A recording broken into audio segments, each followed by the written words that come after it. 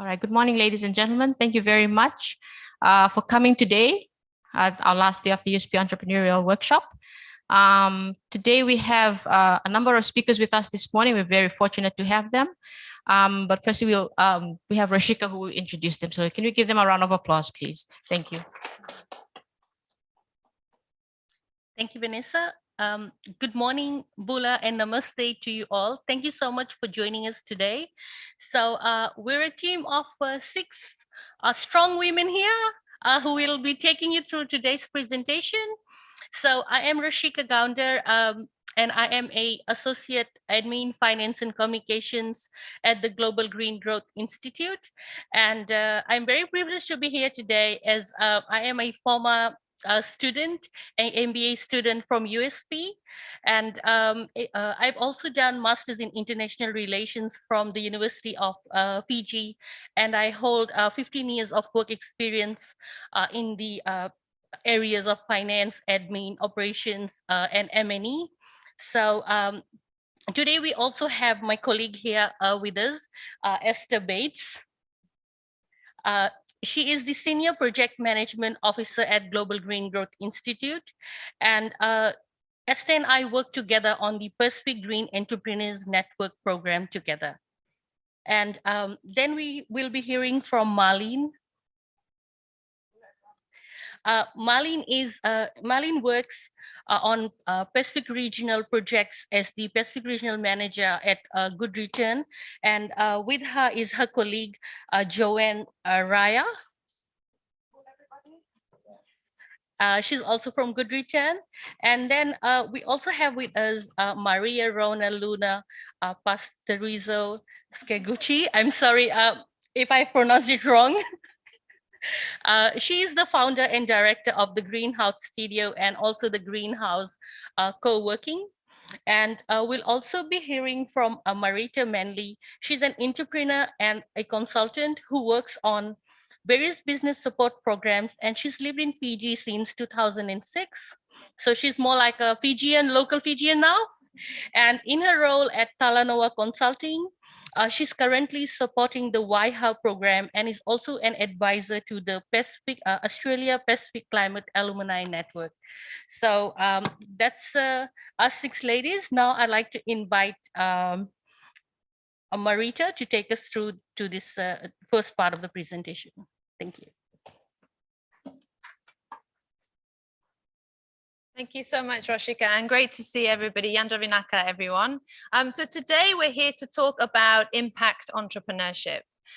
So I think the whole week you've been hearing about different aspects of entrepreneurship. What joins all of us wonderful women here this morning is that we are very passionate about the difference that entrepreneurship can make in the world. So whether that's a social justice issue, an environmental challenge, community development, there are so many different ways that the private sector, businesses, enterprises can contribute positively to changing the world and to solving some of those problems. So we're just going to watch a short video, which is by YGAP, which is one of the organizations that's represented kind of through me today, just to talk a little bit about what impact entrepreneurship means. So I'm not sure what I'm doing to change this to a video. And then we'll come back to talk about what we're going to do today.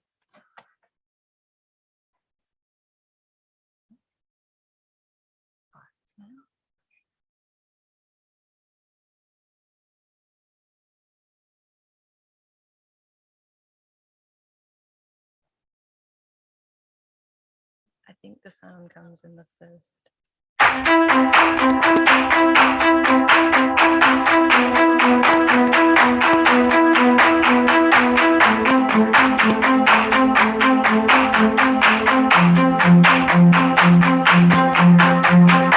We teach children robotics, hardware tech, and programming skills through which they can become problem solvers. Employs and educates women to transform data via geographic information systems to bring water to our homes. In the next year, we aim to have 100,000 people standing together against discrimination. We feature stories on ordinary Pacific Islanders bringing about extraordinary change in their communities. And we're introducing a very easy-to-use and effective prescription writing software for doctors. 95% of our learners that have gone through our programs have completed high school and have chosen careers that they actually love. What we want to change is access to fun and engaging financial education designed for women by women.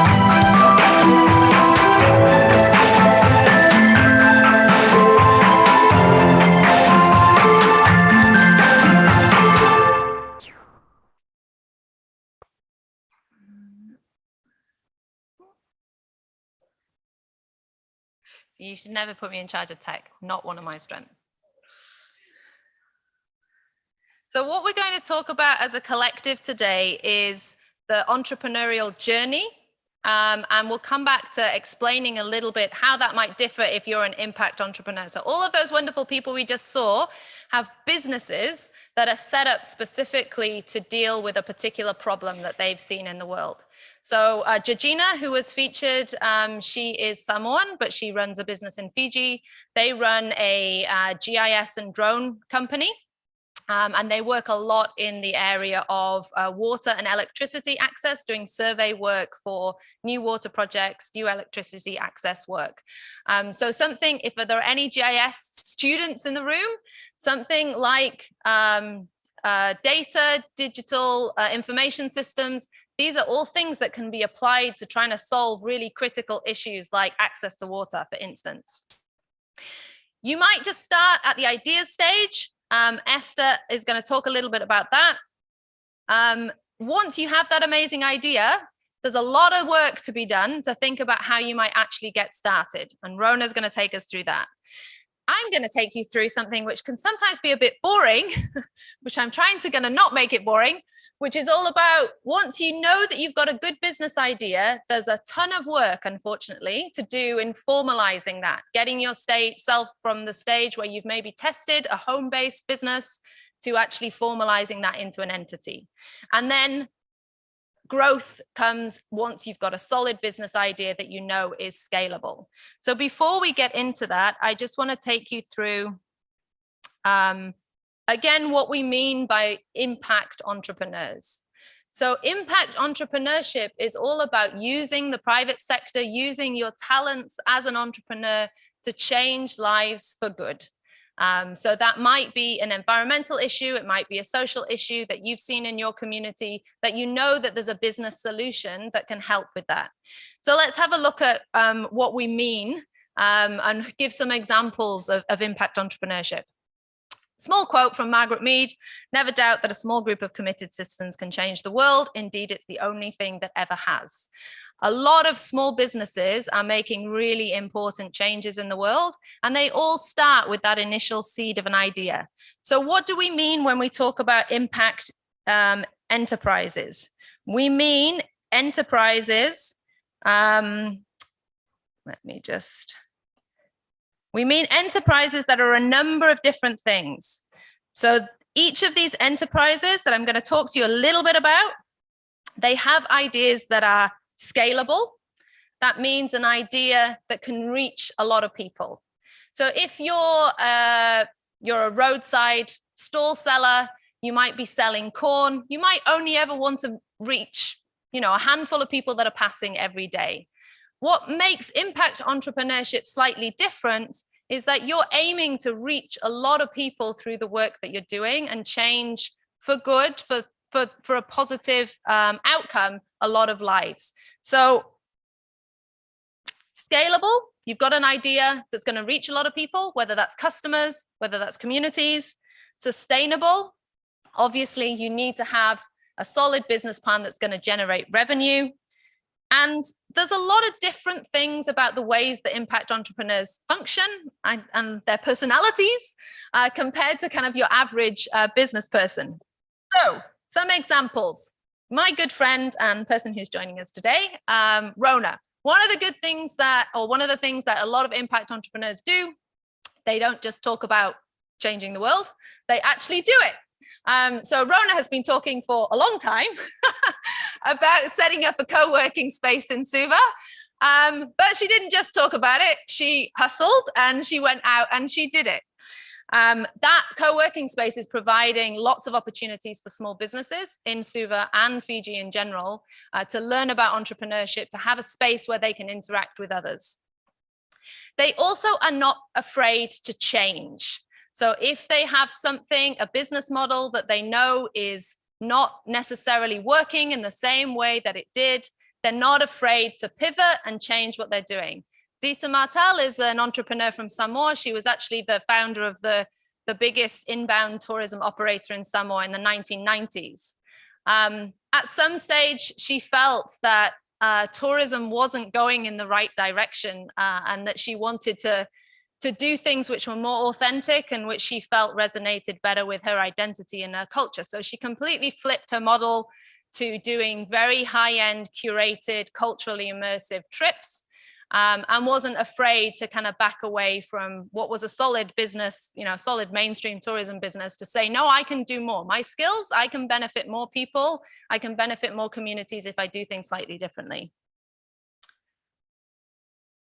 Brianne, you're going to hear about in a little bit.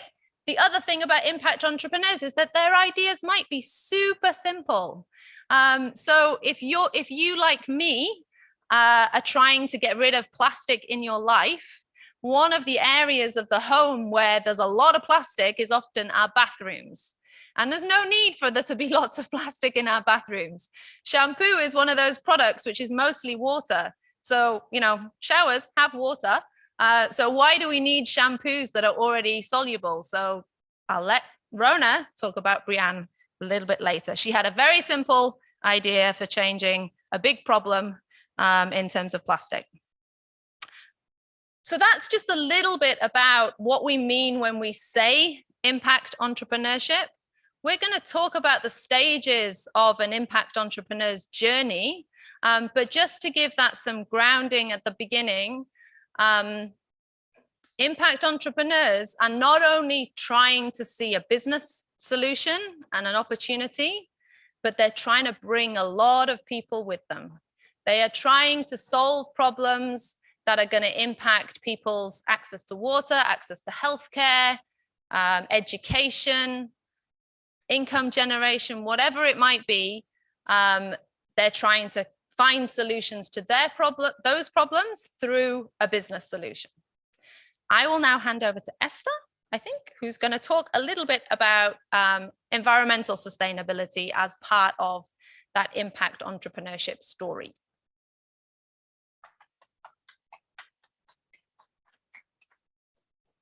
Thanks, Marita, and Bula Vinaka, lovely to be here with you all this morning. So to start with, happy Earth Day. It's Earth Day today, April 22nd. And as you can see in the hashtag, the tagline is invest in our planet. And I think that's really fitting for today, where we're talking about impact entrepreneurship, and Marita's just sort of set us up to explain, how entrepreneurs can really have a massive have a massive impact in various ways beyond just having an economic and business focus. So I just wanted to very briefly add on to what Marita said in terms of talking about sustainability. I think we all in this region particularly in the Pacific, we're all very familiar with climate change being really such an existential threat, really, to our way of life. And sustainability the term is thrown about a lot. And how does that impact on entrepreneurship? Well, it does. And so I'd just like to, on the screen, there's a lot of words there. You don't have to worry too much about that, but there are basically 3 circles there you can see. And these 3 circles are the environment, society, and the economy, or environmental, social, and economic. These are the 3 pillars of sustainability. So when we talk about sustainability, we're talking about development or work that means that we can have prosperous and fulfilling lives without compromising the ability of future generations. So our kids can have the same opportunities or even better ones than we currently have today. So that means not just obviously as entrepreneurs, for those of you who have your own businesses or are thinking to start your own businesses, obviously you need to be able to make money so you can keep operating, you can pay yourselves, you can have good lives for your families. But at the same time, we also need to think about what's the impact on society. Perhaps it could be through people that you're employing, you're generating employment through your businesses. You might be purchasing raw materials from different rural communities that you're increasing their livelihoods opportunities. And the environment, what is the either positive or negative impact you're having on the environment through the businesses that you're doing? And are you trying to solve an environmental issue? So that's just to let you think about, like, we need to balance, and sustainability is the balance, or sort of, you can see on the screen, the middle section between those three. So when there's a balance, that's what we're looking to achieve. So no one is worse off. Right, so I'll talk a bit now, and my colleague Rashika will tag team a little bit just to talk about this first stage of the idea stage of the business. So I think, well, before I start on that, I'll just briefly mention, so we, as Rashika mentioned, we both work for the Global Green Growth Institute. We are running incubator programs and accelerator. We will be running later on this year an accelerator program for what we call green entrepreneurs in Fiji, as well as 5 other Pacific countries in the region. So just a little bit about us. When we say green entrepreneurs, we're really talking about both environmental and socially driven businesses. So if you're thinking about sustainability in that way, then that we're looking to work with you. Great. So I'm sure other people have different ways of thinking about it, but for me, with I guess at the idea stage of an enterprise, I suppose there's 3 things that I'd like to sort of share with you or input to you that's most important at this stage, is to really get an understanding of what is the problem you're trying to solve, who are the customers you're solving that problem for, and what is the solution that you'll be offering that's unique for your business compared to other businesses. So businesses, for those of you who are entrepreneurs, you may realize you probably started with either understanding a problem and you're seeing that, why is nobody addressing this problem?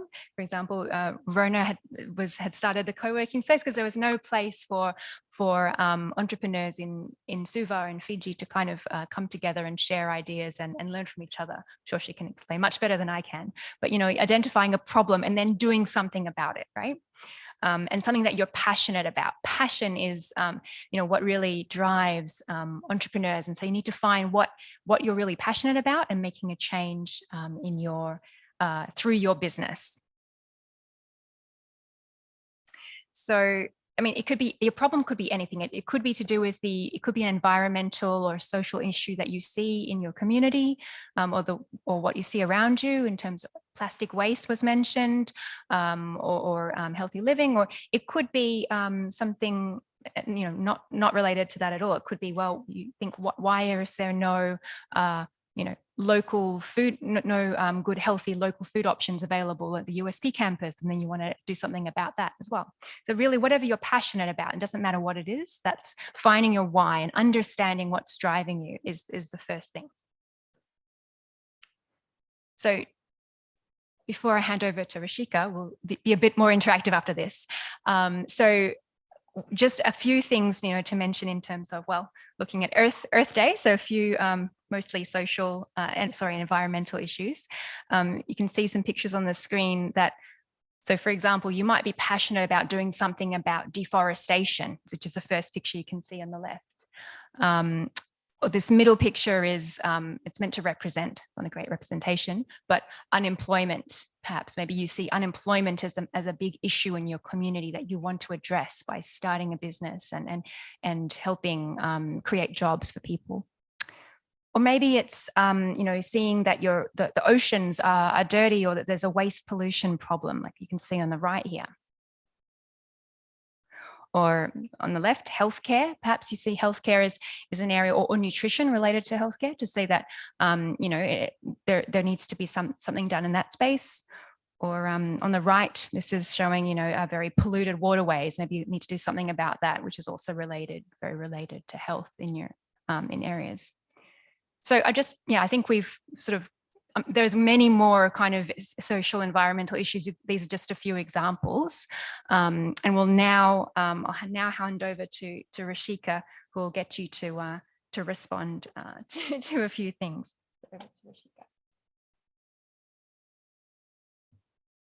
Thank you, Esther.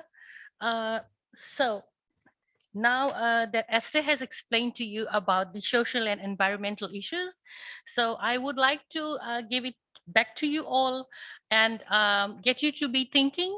And I'll be showing you some of the images that we have here. And I'd like you to tell me what are the social and environmental issues you think these pictures and businesses are actually addressing. So, okay. So the first one to answer would actually get a Global Green Growth Institute eco bag. So can I get you to be thinking for this?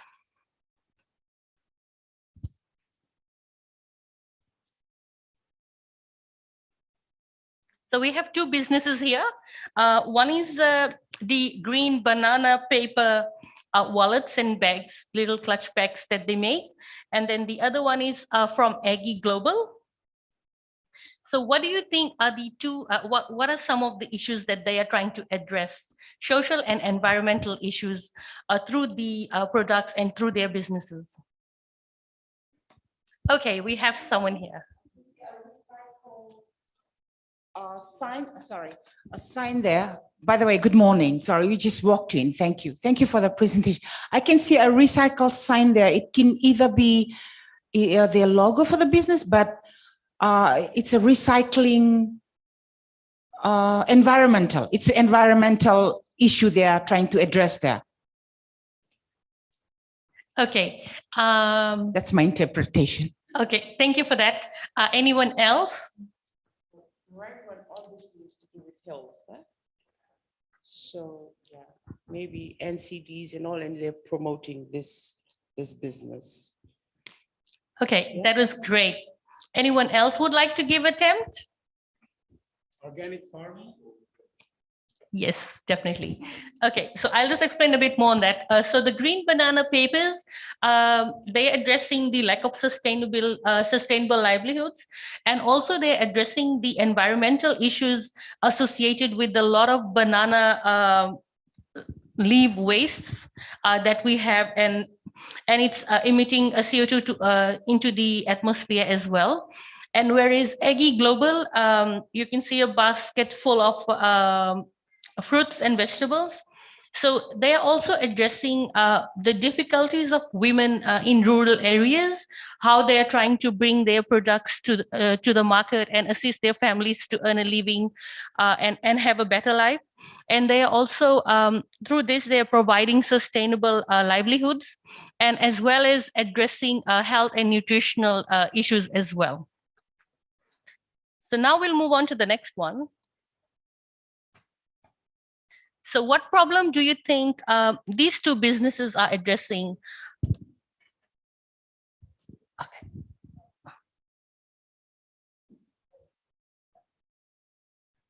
Okay, yeah, sorry. So this is Lalai and Sprout. That's the business name. Some of you may have heard of this. So what do you think you can see in this?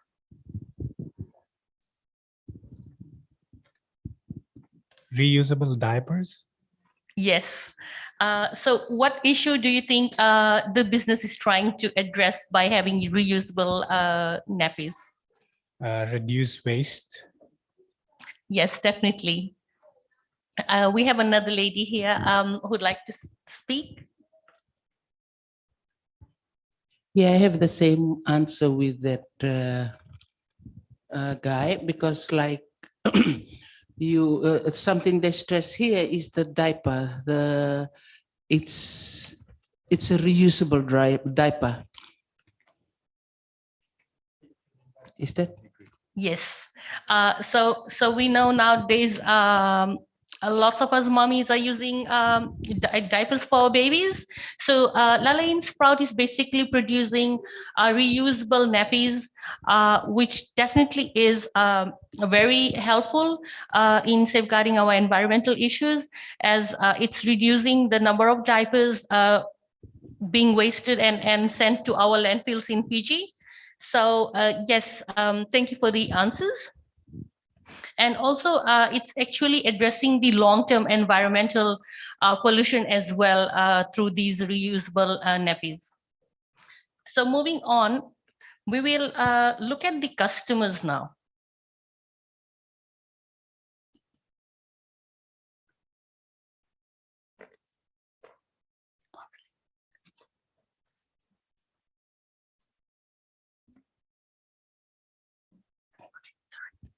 I think one of the slides is missed.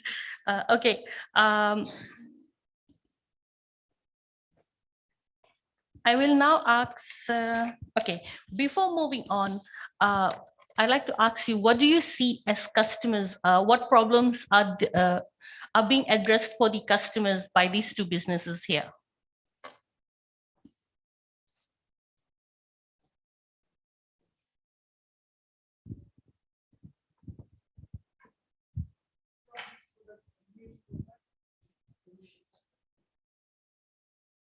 Oh.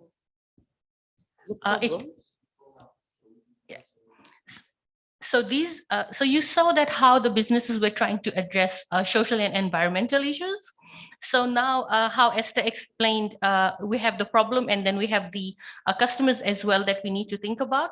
So having these businesses, imagine that you are a customer. So as a customer, if Aggie Global exists and Lala and Sprout exist, what problem do you think the business is addressing for you?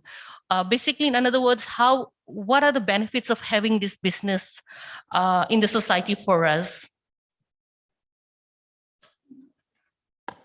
The benefits would be, and that would be the purpose of my setting up that business. For example, those vegetables. I'll have healthy people in my community, and then there'll be less NCDs, less diseases. Yes, definitely. And what about Lala in Sprout?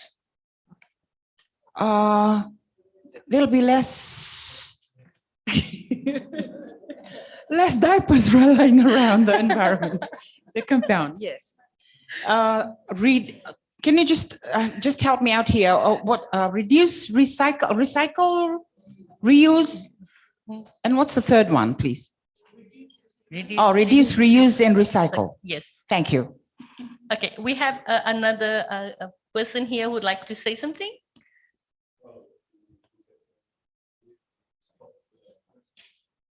Cardboard. So environment it's not that it wouldn't last for a few days.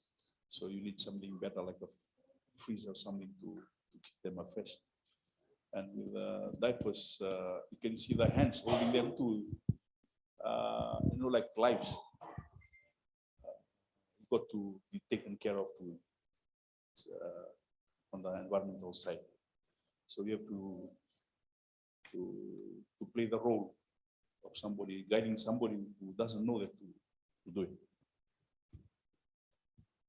Okay, thank you. So just to add on, in terms of having Aggie Global being present in our society as a business, they are making it very convenient. As this business, you would be able to order and then they are able to deliver this produce to you. And this business was very handy, especially during when we had COVID lockdowns, as we weren't able to go to the markets ourselves. So you can provide them a list and they have these baskets like small, medium, and large.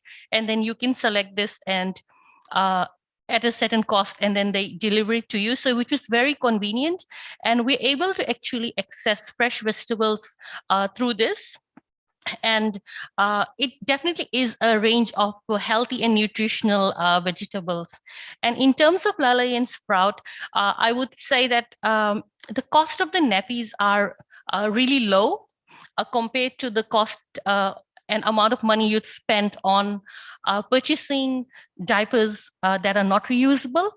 And then also these reusable diapers, it also avoids rashes on the children, and it's easy to wash, and they are eco-conscious, and it's very comfortable for the babies.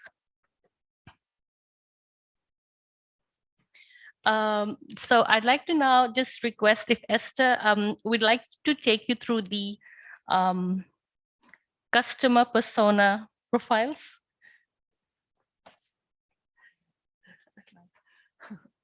Sorry, a couple of our slides got mixed up. That was supposed to come a bit later, but you did well. So great.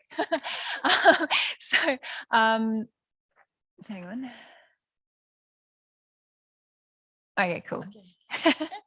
All right, so I just wanted to show, so the second part, so you remember I said at the start, we need to understand our problems. That's why we looked at, we're looking at the problem in terms of what are the issues that you're trying to solve if you're an impact entrepreneur, which could be social or environmental or both, but also in terms of problems in terms of for the customer, right?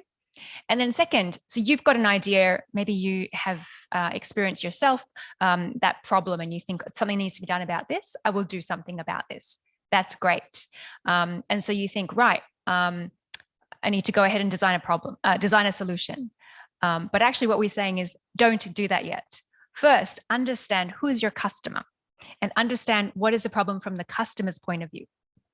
So this picture here is just trying to show what you can design and the reality if you don't talk to your customer, potentially, right? So beautiful path you see there that was planned, very nice. But what happens? Well, if people always want to go across the diagonal, they're not going to follow your long path around. They're just going to go straight through because it's more convenient. So why didn't you design the path like that to begin with? And so that's why it's just an illustration, very simplistic illustration. Why do you need to really understand what your customer needs before you design something? Otherwise, people may not, you think you've got a great product, but maybe no one actually needs that product. You needed to make some changes. So that's a little bit probably hard to read on the side, but that's Bart Simpson there saying, I will not presume to assume. So you need to make sure you test any assumptions about what you want to do to solve, to understand the problem from your customer's point of view. So how do you do that? We'll go through an exercise very shortly together. But basically what we need to do is to make sure you think about who do you think your customer is going to be for your product? What are they experiencing as that problem currently? What are they currently using as a solution? And how much does that cost? How much are they spending on it? How much would they, and is that spending in money or spending in time? And what could you do that makes it better for them? So now we can do the example of the personas, and I'll ask Rashika to come back up. Just a second. Sure.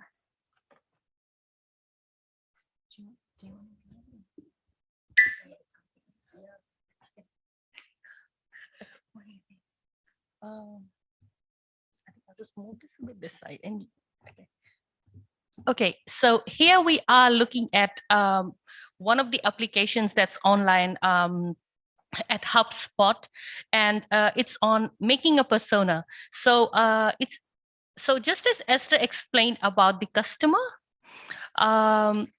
it would be good to actually know who your customer is before basically designing your products and understanding what do you want to give out as a product. So we'd like to do this together. Could I have a volunteer who would want to give an imaginary answer? Someone from the front, as the front, people in the front are quite quiet today. So any volunteers from the front? I think we can give you an echo bag for volunteering. Okay, Thank you. Would you want to come in front here? Okay.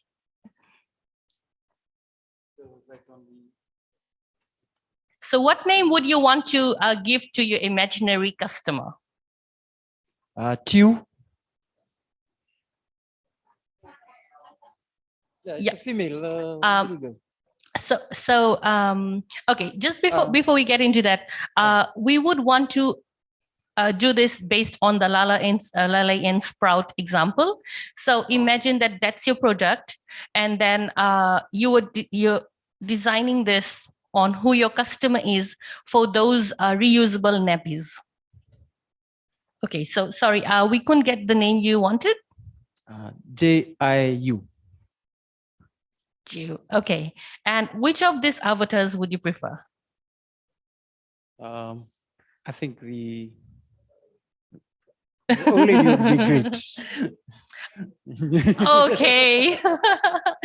So remember, it would basically be, your customer would be an adult because the baby cannot go and buy the diapers, right? Okay. Yes. Okay. So, how old do you think your imaginary customer is?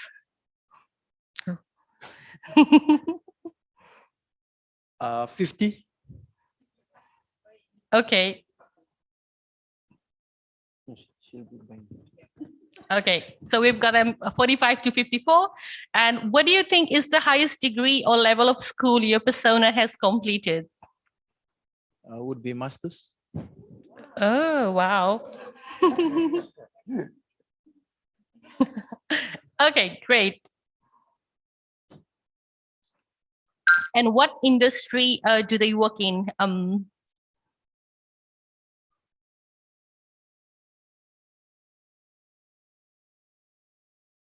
Marketing.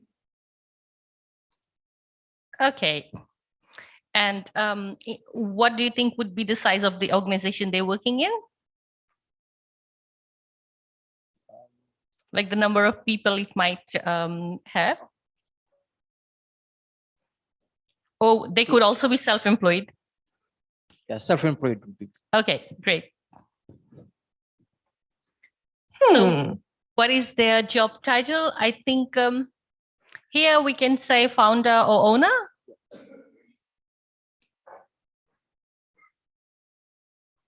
How is their job measured?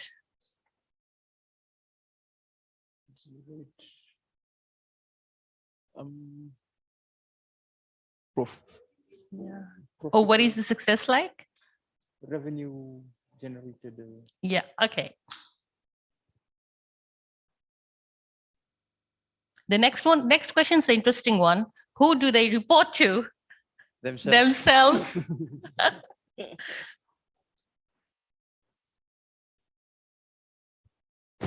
So now let us look at the characteristics of their work. What would be their goals, objectives? In terms of business? Yes. Also, you can also say, answer this in terms like personally as well. Still keeping in mind the Lala and Sprout, they being a customer of Lala and Sprout and having a family and a baby, obviously. For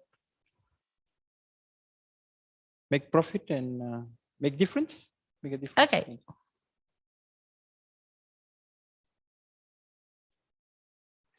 So what could be some of their biggest challenges? Feel free to add in anything else other than what is here. And you can also apply this to their personal lives as well.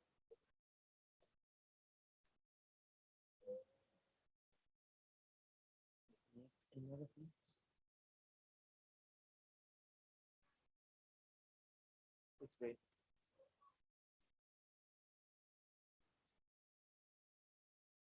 Biggest challenges would be in terms of employment and trying to raise a family at the same time.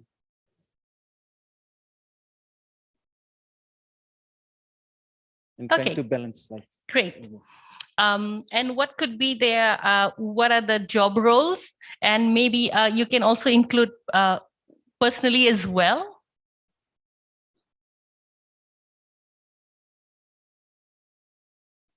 Responsibility. Like responsibilities at home as well. Yes. And then having to manage the business as well. Yes. Those responsibilities, time management, in terms of, I'm sorry, what are the job responsibilities? Job responsibilities would be the digital, in terms of marketing, as it's a marketing, the connectivity, job responsibility, digital, the creation, in terms of creativity. Okay. And would you want to add something else as their responsibility in terms of their personal lives?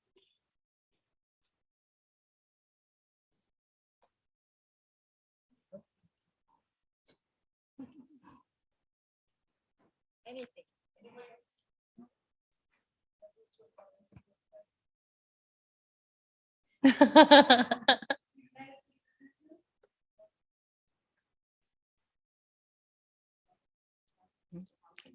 Yeah. Okay, that looks better now. Okay, now let's move on.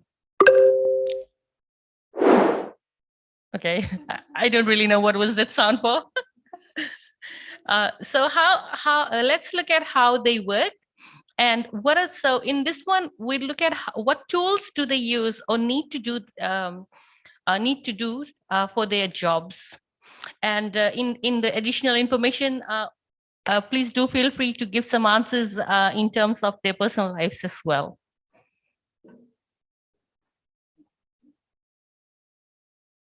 Yeah, it actually doesn't have to be just like the ones that's listed here. So we're looking at someone who's doing their business and focuses on marketing, a marketing business, is a parent, has a child, and is managing home and a business as well.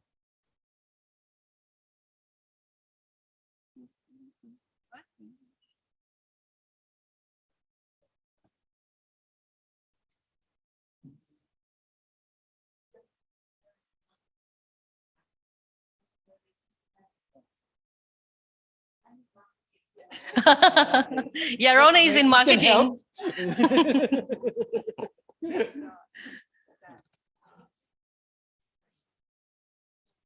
Cloud-based storage. Yes, emails. Accounting and bookkeeping system. I think all of the above. So personally, would you want to add something else in terms of other things the person needs to do?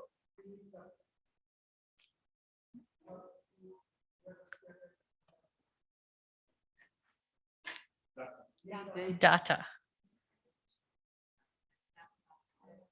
Yes.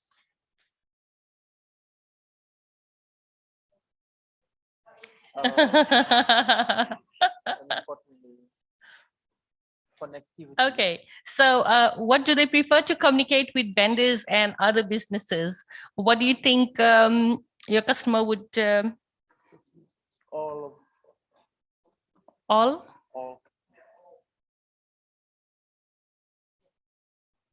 Okay, great. So now we're on the last step. What do you think would be their consumption habits? How do they gain information from their jobs?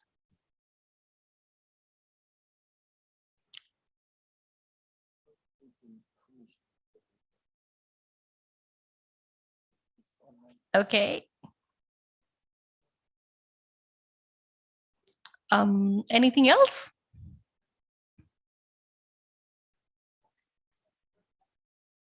Word of mouth. Okay.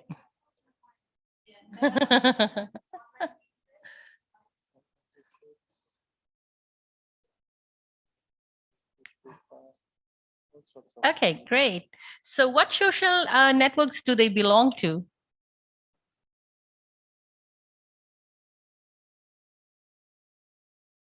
I can hear lots of mumbling, but no definite answer. All. All? Okay. Really? 50, yeah. Remember, you're dealing with the customer here. This is your customer. Okay, let's see what do we come up with. So that's your customer's persona. So you could basically do this for different customer segments, like someone who's a mom. I mean, we also have dads these days looking after children, and you can see different industries. And this will basically help you to understand your customer better. And you can, I mean, this software is available free on the internet at hubspot.com, but I'm sure there are many other softwares available and programs available online, which can help you understand and create a profile for your customer so that you're able to basically understand what their needs are, and then give out a product in the market, and even market your product in the same way that can actually reach more customers and be beneficial to your business. So now I'll hand it over to Esther, who will continue with this other part of this presentation. Thank you. Thanks, everyone. So perhaps what we didn't say right at this earlier on was, so, okay, but maybe you can help me figure it out. Why do you think this is helpful? Why might this be helpful doing? Boost your business. How would it boost your business? I mean, yes, potentially, but how? How do you think that helps to have this? And to know how you're reaching out because you know what they're connected on. Yeah, you can social media or email or that kind of thing. Yeah, that's true. Yeah.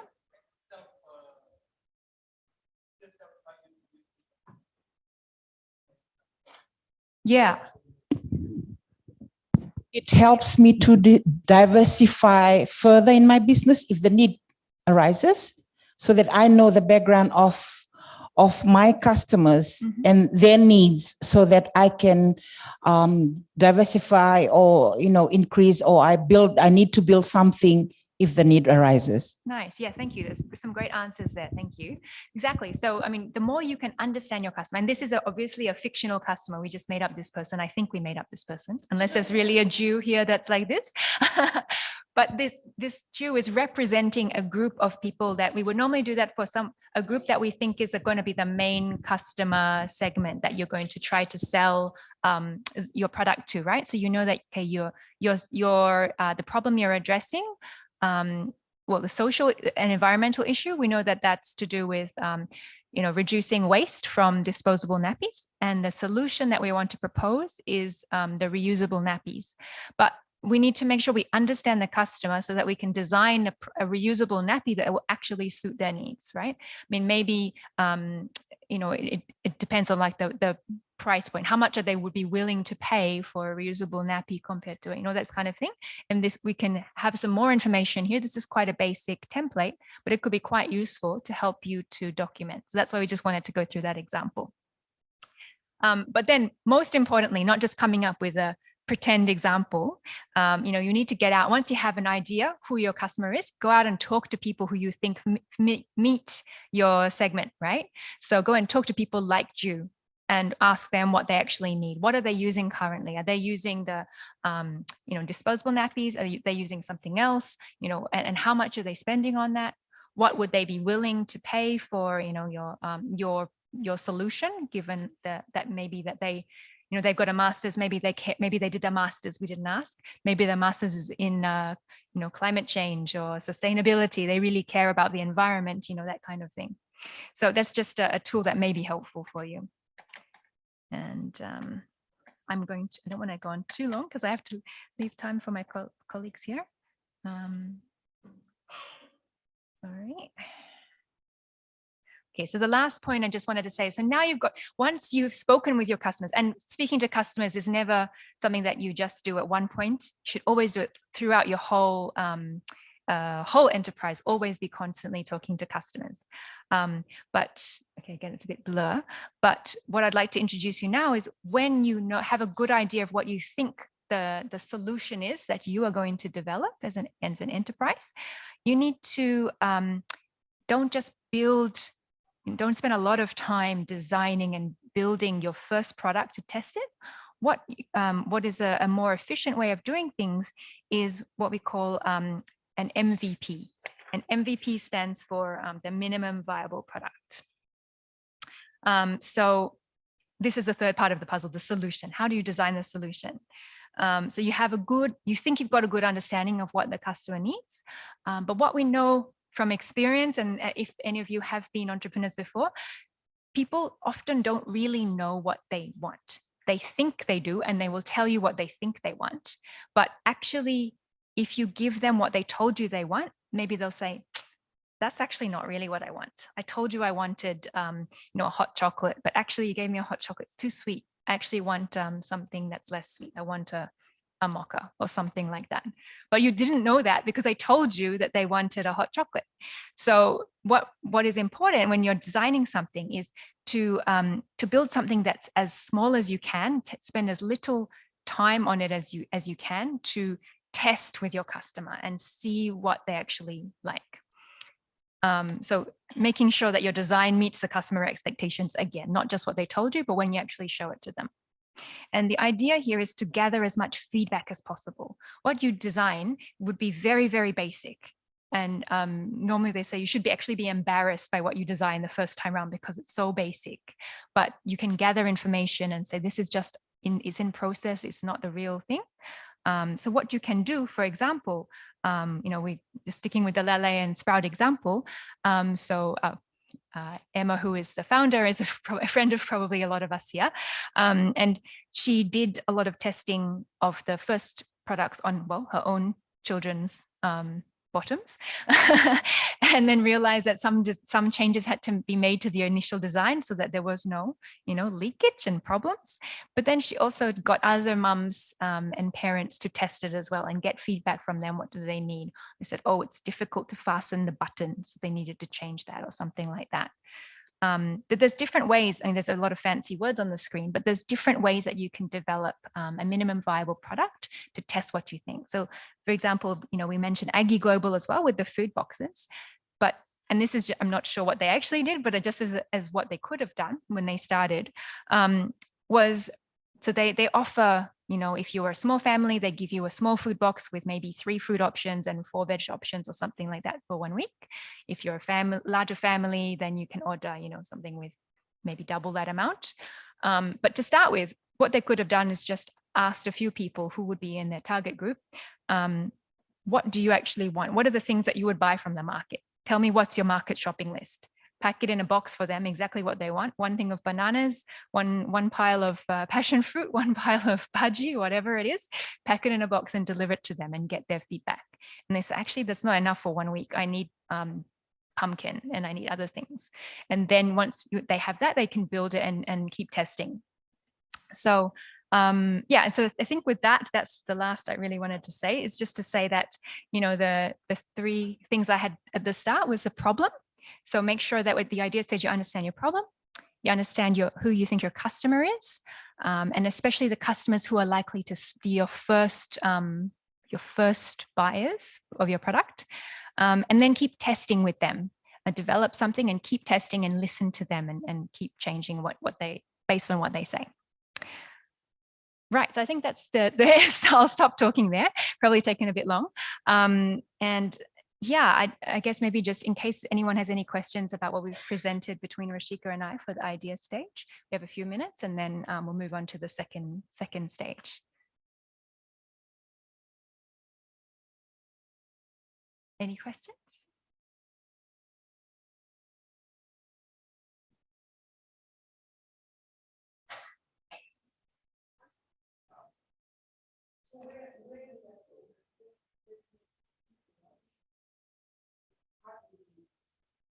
Do you mean the actual website? Okay, so that one you can actually download. That's a good question. So we can give you that link. How do I get out of here again? Oops, exit full screen. So there's actually an option here to download it. I think it comes into a PDF file, and so you can refer to that. And then you can make, if you think there's multiple, maybe there's, you know, another target group might be, you know, grandparents who want to buy something, or might be friends who want to buy, you know, nappies for a newborn, or family members or something. You could do a different customer profile for the same product or something like that, and you can compare. So that's with this tool. This website is Make My Persona on HubSpot.com, but we can give you the link for that as well. There's probably a lot of other free tools out there. We just thought this was a simple one to show you through. Free tool. Yeah, and you don't have to sign in, which is handy also. You have to create an account. Any other questions?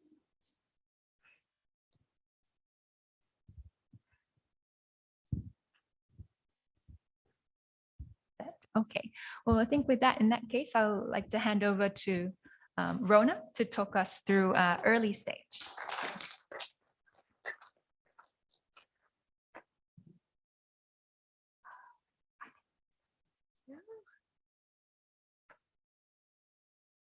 Yandra Vinaka, everyone. How are you all feeling at the moment? A lot of new information, or maybe you already know a lot of that info, right? I think it's exciting when you have an idea, right? And that's where, you know, Esther was just going through, okay, so what do? You have an idea. You want to solve a problem. And oftentimes one of the most interesting things is that you want to solve the problem because you're facing the problem yourself. You're not only passionate about it, maybe it's an environmental or a social issue, but you're also experiencing this problem and you need a solution and no one is providing it. Right? Like that example with Emma, like she's passionate about the environment and she has 2 boys and she was looking for a local solution for reusable nappies and she didn't find any. Like you could buy them overseas, they're so expensive, you have to bring them in, right? And so she solved that problem for herself. She herself is her own customer, which is really interesting. But if your customer segments are really different, you know, from you, then customer research, so important. You have to spend a lot of time when you have that idea, because without customers, you won't have a business. No, and also when the MVP, like what Esther had mentioned, why is that important? Because if you spend all these money to create this beautiful product and you have this big plan, like a long business plan, right, that you will create when you start a business, right? And then you launch it into the market and nobody buys it. Yes. And what happens to all that money? And what happens to all that time? Because your time is also money. All that time writing your business plan, your business proposal, you know, creating this beautiful product. But that was only an assumption in your mind. So you have to test that. And I have to say that, you know, as a small business owner, in 2014, when I started my business, it was just myself. I had a mobile phone, a mobile Wi-Fi, a laptop, and 2 clients. And so there was a lot of testing with those 2 clients in terms of types of services that we could offer, you know, in creative and communications when I started the Greenhouse Studio. So I really understand what it means to really research a customer, getting to know them. In fact, it's a marketing principle. Creating a customer persona, you know, you create products based on their needs, their challenges, get to know them and empathize so that you can create a product that they will actually buy and that they actually need.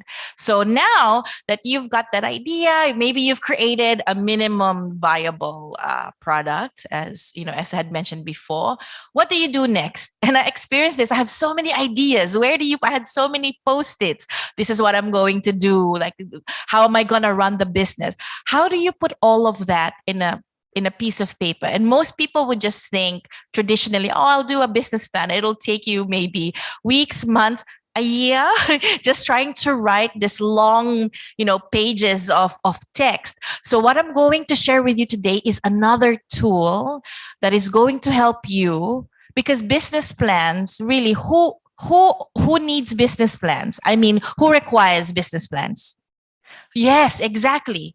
If you're applying for a loan and you know you need and maybe a grant, then you do need a business plan. It's required, and maybe even a forecast of how you're going to make your money and all that. But if you're just ready to start and test and try your business, test your assumptions, you can use a very simple tool. In fact, it's just one page, right? And I'm going to be sharing it with you in my part of the presentation. What is this one tool? And we're going to give you some pages there, this one pager, so you can jot down, it's called a social business model canvas. It's like a business plan on a one page, right? It's just you looking at how do you operationalize your business. And I'll talk more about that. But first, so how do you run your business? You need to understand that. And number two, how do you tell your story to your customers, to the financier, and everyone about your business so that you can actually test your assumptions and get to know people, partners, and customers and all that. So I wanted to speak more about that in my section. Right. And it's important that you understand what your why is, which is what Esther said at the very beginning, your own purpose, because it's usually linked to you starting this business. You're passionate about something, you want to make a change, right? And then how do you create a business around that? And then how do you tell people about it? So I wanted to talk a little bit about storytelling. How do we use it in marketing? How do we use it to tell our story as founders of businesses, right? Why is storytelling important? Anybody? Why do you think storytelling is important? Why does it work? Anyone would like to answer that? Imagination. Yes, imagination. Yes, anyone else? Do you like listening to stories? Do you read books, watch Netflix, watch movies? Yes, yes, yes, or no, no, no? How about around the kava bowl on Fridays? Do you like listening to stories then? Yes, right? Okay, this is why. This is the science of storytelling. This is what happens to your brain when the moment somebody says, once upon a time, there was a little girl in a village in Taviuni, right? She was wearing a red dress. She was waiting for her mother to come home. The moment I say that, you imagine a little girl in Taviuni wearing a red dress. Yes or no? Because your brain becomes this carnival of experience. So apparently, when somebody begins to tell a story, your brain, okay, let's look first at neural coupling. Okay, what does that mean? In science, apparently, it only happens between mothers and babies and when somebody is telling a story. What that means is you connect a bond, you create a bond with the person who's telling a story in your brain. Your brain does that.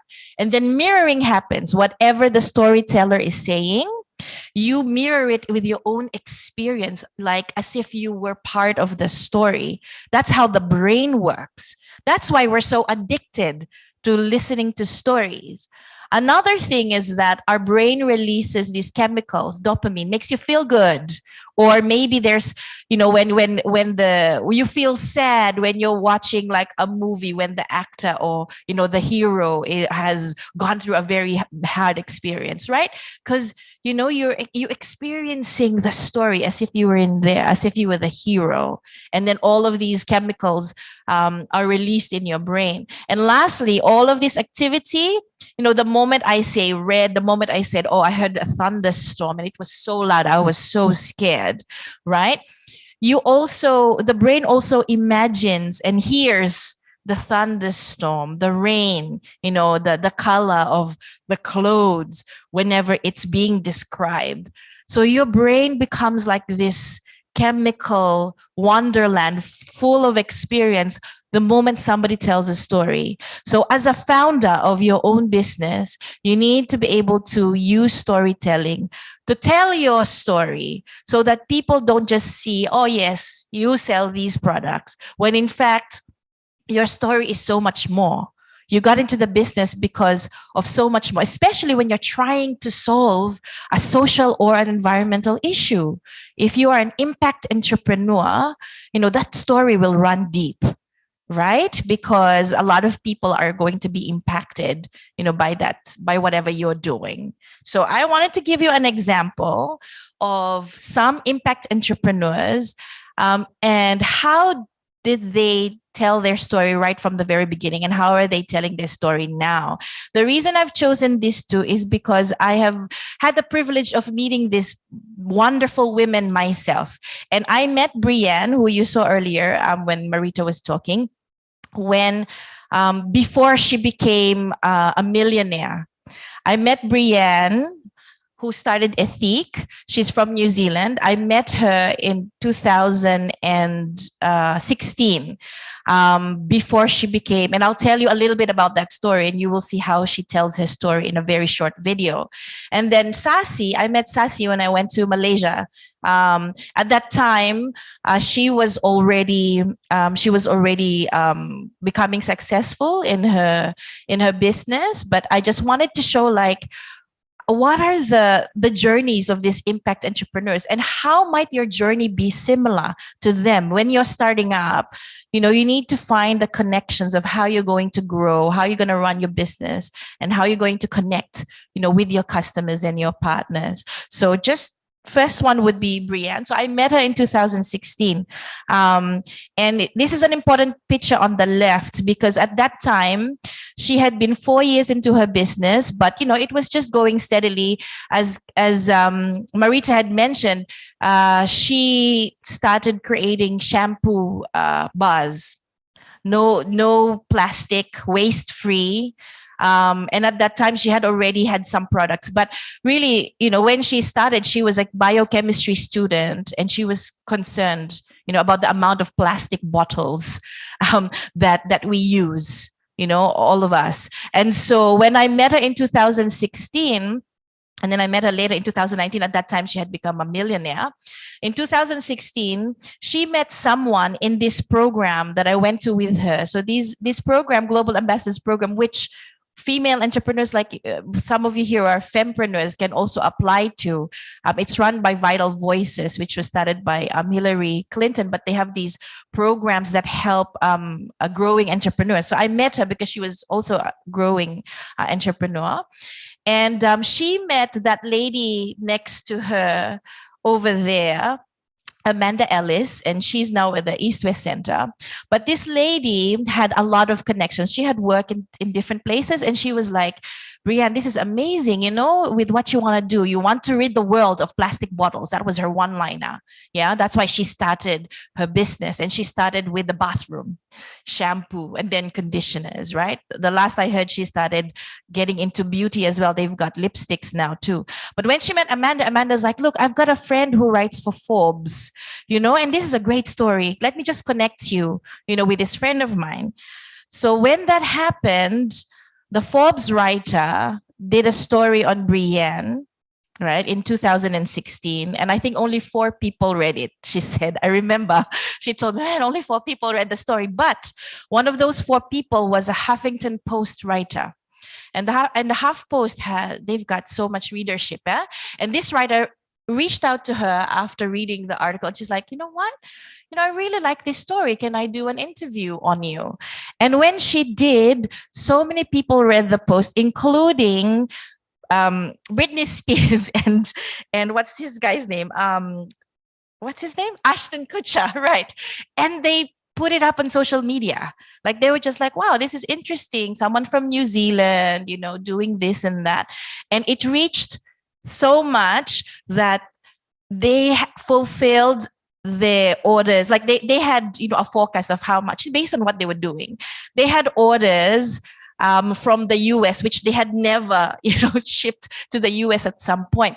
And what happened was they couldn't fulfill their orders because there were just so much that came in. And see the sequence of events here? She was able to tell her story in this program. She attended this program, and she, at that time, Brienne was really scared of public speaking. You know, that was part of our training. And I remember, you know, us talking about it, and she's like, I'm uncomfortable. You know, I'm like a chemist person. Like, I don't like speaking in front of people. But, you know, she learned how to tell her story. And now she's a speaker as well, talking about her story, the business itself. So I think it's an amazing story that Ethique has grown. I know their turnover now is over $10 million. After that, from 2016, they had to go and get more investors. They built a bigger factory in Christchurch. Now they just moved to bigger offices. But you see, the progression there. And it's also interesting. I just put here like some of the icons that they have on their website when you go to Ethique, and they talk about why they're a social enterprise. They donate 2% of sales to charity, plastic-free shipping. They're proudly climate positive. What does that mean? You can click on that. All of their products are 100% plastic-free. And I think in 2020, they reached 1 million in their target, 1 million plastic bottles not used because people bought from Ethique. But let me give an example of how Ethique tells this story. So how Brienne does that. It's a good example.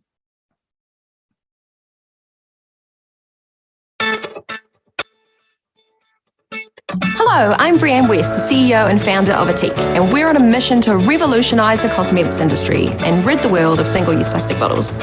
But why the cosmetics industry? Annually, 80 billion plastic bottles are thrown away from personal care products alone. I realised that up to 95% of a typical cosmetic product is water, which is crazy considering we have water in our bathrooms. I started Ethique in 2012 in my tiny kitchen in New Zealand out of sheer frustration at the waste this creates that statistically will end up in landfill. Only 9% of all plastic ever made has ever been recycled. But Ethique is not just a plastic-free company. We are the world's most sustainable cosmetics company. We have over 40 products for personal, household and pet care.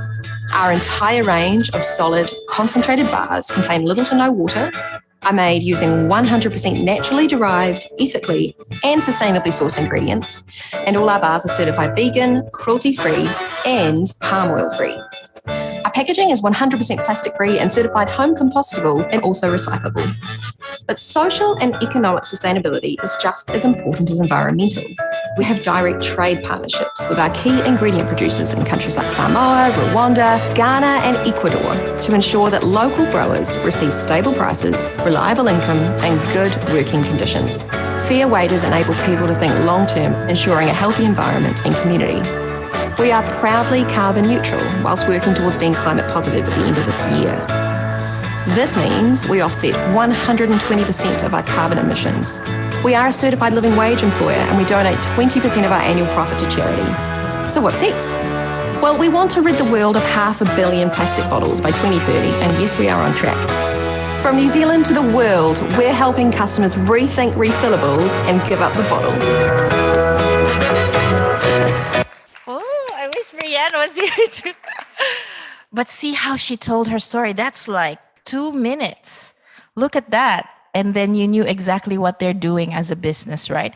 It's interesting. She mentioned Samoa. In fact, if you look at that photo in that presentation, she met Andy Tafunai in that same program. And that's how they started their partnership so that they can source their coconut oil from Samoa, because Andy Tafunai is working with a lot of coconut farmers in Samoa. I think WIBD is the program, that she works with, that Brianne works with.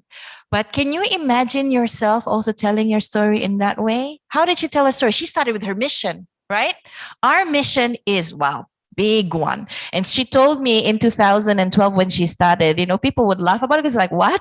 How many millions of bottles did you want to rid the world of, But that has just carried her through. And, they're moving forward with, sometimes it takes with a person with just one crazy idea like you, right? To start something really great. So I wanted to share that with you. I'm aware of timing. I wanted to also talk about Sassy, just so you have an idea of another example of a founder and how they're helping, how they're an impact entrepreneur. But I'm also conscious that I think it'll take some time to work on this tool, but maybe just a quick one on Sassy. So she works with over 100 artisans in Malaysia. They're called Earth Air. Yeah, and they work on a core group of traditional artisans, and then she's created Earth Hair to be able to bring those products to the world. You see, so that's how she also has like, so her story is a little bit different. But I think we'll just skip that. I just wanted to show you like an example of how you could be telling your own story, and we can share you the links to the other founders as well. All right, so this is the social business model canvas. I'm going to pass these pieces of paper. If you can get one each. Oh, yes, please. Thank you, Vanessa. Because we're going to be hands-on, guys. And I'm going to ask you to jot down key points. Remember, this is not a 30, 50-page business plan. And this is simply you jotting down points about your business. Whether it's an idea, remember we're on startup stage at this point, but if you're already running your business, then most of you already know the answers to this. And if you're just thinking about it, you have an idea, it's a good way to just jot down like bullet points. And I'll give you an example. When I give the example, I'll also talk about the different components, right? So it was Alexander, what's his last name, who did the business model canvas? Does anybody remember? It's a very Osterwalder, right? Yes. Okay. There's this guy who created the business model canvas because basically he just wanted to have a quick look on how the business is operating and running in just one page. Simplify it. Always simplify it, right? And so this one, this model is from the Social Institute. I found it online because what they've done is they've not shifted, but altered the model a little bit. Oops. Oh, I think, yeah, they altered the model a little bit. So it's for social entrepreneurs, you know, like what we discussed. If you're an impact entrepreneur, you're also trying to do some social innovation. The way you answer this is you start from the market. And that's great because you already understood that through Esther and Rashika's presentation. You know, it asks you about what benefits are you providing to your customers and who are your customers, you know, these relationships. Let me give an example here and I'll talk through it. The example is Tom's. Has anybody heard of Tom's Shoes? Right. So their business model is 1-for-1, but they've recently changed that to giving 1/3 of their profits for grassroots good. But this is an example of their social business model canvas. See, I told you it's just dot points, right? Easy. Okay. The way you started is you started by filling up the rightmost part first, which is the market. And then you fill up value, and then you can fill up the rest. If you already know your mission, that's great. You know, the find your why was always the first one, right? But if you're still figuring that out, that's okay. Remember, this is like an exercise, a draft, you know, for you to be able to understand how plausible is this business, for you to be able to see, okay, how am I going to run it? Like first, I mentioned, okay, who's your customer segments? Here, this is Tom's example, customer relationships. Their customers, brand conscious millennials and hipsters. Anybody here like that? I'm definitely not, but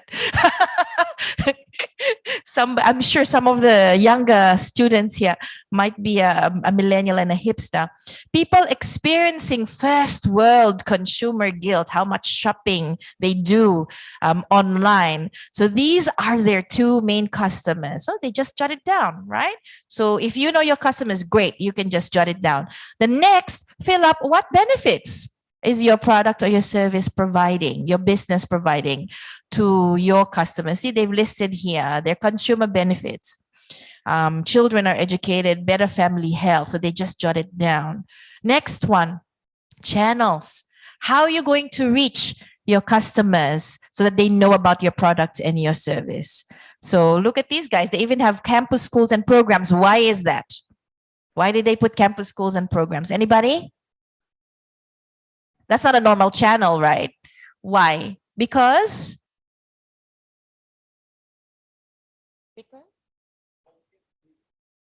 yes, but because brand conscious millennials and hipsters are usually at campuses. Yes, that's right. So that's why it's important to do the customer persona, right? Because you need to know where they're getting their information. Where are they? If you advertise on the radio and none of your customers listen to the radio, what's the point in that? You just wasted money. You need to understand your customers. Which channel should you be advertising and marketing? It should be the channels where they get information, right? So jot down, where are these channels? Okay. Next, we look at value. If you're an impact entrepreneur, what is that social innovation that you're doing that's different, and hasn't been done before? Okay, how are you innovating by solving a social or environmental issue? It's just one example here, right? Like, for example, Brienne, what was the social innovation? It was creating a shampoo buzz without using any plastic waste, right? That was our social innovation. What's yours, right? Next one, value proposition. What is a value proposition? If you've already got a business, anybody here who's got a business, tell me, what is a value proposition? What is your business value proposition? Anyone? I'm looking at Kylie here a little bit because not to put you on the spot, Kylie, but I do love your product and Marama knew. So what is your value proposition, Kylie?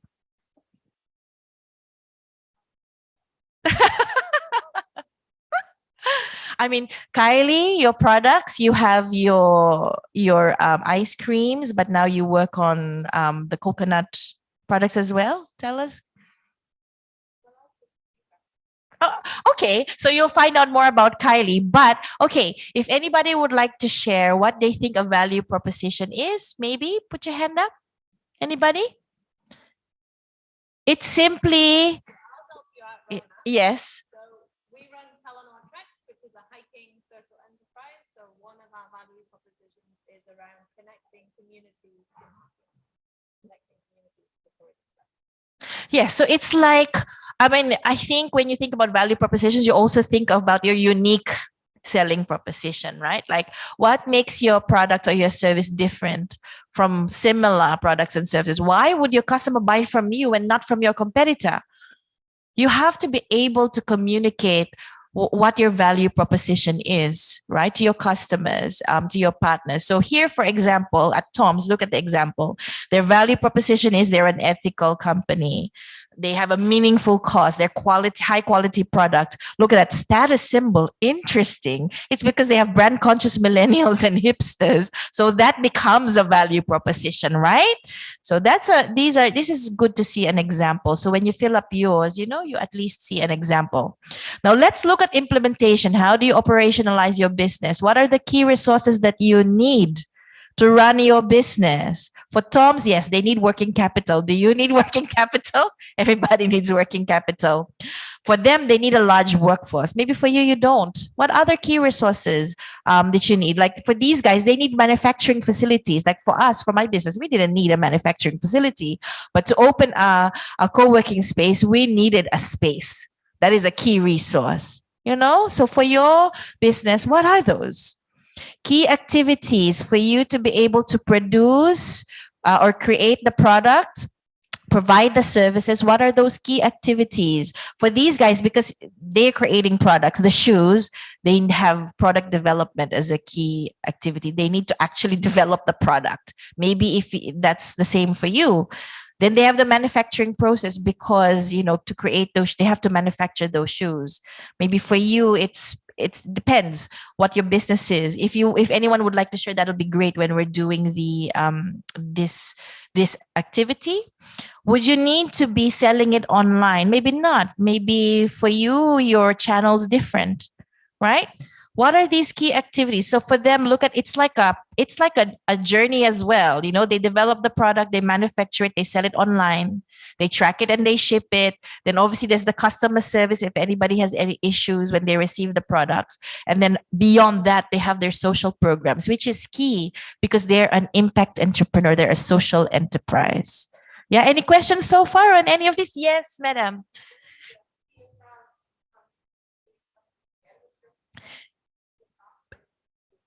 if you are an impact entrepreneur, you don't even have to call it a corporate social responsibility, because because helping out or solving that social or environmental issue is already core to your business. So it just becomes part of your value proposition. It becomes part of your key activities. It's like everywhere on your canvas because you're already a social enterprise. You know, you don't need to say, you don't need to develop corporate social responsibility programs like those big companies or corporates do, because simply by existing and doing your business, you're already socially responsible. Yeah? Okay, set. Any other questions? Anybody? Key allies? Key allies, very important. One of the things I always say about running a business is you can't run it without amazing partners. Like look at us today, you know, working together to deliver this information to you all. You know, we collaborating, we're allies, we're partners, because there are other people out there and other organizations out there who have the same values as you, or maybe have similar goals, especially if you're an impact entrepreneur. So look at the example here of their key allies, right?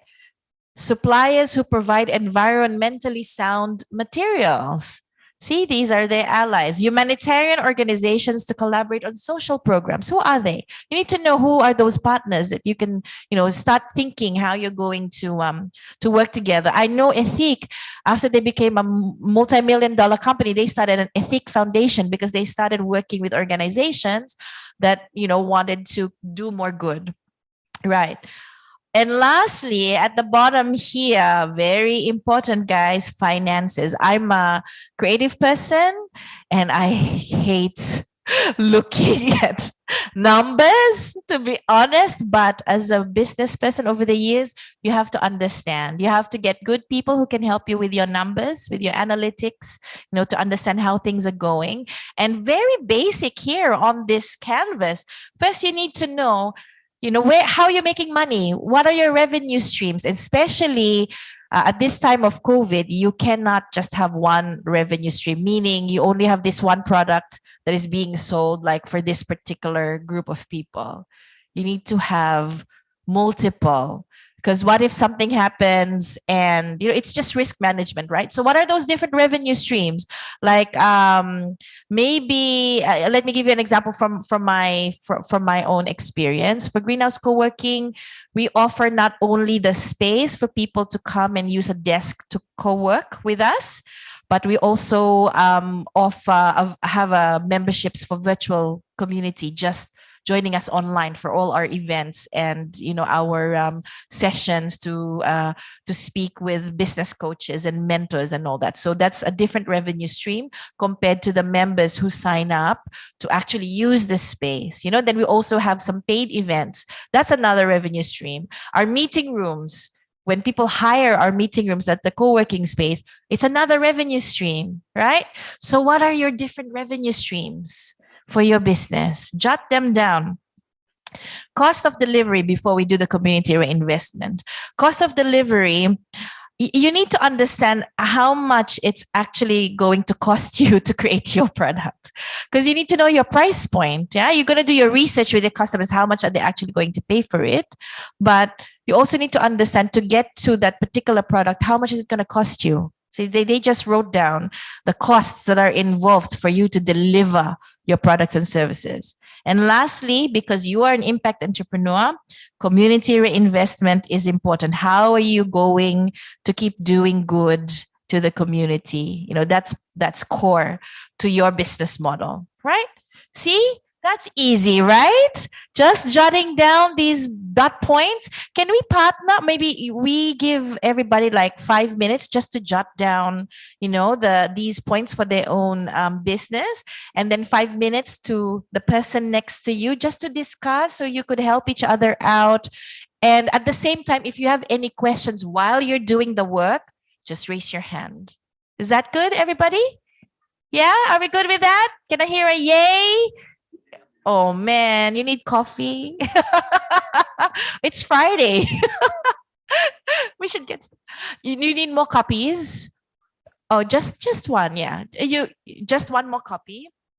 I don't know if are you able to you know what you can do is also, if we have blank papers, we can also just jot them down as yes. Yes, we can send you this one, as well. You can just put it on your notebook and you can share with your partner. And then later, before we close off, maybe one or two people can share some of their points. All right, let's get going, everybody. 5 minutes. Okay.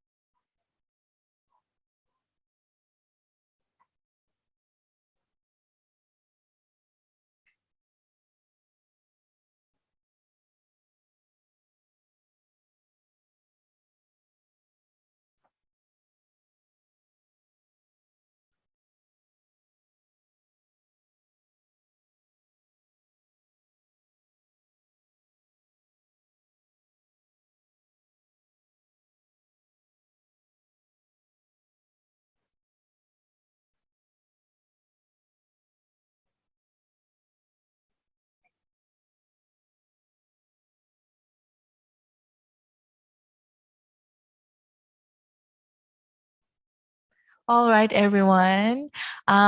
Because we still have 2 stages to go through with my colleagues here, we would like to maybe just get someone to share some of the answers, whoever feels comfortable. And then you can take this home and continue with this homework. And whoever answers can get a green bag, according to Marita. And then, oh yes, you wanna share some of your answers. Yes, that's okay. That's okay. So, mine is actually a tie and dye business. Oh, nice. So with every t-shirt bought, 10% profit goes towards. Okay, this is not actually happening. Oh yes. Yes, okay. So mission is with every t-shirt bought, 10% profit goes towards needy children. And channels would be social media, word by mouth, and self-advertising by wearing my products. Our customer relationship, every audience of all ages, because some of them loves curtains, some of them loves materials, and they want to sew their materials using the colors that I provide. And there's the customer relationship will also be creative, colorful people. Yeah, so I was just up to that. Yeah. Okay. No. Oh, good. Thank you. That's a great start. Can I just give? You mentioned everyone, right? It would still be really helpful if you create a segment. Yes, because otherwise it'll be very hard. When you're marketing your product, and it'll be like this, like everywhere. So you need to be more strategic. So who are those who prefer the kalavata? Yeah, the t-shirts, for example. Who are those who prefer just the you said the curtains, right? Segment them. Yeah, that goes for everybody. Make sure you know those different customer segments, so you're very strategic in your marketing and how you reach out to your customers. Yeah. Okay, thank you for that. You got your bag. Thank you so much, everybody. Thank you for your attention and sharing and for welcoming me here for stage 2. I am now going to call on Marita, who is going to take you through stage 3. Binaka, everyone. Thank you, Rona. We were going to be nice and give you a break, but we're running a little bit behind schedule, so we're not going to be nice. Hopefully we can keep you engaged. So I have the lovely job of talking about the formalization stage. So you've got this wonderful idea, you've been operating out of home, maybe you've been making soaps or jams or chutney, and you've been selling that, and you've got really good feedback, and you're like, okay, I think there is a business model here. I think I can potentially, make a product that's sourcing virgin coconut oil from communities, or Nama, so good friend Linda, who's doing exactly this. And I think there's a scalable business here. I think there's this business idea has legs. So that was all nice and happy and positive. Unfortunately, as soon as that happens, you have to make some difficult decisions. So first decision you have to make is, what are the different types of business models that are out there? Are you going to stay as a sole trader? Do you want to look at partnerships? Do you need to be a limited liability company? Do you want to be a non-profit company? So in Fiji, a company limited by guarantee is a non-profit company. Who do you need to be working with? So we're going to talk a bit about value chains, because every single business in the world is part of a value chain, and that requires you to be working with connectors. And often when it comes to impact entrepreneurs, those connectors are playing the role of connecting informal producers often to formal enterprises or the formal economy. And the difference is often that those impact enterprises are driven by their purpose and their value. First things first, when you make that decision about formalizing, your life is about to get very complicated. Because unfortunately, taking a business from this amazing idea that you've tested to actually being a legal entity that's scalable and investable is not straightforward. I've put up a whole bunch of acronyms on the screen, mainly just Fiji and Vanuatu, I think, of things that you're going to have to learn about as the founder or owner of a business that you really don't want to learn about. So you really don't really want to ever engage with the Fiji Revenue and Customs Service. But you're going to have to, and they're going to have to become your friend, and you're going to have to find the person in the Fiji Revenue and Customs Service who is that lovely, helpful person who responds to your queries and can help you along rather than sending you demand letters threatening prison. Which has happened to me. This isn't made up. So there are lots of things that you're going to have to do. First thing, decide what kind of business you are. If you're a relatively small business, then a sole trader might be the best option. I know that there's lots of, obviously probably many Fijians in the room, but other Pacific Island countries listening. This is all very context specific, depending on the legislation in the country that you're operating in. So I've just put some links up there on the types of websites that there are that have advice. In Fiji, business-fiji.com is a central point for trying to collate some of the information about starting up. Vanuatu Chamber of Commerce and Industry, Samoa Business Hub, Business Link Pacific is a Pacific-wide platform that has several bits of information, and we can share all of these links with you later.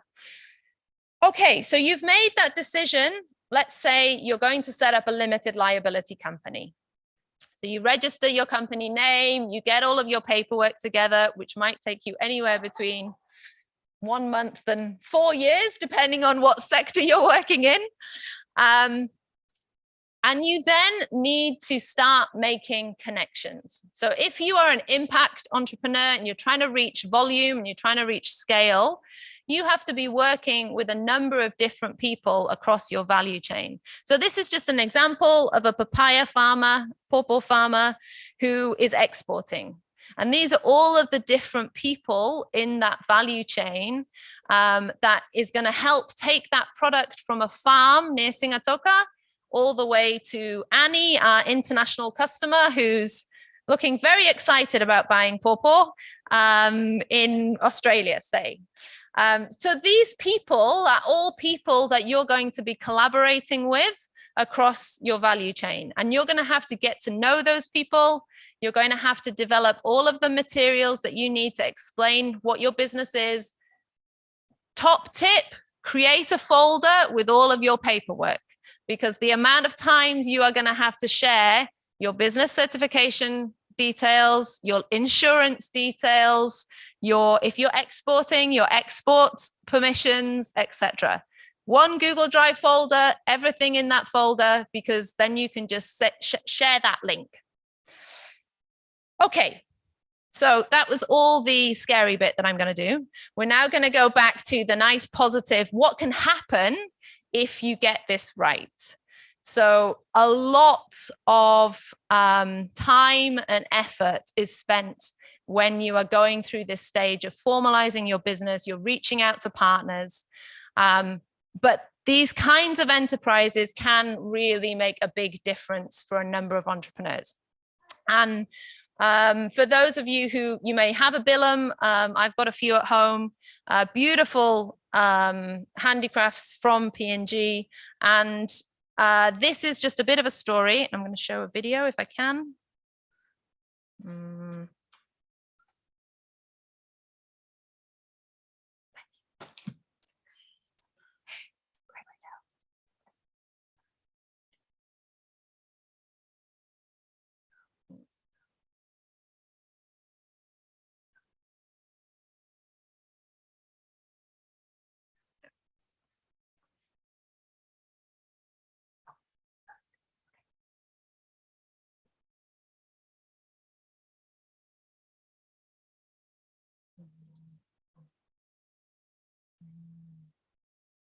Maybe just refresh it.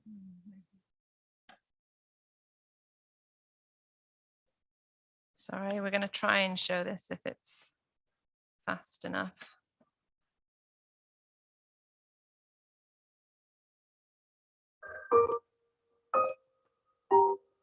My name is Marjorie Single. I'm from ECP province. Bilum has contributed to my well-being and growth and brought me to where I am. Because my mom back then was a widow, and being with a job that probably couldn't afford raising us, she turned to selling Bilum. That supported us through our education, food on the table. I would say that the value is, it's indescribable. I can't even put a price on it yet. My generation bringing back into this industry, how we communicate here from the city level with the people that we go to the market here and get their feedback on how they would like us to create the product. So that's how we communicate back to my aunt back in the village, and she gets that message to her weavers. I guess I've come to a point this year to put my head down with my sister and see how we can help our auntie and bring her business to the next level.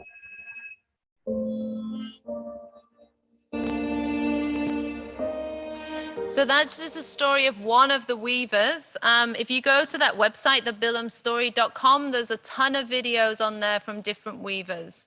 And really, it's been a real concerted campaign in Papua New Guinea to get recognition for weavers. They're now exporting. There was a huge festival that happens every year that a local aggregator put together, and it attracts people and buyers from all over the world. So this was something that over years and years of women weavers struggling to get recognition, there's now a big global market for some of these products. Bit closer to home in Fiji, there's also a video for this which I won't show. Many of you will be familiar with Rise Beyond the Reef and Rise Beyond the Reef products. Similar concept, they work with rural and marginalized communities and women in those communities. And it's worth watching some of their videos because I think their story really talks about the power of enterprise in being able to support not only income, but actually changes to some of the issues around gender equality, violence against women, a whole bunch of social issues that they are helping to tackle in different ways. Hard stuff, long journeys. I'll just show you a quick video from Samoa, which is a smaller scale producer. She is a vanilla farmer, and she's producing vanilla for the international market. Quite a long distance.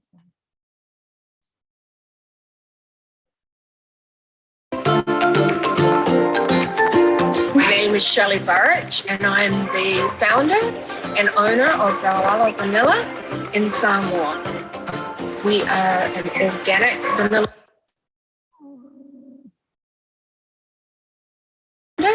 and owner of Gawala Vanilla in Samoa.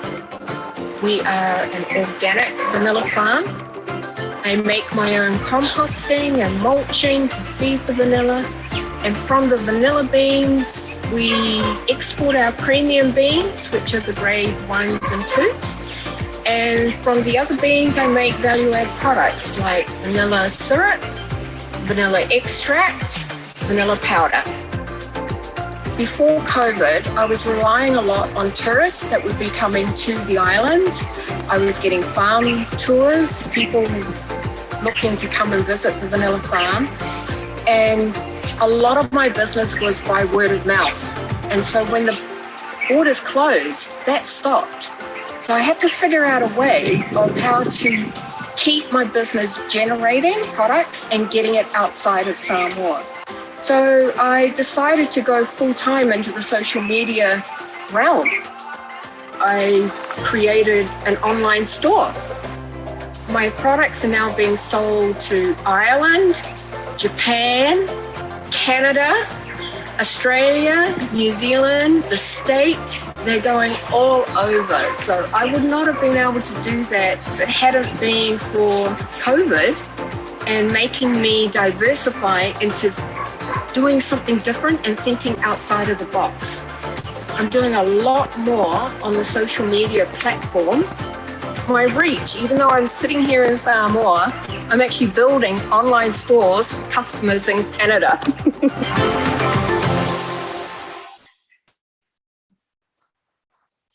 those were just a couple of video examples. We're now going to get a real life example. So one of the things about a lot of these entrepreneurs is something many of us take for granted. And for many, the path is still tricky. But in the Cook Islands, your choice of love could land you in jail. That might have been a more interesting story. All of these entrepreneurs, and Shelley with Viola and Vanilla, what happened to her during COVID is she had to take her business online. And that has been true of many businesses over the last 2 years. Now, that is not easy because unfortunately, we have e-commerce regulation that is decades behind where it needs to be. So you can create an online store in Australia and New Zealand very quickly, much, much harder to do here. So what people like Vola Vanilla and Rise Beyond the Reef have done is that because they went through the pain of putting these online stores up, they've also reached out to a lot of other small and micro enterprises to be able to use their platform to sell. So for example, she also sells pairing up her vanilla products with Coco Samoa or other products that other small producers are selling to help give them access to international markets as well. I'm going to hand over to a very good friend of mine, Kylie, who owns and manages Marama New, who's going to tell us a little bit about her journey in formalizing her business.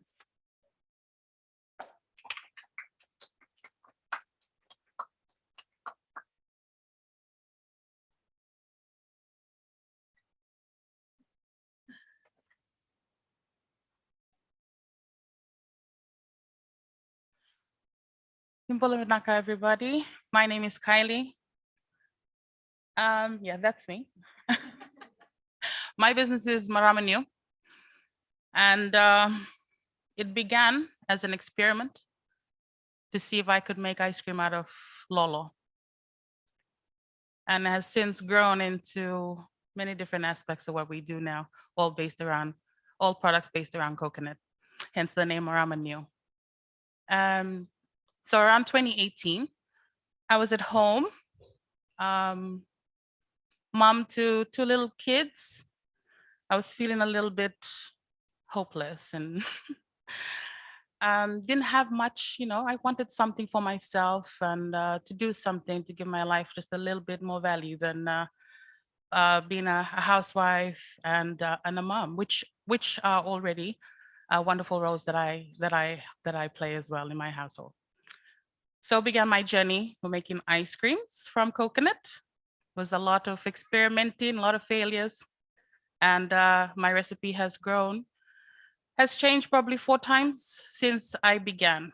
So when COVID came around in 2020, all the excuses I had for not having enough time to focus on perfecting the products, well, there was no more excuses because we were all at home. And that gave me the opportunity to start and the courage to put myself out there. So social media is how I grew my brand. I started on my personal page. Like you, maybe some of you are a bit unsure about telling people about your product or whatever service it is that you're able to provide that will solve a problem for a consumer, right? So I took the big leap in 2020, put myself out on my social media page, and I sold about 60 liters of coconut ice cream. I started with 4 flavors. I almost died making those 60 liters. I was so excited. I said yes to everybody. Don't do that. Don't do that. My husband found me on the floor the day before my pickup. The night before, actually, must have been about 10 o'clock. He said, "Get up, I'll help you." I was down to another 20 liters to go, and I was filled with regret, but it was too late to turn back. So we forged ahead. I barely slept, and I didn't sleep until I got feedback from every customer who bought from me. And most of these people were my friends and my family. It starts that way. A business does not need to have all of the all of the ticks and all of the setup, it starts with an idea, and then you can formalize, and then it starts about this big, because you have this amazing idea, and then because you're innovative, you have so many other ideas that you want to, but you need to bring that in, stop, bring that in, and focus, and then you can grow. And that's what I was able to do. So from that feedback, I said, okay, let's go ahead. Got my friend who's pictured there next to me. She was part of Fiji Airways, and because of COVID, she lost her job. And we had always wanted to do a business together. And then we had the opportunity, and we ran with it. We kept selling out for probably the first month. We couldn't meet demand. We started with one machine, a second-hand machine. And let me tell you a bit about our ice creams. They are coconut-based, so dairy-free. It's gluten-free. It is also refined sugar-free. So we also, if you see this little signboard there, the blackboard, it says coconut nectar. Maybe some of you might know it as toddy. Not the alcohol, but the sweet syrup. So it's made from the flower of the coconut tree. They extract the sap, and then it's heated until it becomes a syrup. And that's all it is. We wanted our ice creams to be a healthier alternative for individuals, parents, children. A lot of dairy-based ice creams are sugar-laden, and ours are not. They're not excessively sweet. We only use our natural sweetener to sweeten the ice cream. As much natural products as we can in the ice cream. That led me, my journey with the ice cream led me to coconut nectar. One of my first customers was Marita. And she said, hey, I know that you're using coconut nectar, but I was importing from Tuvalu because I couldn't find local suppliers. And in our mission, we always want to help small businesses as well as ourselves. For helping small businesses, we are also helping ourselves grow. You know, we want to be working with locals as we grow our brand. So Marita shows up to my gate one day and says, I heard you're looking for coconut nectar. Any luck? I said, no. You want to go to Rambi? I said, no. Okay, you're going next month. She helped me out with funding, sponsored a trip to Rambi. She did not tell me that I would have to climb a mountain in the middle of the night, in the rain. She didn't tell me any of those things. But like a lot of things, you may not be prepared, but it's an adventure. It's an adventure, and you will never get to a point where where there's no room left to grow, or there's never a time where you will never stop learning. You will always learn as you go. It's mostly trial and error, honestly. But you will never reach the point where you know you can do something if you do not try. So after the mountain climbing in Rambi, spent about 3 days there trying to connect with local farmers on the island who produce coconut nectar. So the production of coconut nectar is mostly by Tuvaluans and the Ikiribati people. So we started with Rambi and were able to build relationships there with farmers. We started with an amazing woman named Avi Pita. Amazing product, by far the best coconut nectar I've ever had. And I'm saddened to say she has decided to migrate to Lautoka, which has left me one supplier down. But in saying that, we have also been able to reach women in Kiowa, working with communities, especially women in these maritime islands. It's hard for community-based projects to reach markets. And although these products like coconut nectar is just part of their daily life, it's their custom, it's their culture. They live and breathe coconut nectar. They make it on a daily basis. It is hard for them to formalize and reach markets and market themselves because they don't think about it in that way. Like my vision for what coconut nectar could be, a major export product, For me, it is the best liquid sweetener I have tasted, but that's also because I'm biased. Could also be because I'm biased. But one of the benefits of coconut nectar is it has a very low glycemic index. So if you're watching your sugar intake, this is a perfect alternative for you. A few of our customers are diabetics, and they purchase these because it's better for them than agave or honey because of the low glycemic index. Following from that, my journey to Rambi also led me to another women's group. So on this journey, I began with ice cream. I have since then been able to add coconut nectar, virgin coconut oils, and natural soaps, coconut-based soaps, to the list of products that we sell now. And tying into our vision of coconut-based products, providing coconut-based products, healthier options, better for you, all of those good things that people nowadays, you will find the change in people wanting better quality products, you know? We're done with all the sugar-laden stuff.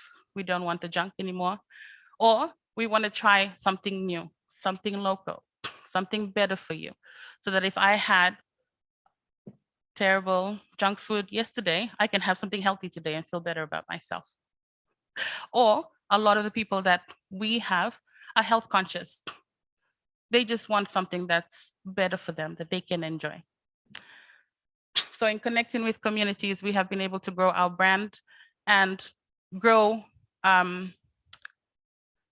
their income as well, because when we connect them to markets, it not only helps us, but helps them. And we purchase from them at a fair price that we all come to agreement on. We facilitate the transportation of all of the products from Rambi, from Kiowa to Suva, and we cover all of those costs so that they don't have to. And we set up those supply chains so that all they need to do is take it to a point and we take it from there, making it easier for them to do business with us. We want to be a business that's able to give back in some way. So this is how we do it. We help them in this way. And just a couple of weeks ago, we were able to do our first export order to Sydney on our virgin coconut oils. And following that, we're gonna start, thank you.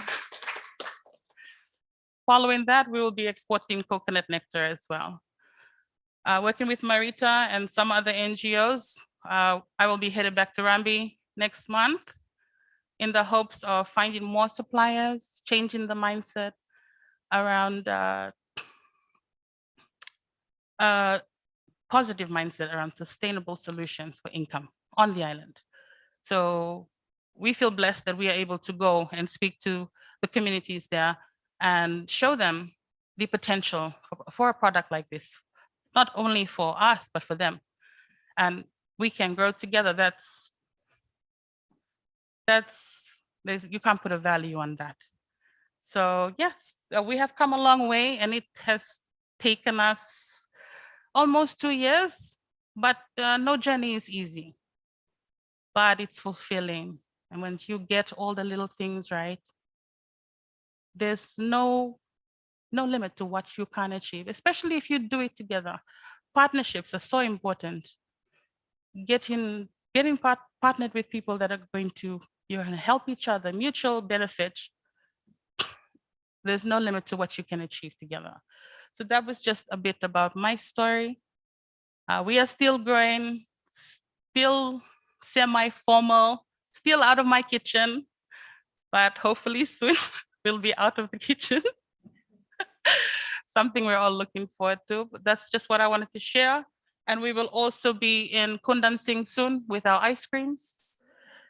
Small steps, it's taken us a lot of time to get here. You will also need to do a lot of mingling. Networking is very important.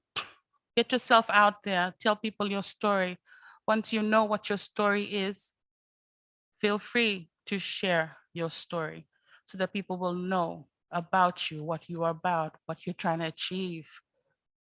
Because you don't know who's going to hear your story. You never know who's listening and who might be able to just assist you on your journey. So keep going. If you haven't started yet, go for it. You won't know unless you try. And keep an open mind. You have to keep an open mind.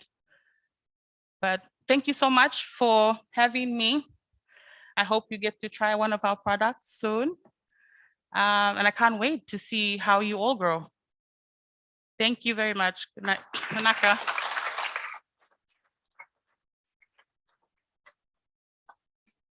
Thank you so much, Kylie. And I think Kylie reinforced lots of things you've already heard this morning about the journey of an entrepreneur, and has set us up really well for the next and last stage, which is taking those amazing small businesses that do the hard yards of getting a product out there and then scaling it. So I'm going to hand over to Marlene, who's going to take us through the next session. There was a little exercise in there that we're going to skip, but we will send that to you to do later.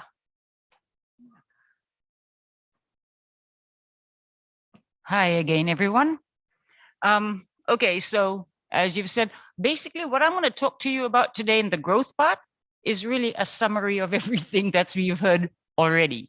And then we will focus in on one part that really haven't really been covered in great detail, which is the most boring of all the parts, but highly essential, which is financing.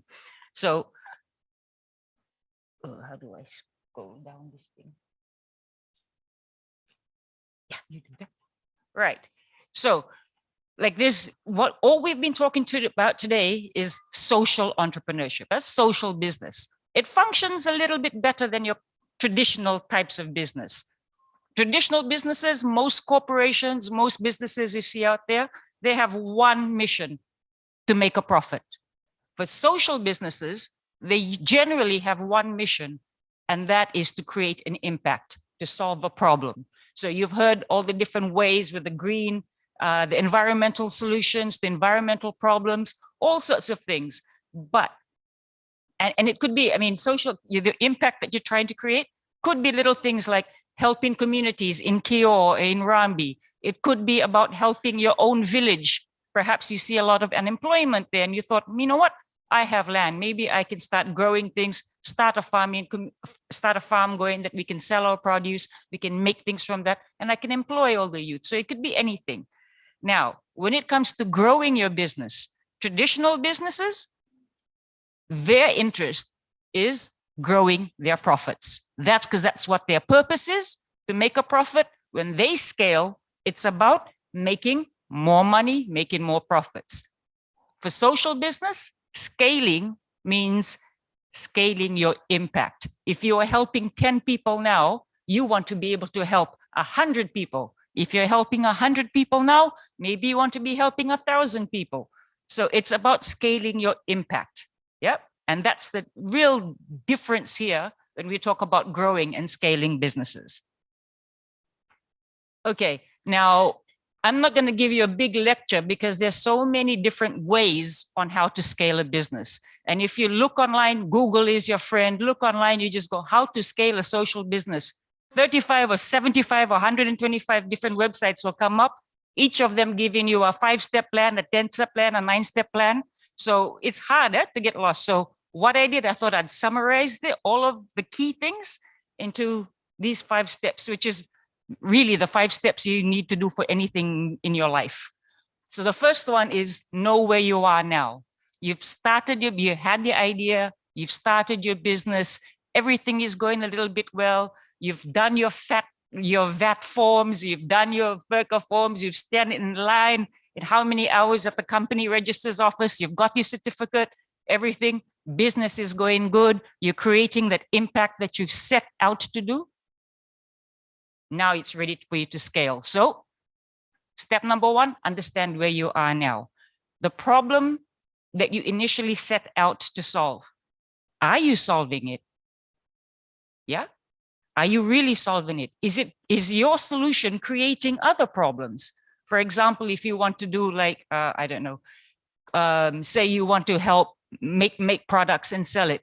But then now you realize you're using a lot of plastic to be able to sell those products. So while you're solving one issue, you're probably creating another. So think about all of these things. Think about where you are now and how scaling can help.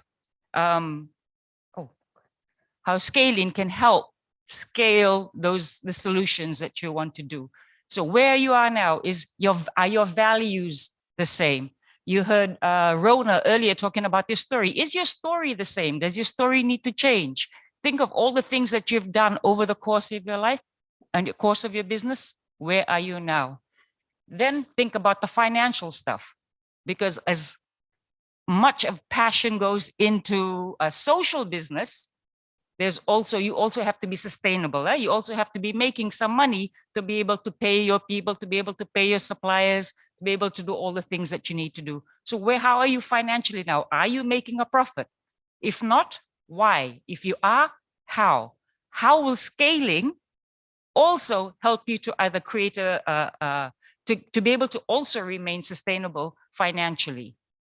So next thing, you think about your relationships. Do you have the right relationships in place? You've heard a lot of people use like different words, but it's all about relationships. Do you have a good relationship with your customers? Do you have a good relationship with your suppliers? Do you have a good relationship with your family? Like, you don't want to be found lying on the floor and nobody helps you get up and to make the last 20 liters. Is your family going to be supporting you if you expand, right? So how are all your relationships? Do you have a good relationship with your bank? Do you have a good relationship with what do they call now? Tax and revenue or whatever. All of these people that come in your whole value chain or your whole supply chain, do you have good relationships with all of them? Do you need new relationships when you scale? Where are you going to find those? How are you going to build those? Kylie just talked about networking. That's a really good way. So understand where you are now. You got the right relationships. You got a sound business model that allows you to make money, and you are still fulfilling your social mission. You're still fulfilling what you set out to do. So now you know where you are, know where you want to go. If you want to grow now, when you're growing now, is this the final step? Is that your end goal? Or is it the first step of scaling in 10 steps of scaling? Know where you ultimately want to be. Do you want to be saving 1.5 billion plastic bottles? Or are you just happy? Sorry. Yeah, so know where you want to go. Yeah, have a clear idea of what the end goal is and all the different steps on the ladder to get there. So now you know where you are, you know where you want to go, you make the plan to get there. So the plan includes a lot of the exercises that you've already done today. Yeah, so if you're scaling, that means probably new customer markets, right? New market segments. So do your customer profile again for different segments. If you're doing new products, test those products out again. Make all of these things, do your customer research. Everything that we've been talked about in the different stages before, do it all over again, but on a bigger scale. Do your financials, do your your product forecasts, your cash forecasts, and everything. Know what you need to scale. Do you have all the resources already? Do you have to buy new equipment? Do you need to buy a new kitchen or have a new kitchen so you're not producing anymore in your own kitchen and taking up your family dinner space? You know, what do you need? What do you need to grow? Do you need more money? All of these things you need to answer. Do you need to hire more people? Yeah, where are you going to find them? Where are you going to find your new customers? So all of these things, make a plan to get there. And it could be a simple plan as the business canvas model that you had, or if you're going to go out for financing, then you obviously will have to do a longer plan, a proper business plan or a new strategic plan to get you where you want to go. Okay, so now you know where you are, you know where you want to go, you've got the plan, you know exactly how to get there. The next step, do it. This is a step a lot of people get afraid of, yeah, and everything. But if everything looks right for you right now, everything is, you ticked all the boxes, everything is set, You got the perfect business model. You got the perfect product. People like your product and everything. Why not do it? And once you do it, the last part is always measure. Go back to your original plans. Am I on track? Am I ahead of where I said I was going to be? And if so, do I need to revise my plan? So always check, measure, check against what you're doing. And that's talking about financially, that's talking about your relationships again, that's talking about your impact. Are you still having that same kind of impact? Or can you see new opportunities for more places that you can impact? And then just repeat. Every time you want to do it, keep repeating that same cycle. So that's very briefly.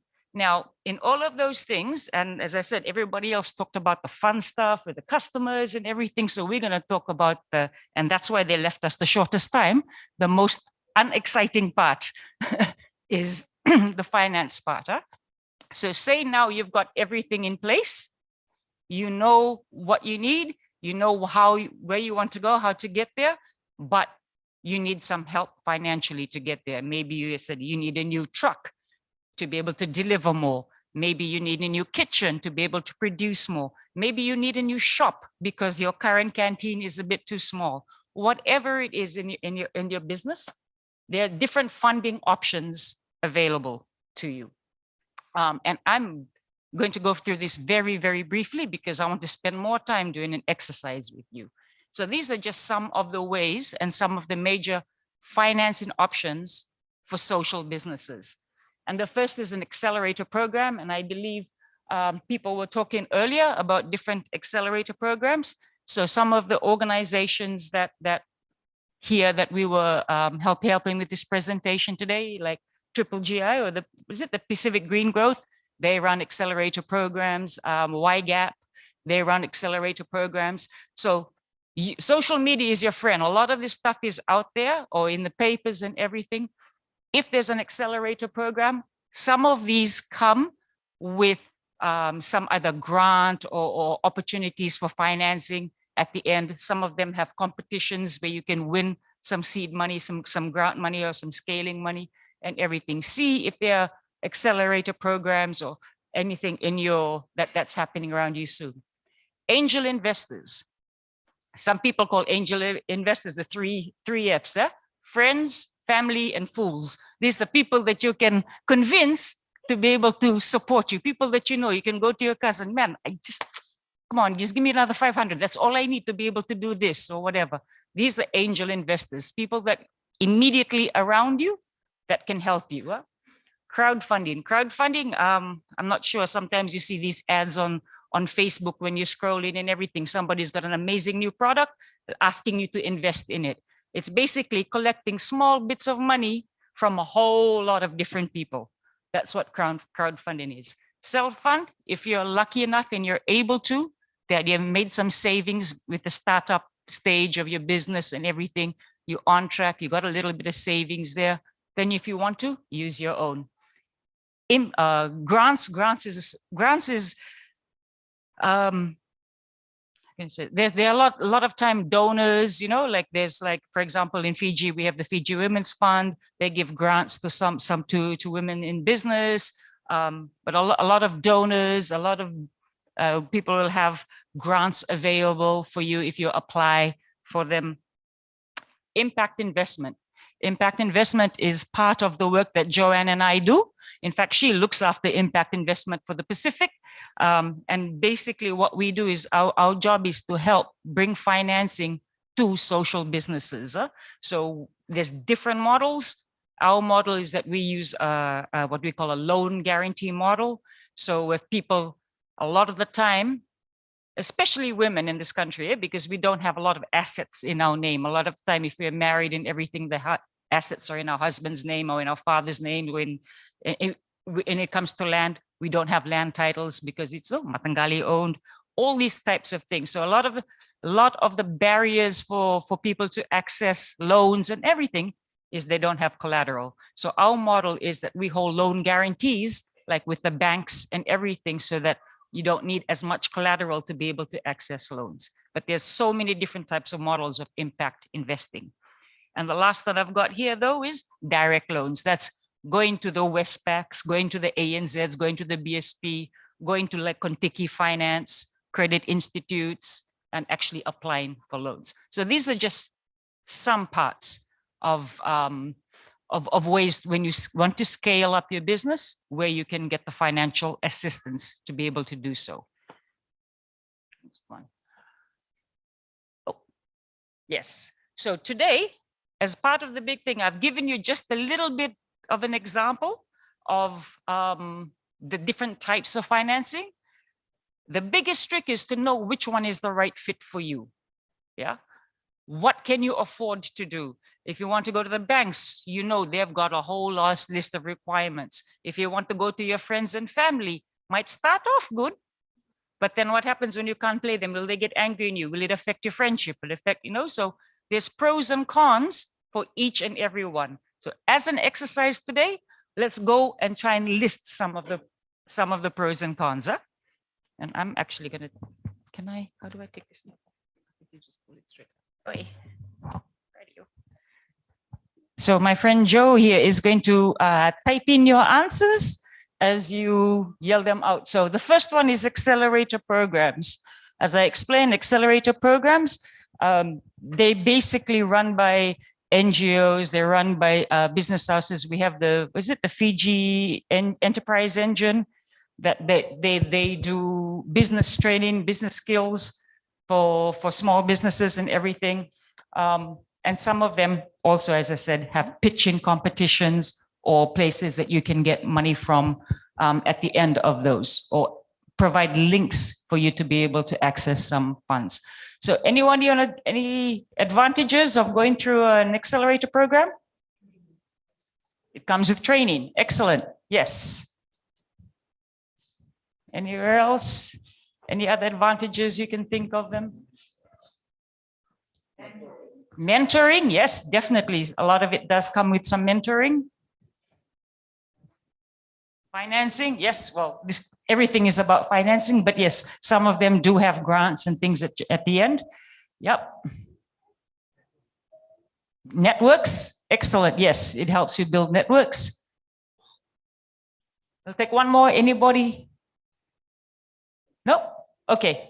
Anybody know some of the downsides of accelerator programs? How many of you know when the next accelerator program is?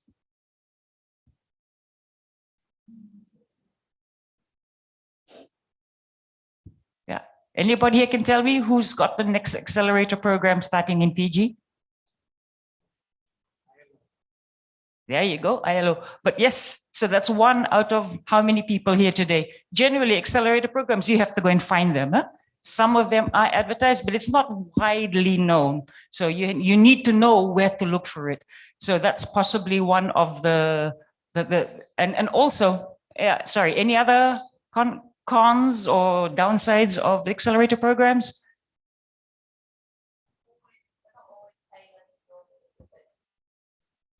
Excellent. They're generally like general, right? So they try and cater for a lot of different types of businesses. So you might find that it's not directly relating to you. Yeah, one of them I will also volunteer here is it's not on your schedule. Right? It's on their schedule. They're running the program. So when you want, sometimes you need financing or you need the help now. You don't want to have the help in September when they're going to run the program. So a lot of it is timing. Huh? Okay, so that's accelerator programs. Angel investors. So the angel investors, again, the 3 Fs, your friends, your family, and fools that'll give money to you. Some of this time, so any pros there for any advantages of going to these people to get your financing? Relationship is already established, right? Excellent, that's one. Availability, yep. You know where they are. You just go knock on their door. No collateral, yes. Another one. Wait. I'll wait for our scribe to catch up. That's all good. Okay. So we've got no collateral available. And what was the other one? Yeah, relationship. Yes. So those are the three. Any others you can think of?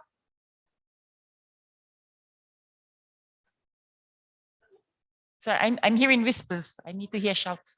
Accessibility. Yes, there you go. Okay, what are the downsides of going to your friends and family for money?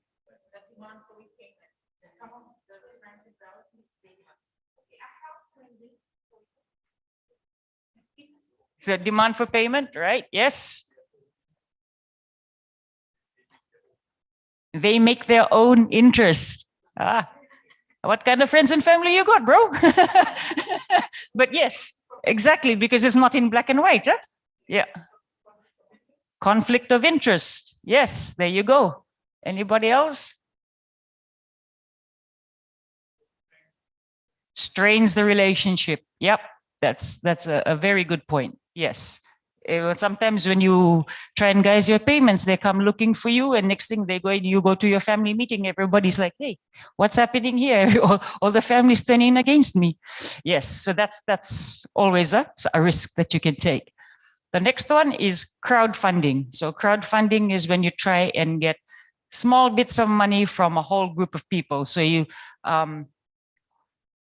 what's the major one people use? GoFundMe, that kind of stuff. So GoFundMe, you put your idea online and invite people to come in.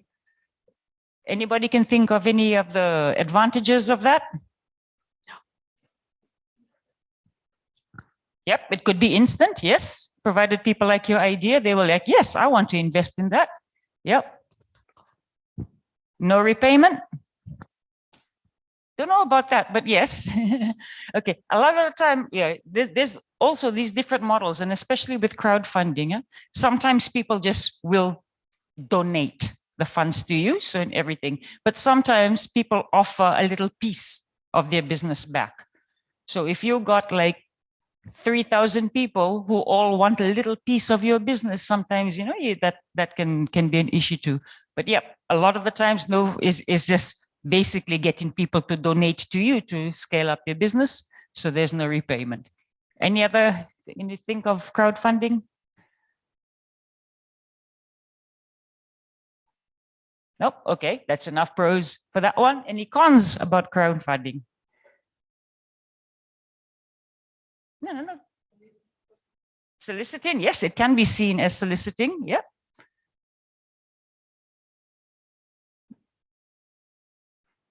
Anything else? No, because this is something that we don't really quite do a lot in this country. Yeah, is a lot of the crowdfunding. It's not really in our DNA. Okay, move to the next one. Okay, so using your own money. What's the advantages in that?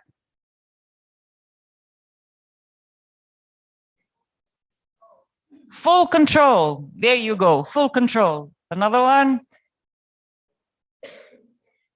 Sorry? You're your own boss. Yes. Any other thing? Using your own money to scale up, to grow your business. Any other advantages of that? I'll forgive you all because it's Friday and it's almost lunchtime and we're all hungry. Yeah. How about because again, it's instant. All I have to go is to go to the ATM or go to the bank and withdraw, right? So instant. I don't have to get approval from anybody except for myself. Accessible. Yep. Somebody wrote accessible. And now what are some of the downsides of using your own money?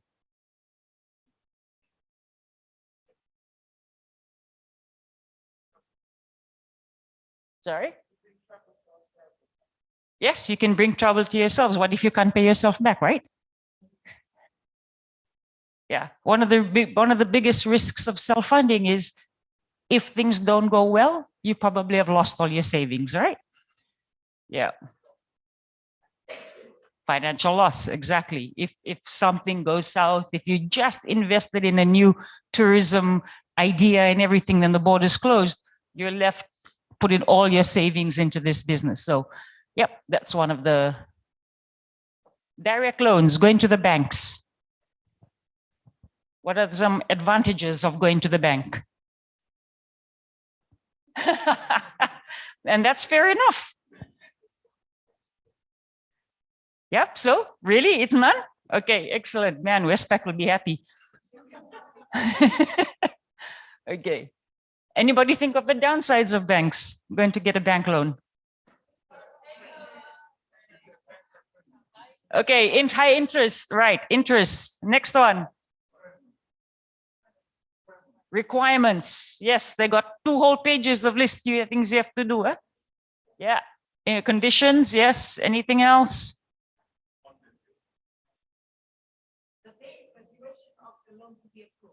The duration of loan. So the time it takes from when you want it to the bank until you actually get the money. Yeah. So yes, long waiting time there. Waiting time lining up in the bank and then waiting time to get your money again. Yep. Anything else? Well, these are some of the key ones. There's probably 300 more, but these are some of the key ones. And the last one is impact investment. Because there were none.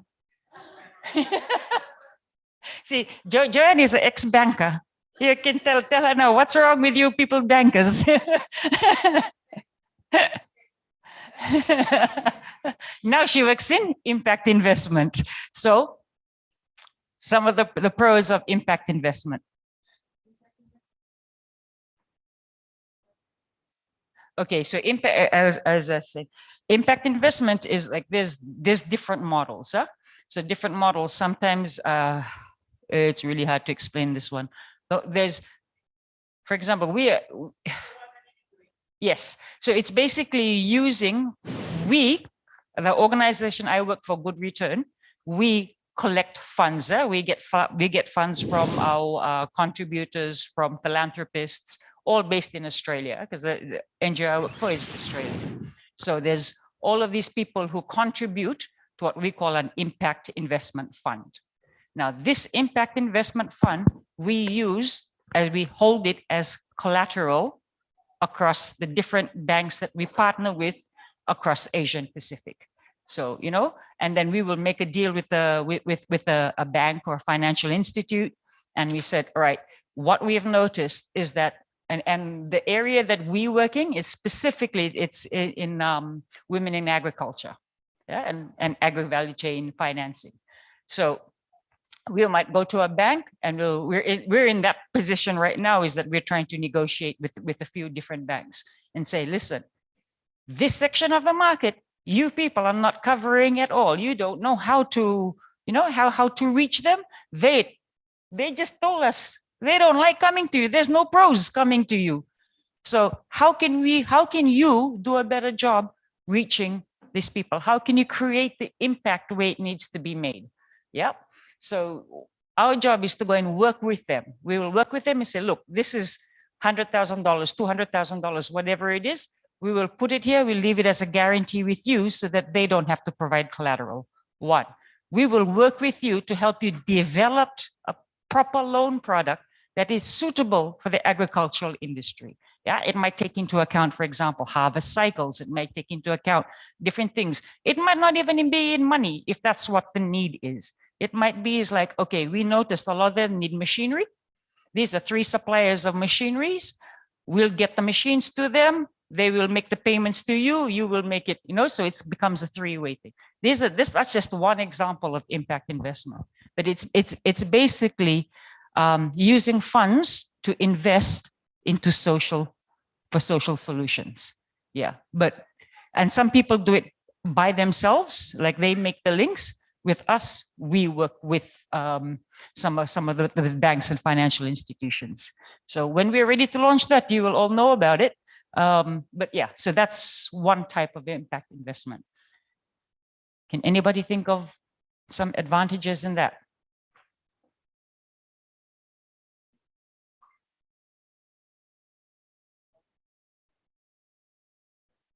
Okay, so maybe less collateral, huh?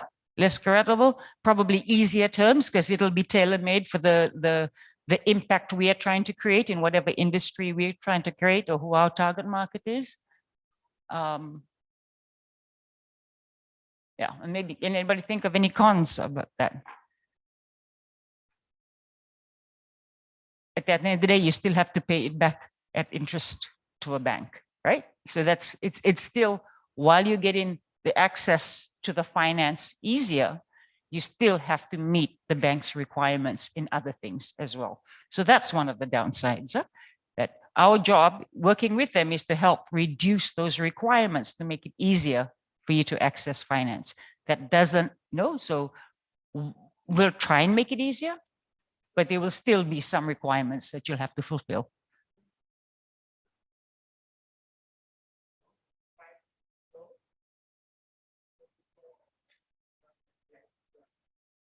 Yes, but through an institute, yes, yes. So we don't come out and we're not equipped to actually process loans ourselves. So we use a business institute, but we try and give them the tools, the training and everything for them to think more socially about their products and who they're serving. Yeah. Yeah. Okay, so what we have done now is basically a good exercise when you're thinking about scaling. If you're thinking about scaling and you know you need financing to help you scale, you have so many different options. Obviously, not all of these options will apply to you. We just went through all of them today because it just to cover everything. So know what's available to you. Do you have bank loans that you can access? Do you have friends and family that you can access? Do you know of an accelerator program starting that you can join in? Whatever is available to you, try and do an exercise, looking at the pros, looking at the cons, then you decide which is the right finance model for you to reach out to. Yeah. So it's not just like, okay, everybody else got a loan with Westpac, so I'm just going to go and get a loan with Westpac. Yeah. Think about what works for you. That's the whole idea about doing something as simple as this. Yeah. So if you're lucky, you're one of those people who's scaling up your businesses doesn't require new financing, but that's very, very rare. Most times you want to scale your business does require some sort of financing. The idea is to understand everything that's available to you, then choose which is the one that fits you, short term, medium, and then long term. Yeah.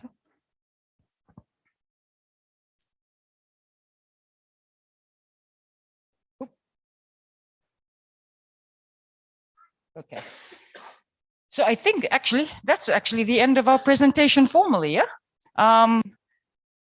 Anybody got questions? Sorry, this is now we're going to get into some of the slides just to give you a bit of background to all the different organizations that were represented here.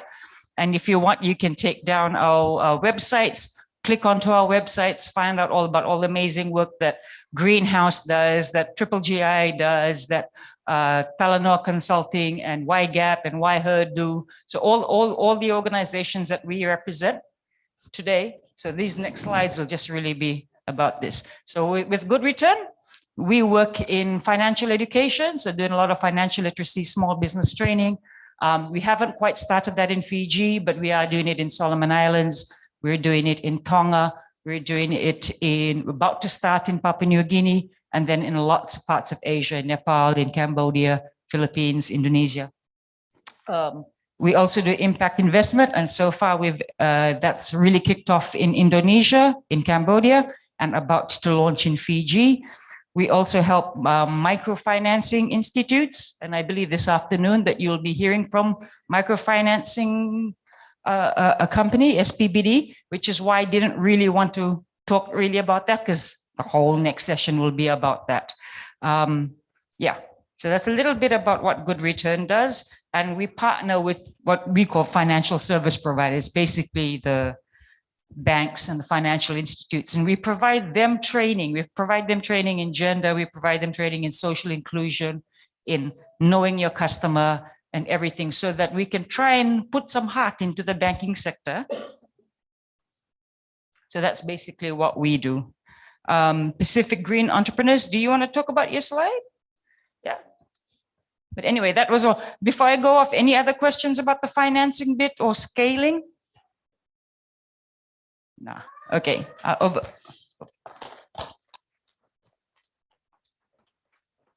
Thanks, Marlene and Joanne. So I think I've already mentioned a little bit, the Pacific Green Entrepreneurs Network is a program that we run, Rashika and I. So we have an incubator program, an accelerator program. So we would fall under the classification of accelerators there.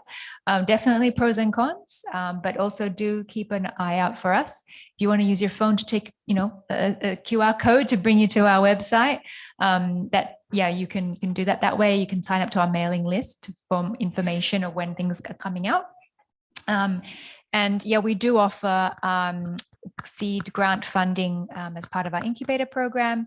Also, our accelerator program, which will be later in this year, will have what we call reimbursable or repayable grants. That could be a financing option as well if you're ready for that. So I think Marita and Rona have had to run a little early, but you can also see Greenhouse Co-working. They're a fantastic location in Suva, not too far from here. I'd encourage you, if you're not familiar with them, go have a look at their website. You can go in for a visit, because it's also a great opportunity for networking with other entrepreneurs. We don't have Talanoa's contact details, but Marita, you can find her on a few different things. She's got her fingers in many pies. Talanoa Consulting and Talanoa Treks, she mentioned, with the ecotourism business that she operates, and she also, under her consulting work, supports YGAP, which was mentioned with the Y Her program. And Kylie's here as one of their participants from the accelerator program. So I think that comes to the end of it. And I realize we're almost at lunchtime. So thank you very much for bearing with us. It's been a long session, but we hope that has been useful. We really wanted to not just talk, too much. We wanted it to sort of be as useful for what we thought might be useful to you all. So hope that you've taken something away from today's session. I think with that, if anyone has any final questions, please feel free to put your hand up. Anything?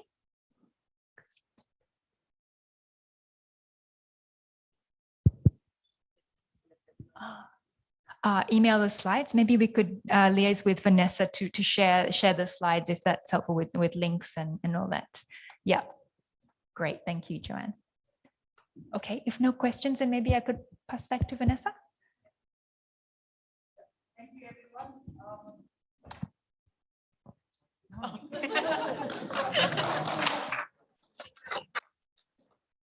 Thank you very much. On behalf of the university, thank you very much, all of you, for coming today. Esther, Marlene, Rona, Marita, Rashika, Joanne, Kylie, and Kylie. Kylie, yes.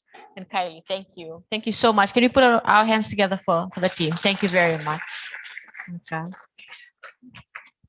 After this, ladies and gentlemen, we have SPBD at 1:45. Thank you.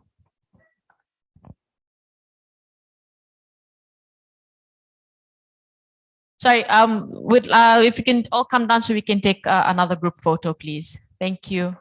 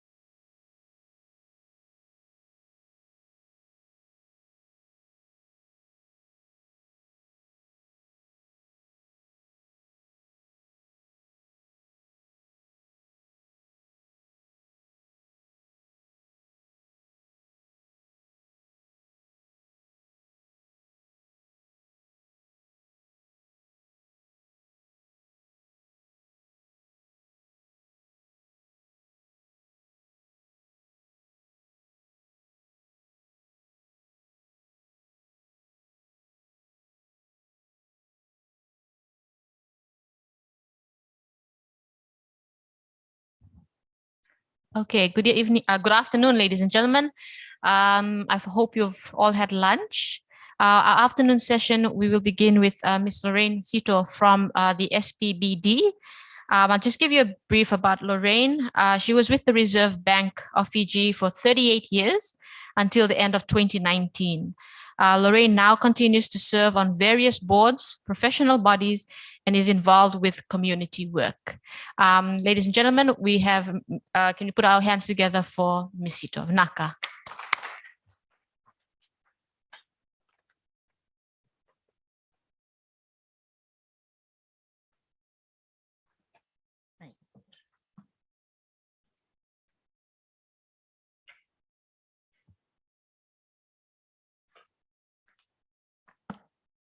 Okay, good afternoon, everyone. I suppose I have a very difficult task because you've just had lunch and it's Friday and I'm sure you all want to go out soon. But we'll make it quick and I hope that I'm clear enough. If you think I'm very good at this presentation, then you have to thank a man because he's the one who did the slides for me. Okay, I'm just here to present. Anyway, I'm on the board of SPBD, and so I deal with a lot of the macro issues and strategic issues there.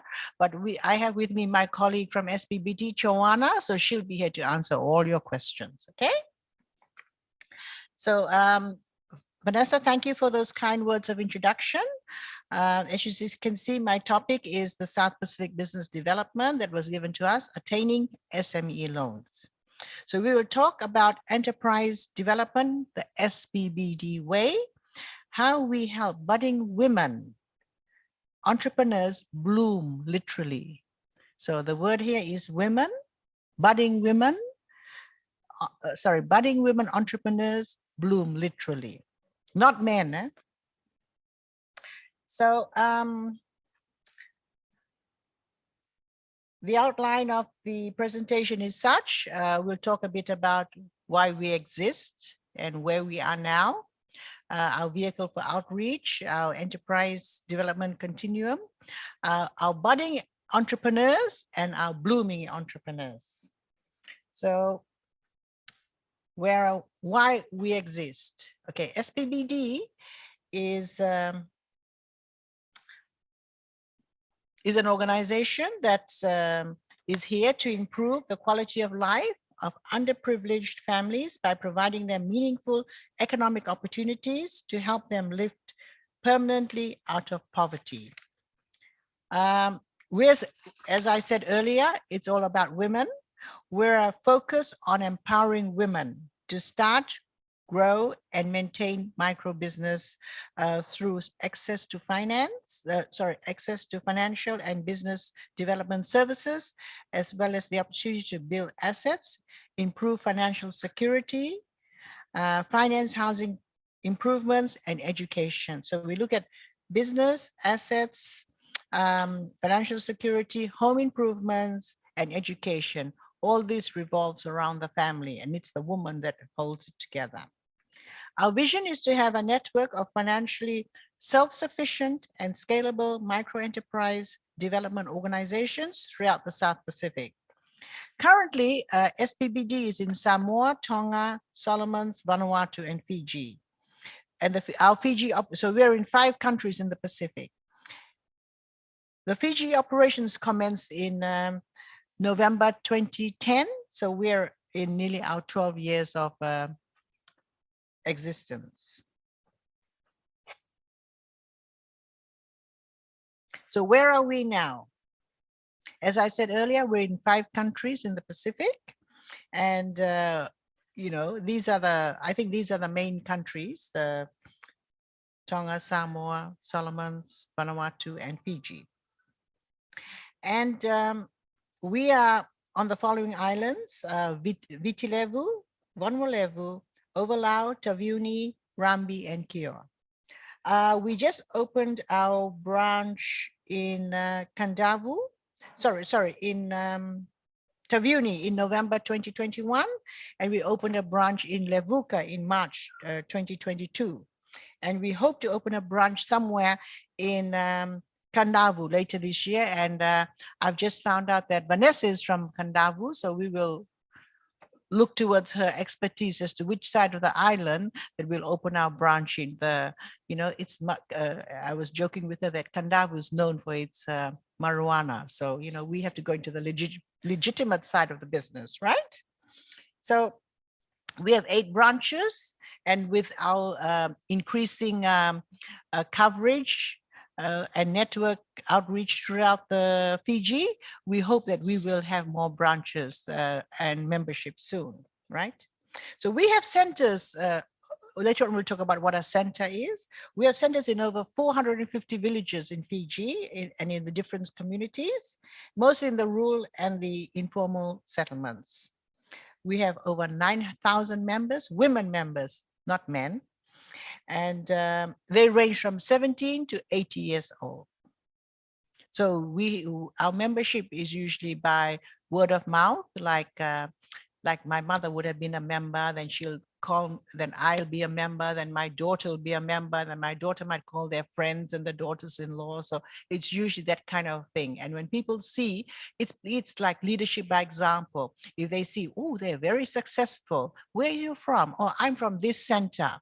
Or let's say Vesi Vesi Center, or Valelevu Sisters, which was one of the centers that won the Center of the Year last year. Then people sort of, oh, how can I join that center? Then there's criteria that you follow to come and become a member of SPBD and grow, right? Currently, we have more than 6,000, we have 9,000 members, but we currently have 6,000 active borrowers. And they are in the fields like agriculture. You'd be surprised, a lot of women who fish, or a lot of women who sell the fish, or a lot of women who buy the fish from their husbands and then resell it.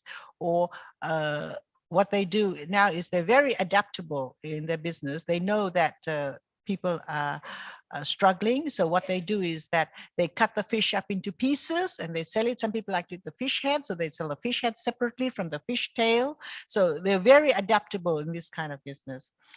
We have handicraft service. Service also includes, some of them have internet cafes, in the villages. We have hairdressing, tailoring, manicure, massage, etc. Lots of opportunities there for the ladies to whatever business they want to engage in. And it's not only for money, they do a lot of bartering as well. Like, maybe Vanessa's very good at sewing, so she will sew me 3 dresses and I will bake her 2 cakes. So that's a fair, for us, that's a fair exchange. We agree on that, and that's it. And then I learned this kind of business, these stories, because I'm a judge on the SPBD program. And then you find that they tell me, no, Italke women everybody should know how to weave a mat. Because when you're sitting in the village, you shouldn't just sit there and talk. You should sit there, weave the mat, and talk. So they're being very productive that way. So learned a few skills along the way as well. Okay, this next slide is how do we, yes, our vehicle for outreach. Our members are organized in centers. We have about 15 women in groups of 3. So we have about 5 to 7 members. Then each center has a center chief, a center secretary, and a financial education facilitator. And then you pick your, like you would call them office bearers amongst yourself. Huh? So in total, our center may be made up of 35 members in 7 groups. And as mentioned earlier, we have over 450 centers around Fiji. And then, as I said earlier, we anticipate that with this as our network increases, with the opening of new branches by SPBD, we expect more women to join the network. Okay. Okay. Our members have 5 commitments, and these are recited at every weekly meeting at the center. And so usually, you know how meetings start in the villages. They have a prayer, then after the prayer, they have the commitments. And everybody says it. I shall own and run a revenue generating business. I shall attend the weekly center meeting. So you meet every week once. I shall pay my loan on time and not, as they say, Fiji time. On time is on time. Huh? I shall honor my center and group guarantee. I shall invest in my family through savings, childhood education, and home improvement. And each member when you become a member of SBBD, each member has a financial diary which records their business and is reviewed by their financial education facilitator. So you put down all your transactions there, and that book also has tips as to what you do. It's quite a thick book, and then and they review it, so you know how you're progressing over the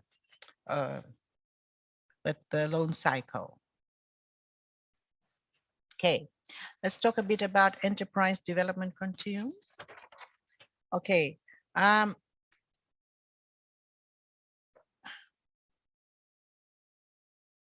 Okay, before that, let me say this.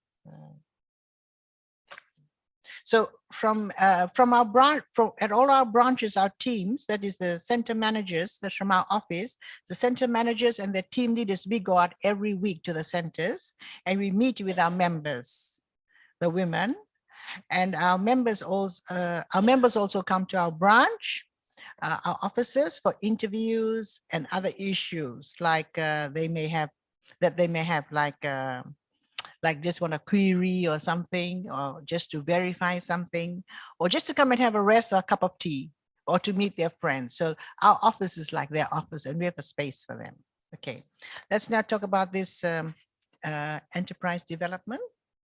So at SBD, we start small, but we think big. So the aspirations are always there to do better, to lift up yourself, etc. So everybody is like a budding entrepreneur, and then we all bloom.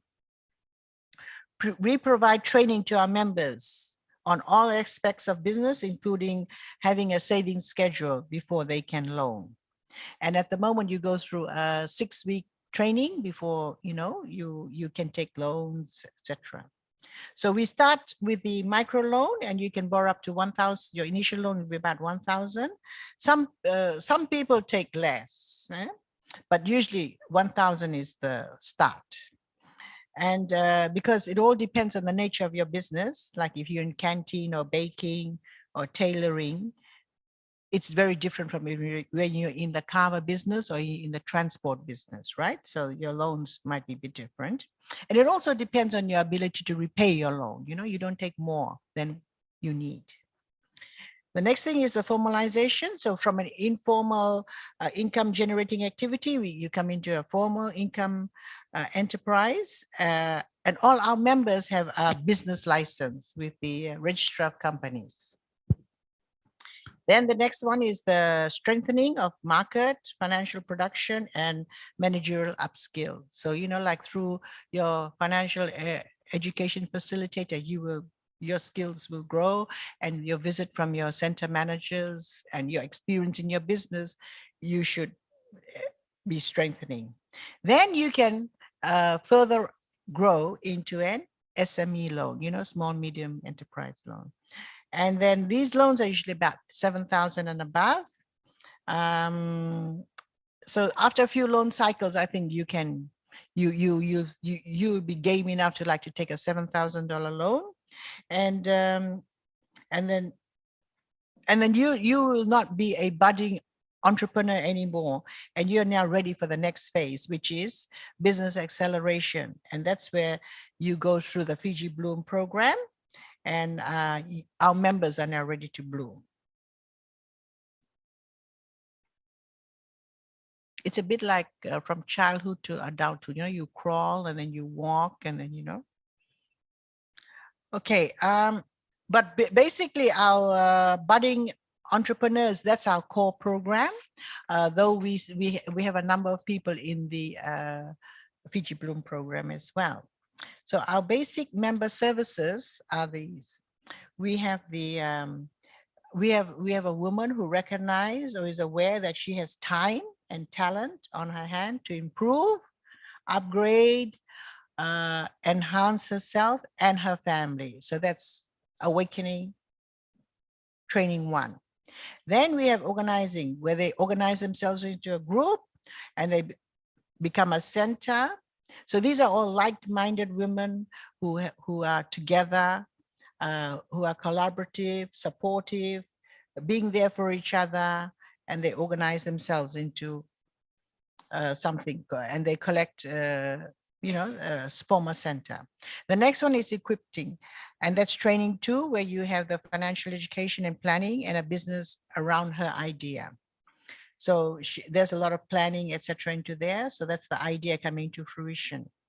Then we empower with financial services, savings, microloan, and we also have a death benefit. If in case somebody dies, there's a death benefit that we give. We have a loan guarantee and digital wallet. All our women, there's no physical cash. Most of the money is through M-Paisa. So these women are very techno savvy, I would say. At the last year, when we had the SBBD awards, we did the judging through Zoom. And these ladies were really good, the way they held their camera and showed their products. And, so I think as a result of COVID-19, everybody's technical skills went up a notch. Then after the empowering stage is the hand-holding stage, where I talked about the financial diary, weekly meetings, business formalization, and the annual SBBD Awards. The annual SBBD Awards is a much awaited event with winners and finalists in a number of categories. The awards are relevant and the categories are added on as required. Like we had the Resilience Award for the COVID-19, and we had a number of new centers, so we introduced a new center award.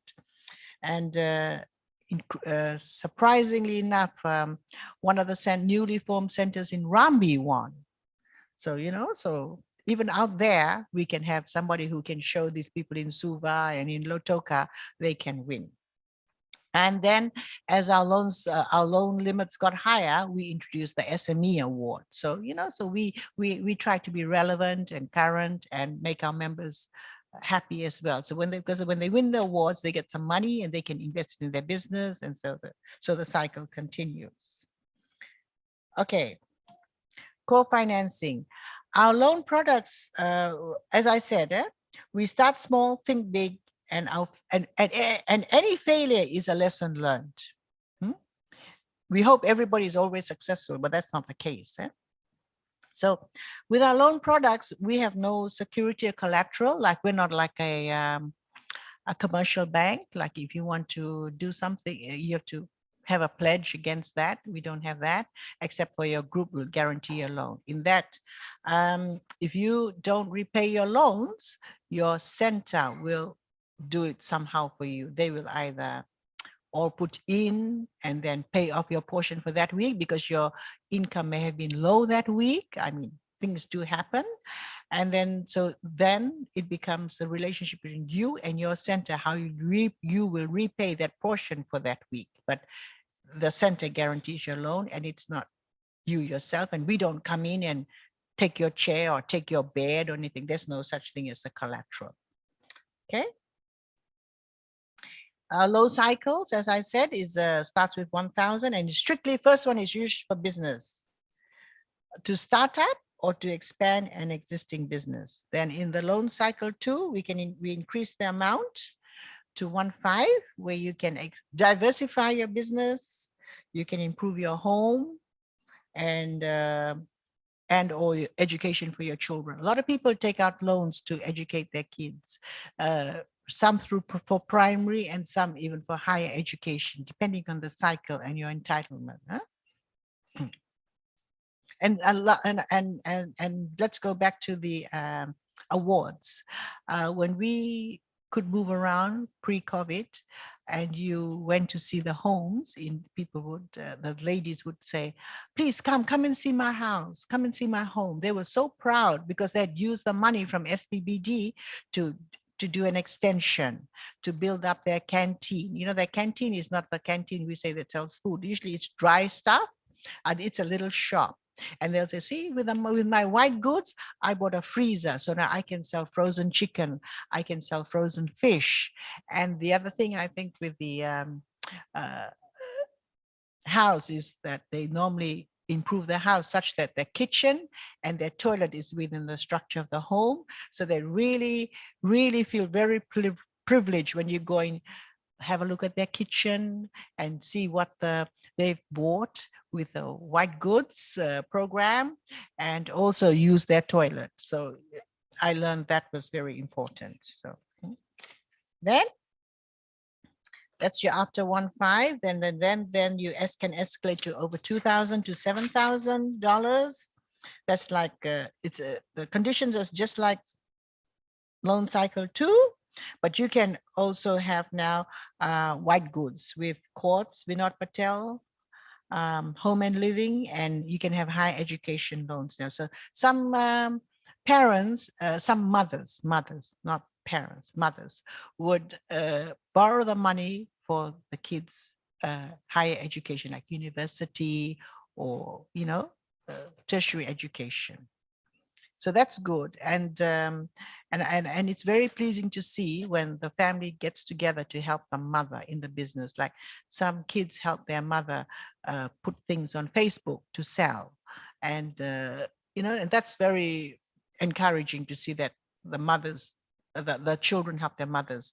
And some of the mothers employ their husbands to work in the business. So the mother is the boss, right? And then finally, you can graduate to SME. So that's after 3,000 loan, and then you can offer a member to bloom further. And our budding entrepreneurs are now ready to bloom and blossom. SPBD will be with them, guide them, coach them, and mentor them along the way. We devote resources through our networks to bloom our members. We have professional organizations like FSEF that helps us, and we also have consultants that we engage. We even put these members who are in the Fiji Bloom program, which I'll talk a bit about, we even put them through a Toastmasters course, and then we also teach them how to present themselves. So they come as a total package. They not only their product, but themselves as well. And they look really beautiful when they're taught what colors suit them and how to dress and all that. And we have at the last graduation we had just before COVID, it was fantastic. Just when I've seen them in their workplace, like, you know, when they're selling in the market or something, and when they come and present their products at the SPBD office, you see totally different women. Okay, so let's talk a bit about the Fiji Bloom program, where everybody blooms. So, where am I? Okay, we have that same concept of business formalization, where you come from informal to formal. But now we have the SME preparation, where there's a bit more work to be done with 3-year business planning, capacities, assessment, cash flows, you know, they're a bit more serious now. Then we have an SME loan that's about 8,000 to 20,000. 1-year term, weekly repayment. Then we also have business development services. So they need to look at marketing support, food, health and safety regulations, tax and regulatory compliance, and resource linkings. For example, for the food one, you can see that some of them, if they sell jam, it's not just jam in a bottle. They've sort of added value to it by putting a piece of cloth over the lid, putting a ribbon, having a label, having a use by date. And so that sort of adds value to the product. And also the food, you know, like when they sell the food, they wear gloves and all that. So they have to be aware of that. And we have partners with FSAF, as I mentioned, and they come and help these ladies with this kind of things. So at the last Fiji Bloom graduation, as I said before COVID, it was very rewarding for me to see our members and their products and services bloom. They even had a session on presentation skills. I was quite shocked that these ladies knew how to use the PowerPoint and click, you know, and the colors that they use and how they even use their own phones and took photographs of their products and put it on a PowerPoint slide. I mean, for us, we take it for granted, but these ladies, it must have taken a bit of effort to do that. And as I mentioned, Toastmasters and deportment. So the products were labeled, hygienic and proper labels, and they're now ready to join the business community, but with their niche market and special attention to detail that made them stand out from the rest of the members. Okay. So it's also very rewarding to know that some of our SBBD members now qualify for loans with FDB, Fiji Development Bank. So in that sense, I feel they have truly bloomed, because in FDB, when you go for a loan, you need to have a collateral. There's forms to, electronic forms to fill in, etc. So they would have progressed a lot in that. Okay. So yesterday we had very important ceremony in which FTB loaned SBBD $1.5 million. So now we have more resources to lend to our valued members with our increasing network and outreach. We value such partnerships with our domestic and international partnerships. We also just signed an agreement with AVI, Australian Volunteer International. So we'll be getting some technical assistance. They're giving us some money, and they're helping us to do a video, which we will put on YouTube, so people will know more about us. Certain things that we also working on, because we're going to move with the times, is that SBBD will also have a SBBD app, so that our members can, you know, have everything online and everything on a click of a button. So that's apart from increasing our membership. So we hope that in time to come, we will have more products to introduce to our members. We're already looking at a sanitization project with one of our partners to build toilets in some villages so that the standard of living goes up.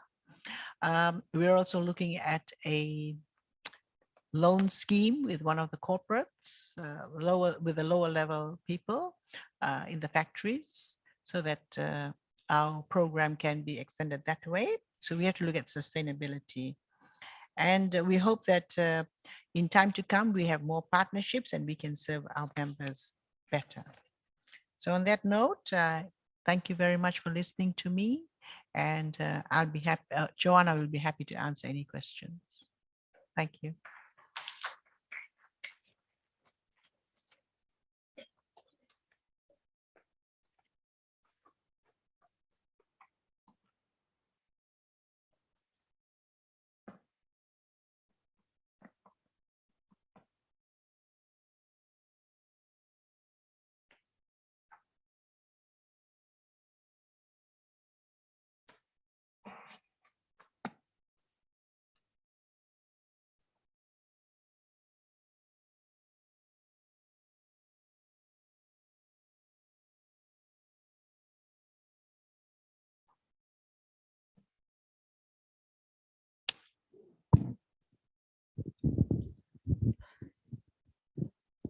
A big bullet to you, Ms. Sito. I'm interested because I travel from the village. I'm interested to know, why would my members, well, you mentioned that, why would my members pay my loan, pay a loan? Why would I pay a loan if a member of the center or is not probably say faithful enough to pay for their own loan? Some may be inconsistent in paying their loan, because I had a scenario there in the village, and I was thinking that was a step back for me regarding joining SBBD. Well, I think what I mentioned earlier is that when you come together as a group, you must have a vision. You must have a what you want to achieve. And then one of the things you want to achieve is to achieve a high standard of living.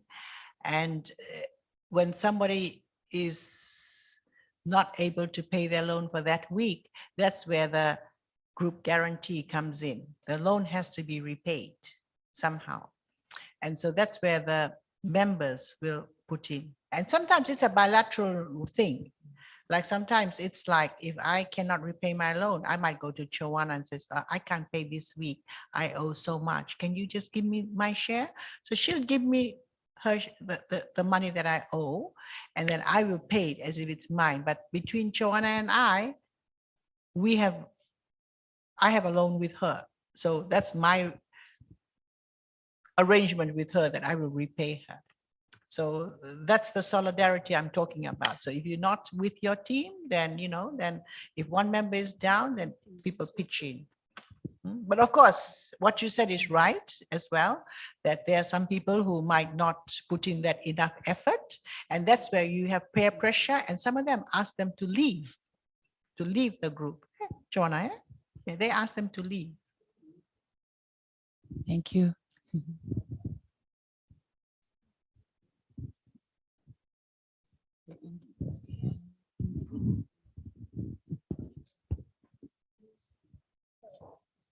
Sorry, Miss Sito, I came in late. Might have explained it already or not yet. In terms of membership, how do we become a member of SPBD? Okay. Jonah, you want to take that question?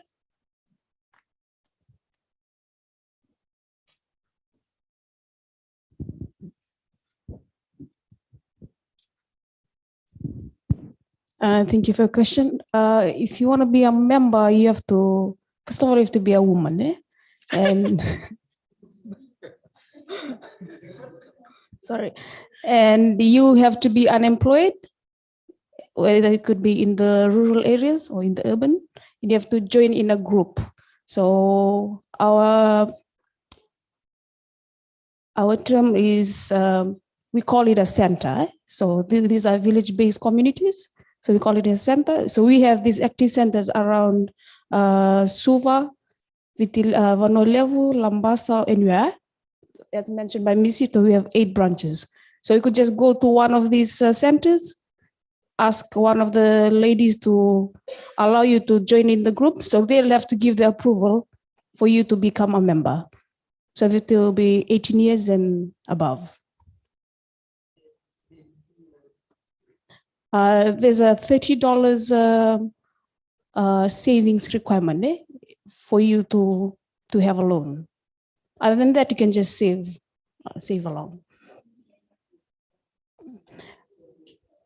It is a group-based thing, but when you take your loan, you take it individually. But there's a group-based guarantee.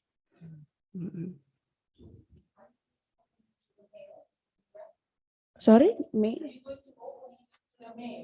No. Right now we haven't, yes. Still in the process. Don't forget that males made cars. But we handle money better. Yeah, I think it's really encouraging to see that you allow women. But I think the only role we can play is, I know my mother, she passed away, but that's where I learned the business from her. It was my dad behind her. Yes, so, yes. To encourage her to go on. Thank you so much for that vital information.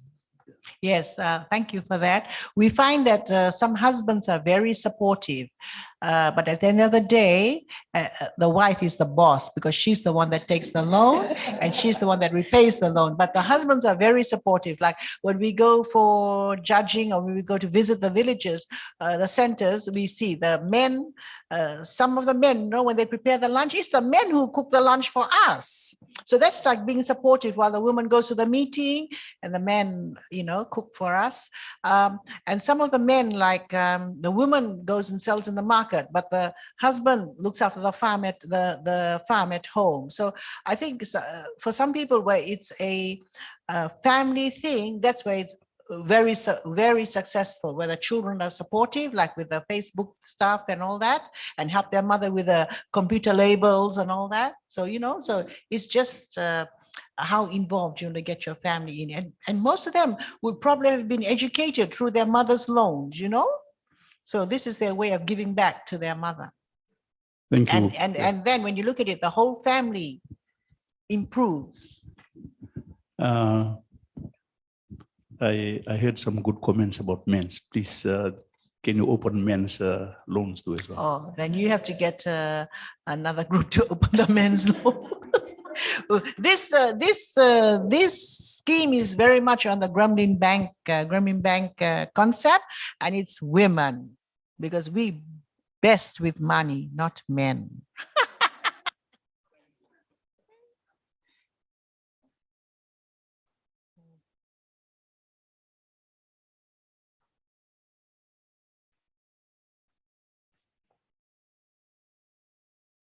So do you think later on the women in the program would be like allowed to form a partnership business with their husband or like male partner? Well, in time to come, you know, like as I talked about the progression from being a budding to a blooming entrepreneur, in time to come, I expect them, like some of our members, they have graduated to getting a loan from FDB. So they don't need SPBD anymore. So they grow and they leave us and they're on their own. So they can form their own business, and that's when their husbands and all come in, but not under the SPBD current guidelines. Oh, so this is just like very primary, yeah? Like basis of the business. Then as it grows, then regulations are like lifted off. Yes, yes. Usually like in Savu, I'll give you a case of a lady who left left Nandi, and with her husband, who was working in one of the big companies in Nandi, they moved to Savu to work on grog. And the woman, because the woman borrows from SPBD, so she's the boss. He just works for her, you know, because he knows she's the one that gets the money. Yeah. And they have a very successful, they started on very small loans, and she's now one of our SME loans. And then she's about to, I think she got a loan now from FDB. So it's, for us, it's very rewarding that she has matured and grown into that formal sector where she can actually have her loan is actually guaranteed. There's a collateral. The bank and FDB can actually go in if she doesn't repay.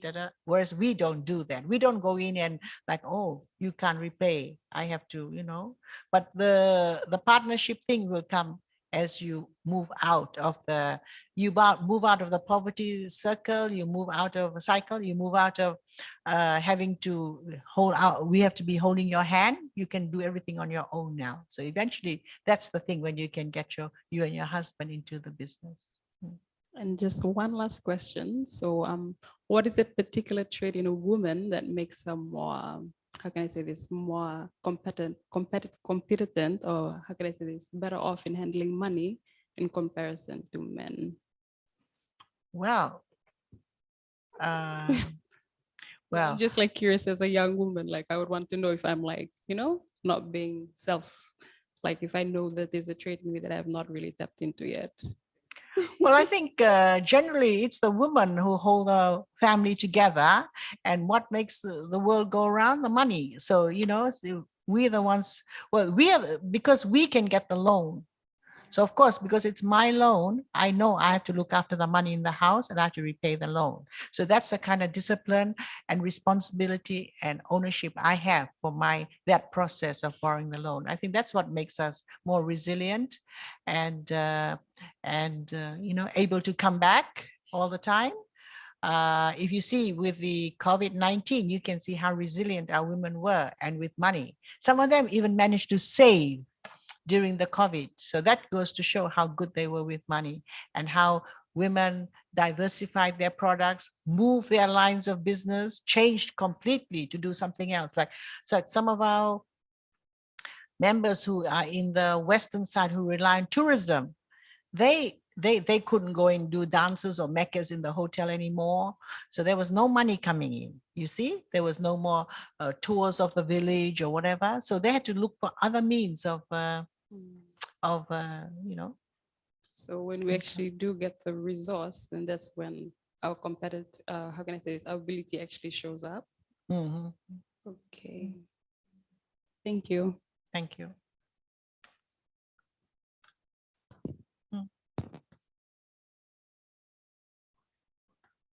So, Madam, take for example, my better half. So she has to register her business first before she can come and join the SPBD, or she can join it. Oh, Joanna will help you to register the business, right? She'll help you. Oh, okay. She will get you legal and formal, right? Joanna looks after our member services, so you know she works closely with the registrar of companies to get you all registered. Can we get Joanna's details? Sure, Joanna, give.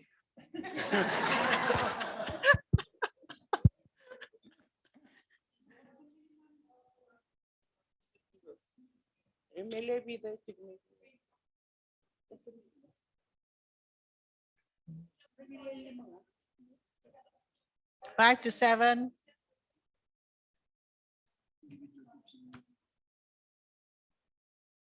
It should be manageable, the size, eh? Not too big, not too small. You can start off with 10 ladies. You can start off the center with 10 women. And then once you are into the program, then you can add in more. But the maximum is 20 to 35.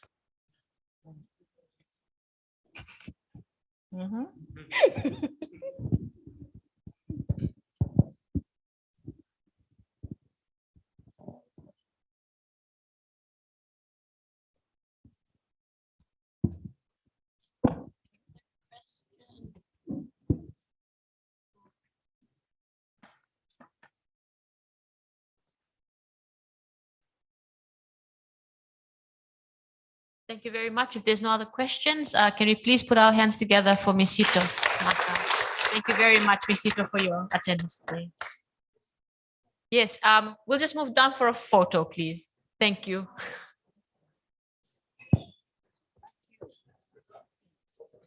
Come, photo. You have to show them.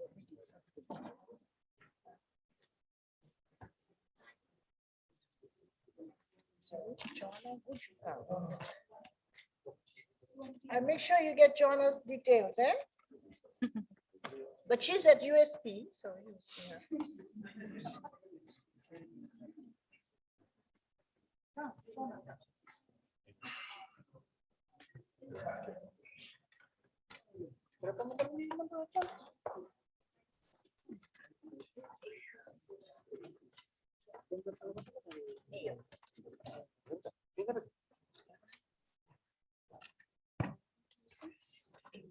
Hey, give the phone to her.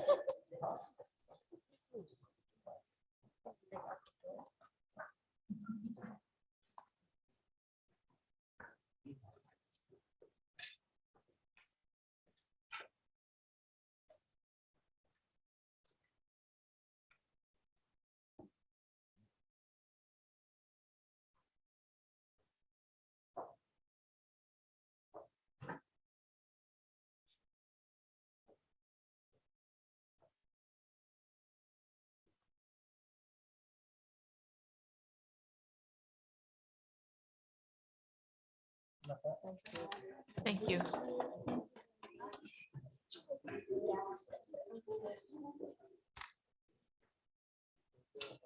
What does it look like? I see.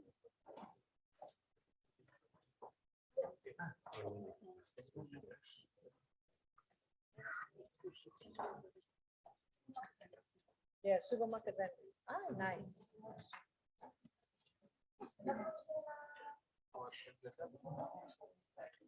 Yeah, good.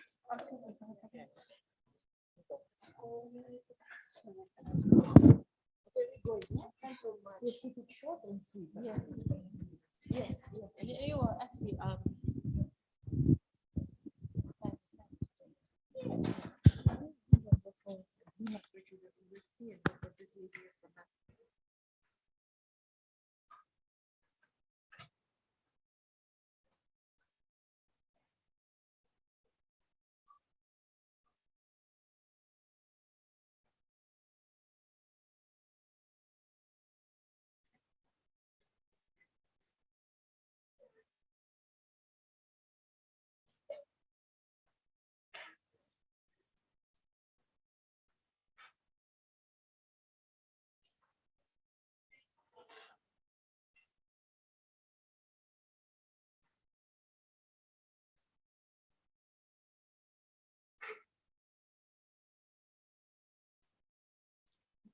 Yeah, they can sit there. Cooperative. Benny, I'm good. You had a presentation, you're gonna just read it. Yeah. Ready? Set. Okay, ladies and gentlemen, thank you very much for your patience. Now we'll have Mr. Benyame, who is from Cooperative College of Fiji, which comes under MITT. Thank you.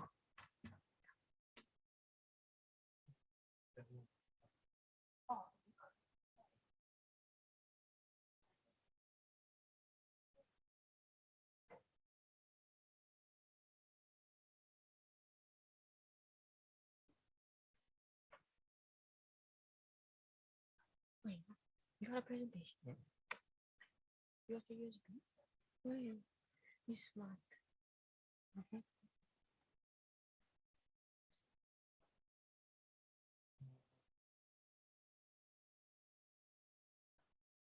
Board of Directors, board. It's a PowerPoint. USP. So I put on the PowerPoint, nuts and bolts. Yeah. Nuts and bolts. So. And this order. Oh, got it. Okay, hold on. Do you want this one? Right. And this one. You want to play it now? Okay, hold on. Okay.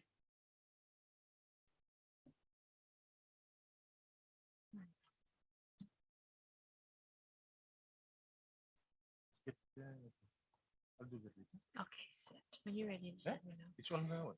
It's on, yeah. Did you just press, yeah, on the, no, I didn't put on the desktop. I put on the desktop, yeah? Yeah.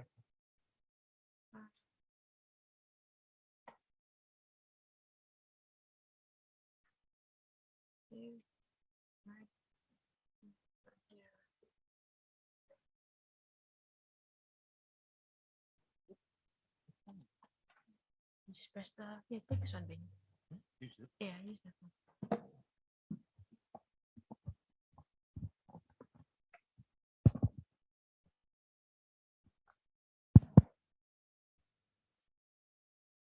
Bula to one and all.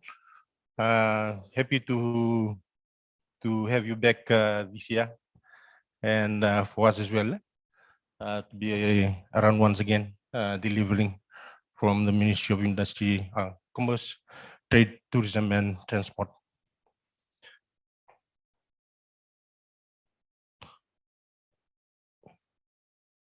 Yeah, just a brief introduction from I'm Benny Mbulebuka from the Hidden Paradise of Fiji. So I'm serving as the manager, Cooperative College of Fiji. I've been there for quite a while.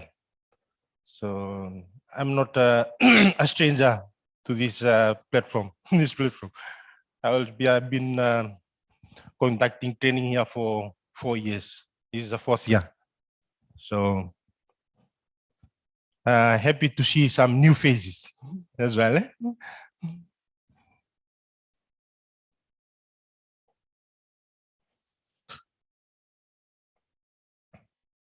Yeah, just be, I'll take us through with a story. You will get some insights from the story, a short story that I will share with you this afternoon. And there's some moral to the story, which I will ask some of you what you have gathered from the short story that I will share. Yeah, this is, I'll share a story back in my homeland, in my, not hometown, but I used to live there in Lambasa. But there was this gentleman from Bua. He's a prominent farmer, cover farmer. And understand most of you come from the village. And your commodities or your product would be kava, dalo, or cassava. Okay, and that's why I'm sharing this story to you this afternoon. He's been farming He used to sell in the market in Lambasa to a middleman. But every time he plants 1,000 grog, the middleman knows that. Every time he goes to clean that, he knows that as well. If it's in the second year, he knows that very well. And in the fourth year, he knows when the cover is uprooted as well.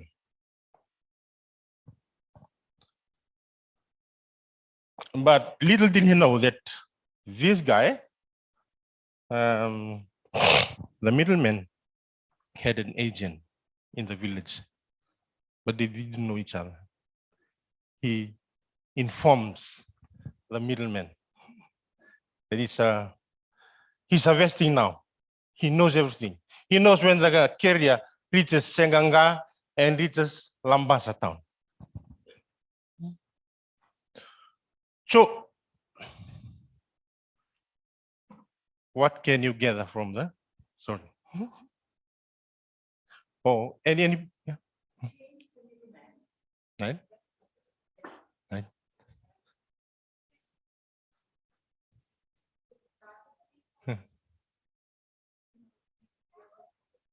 Networking. Right.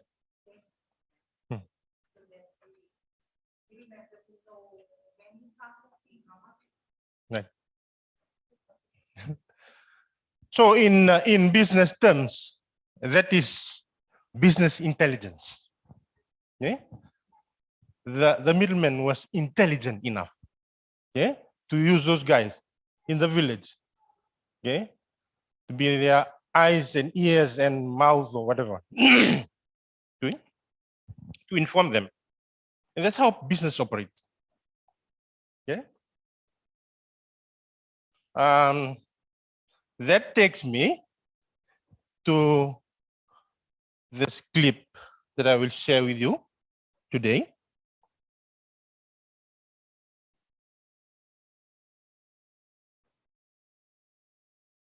And hope you'll learn something out of it.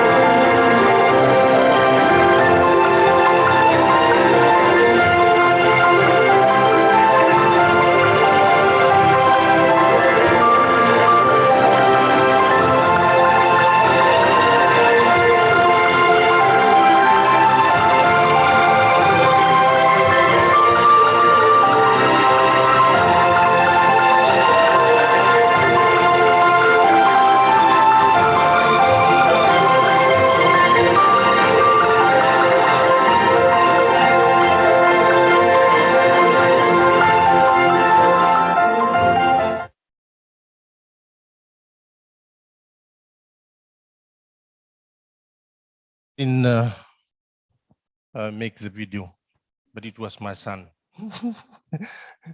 Okay. Did you find the answer to the story that I shared? Did you find the answer? Walking together. Okay. cooperatively. Okay. Have you seen big businesses? Okay. Fiji Teachers Union, Harvester Business, and so forth. Okay. That is the answer to my story that I've shared.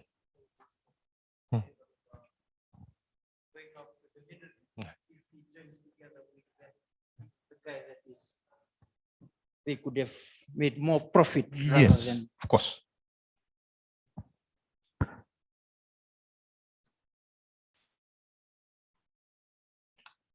Let me just round up my presentation.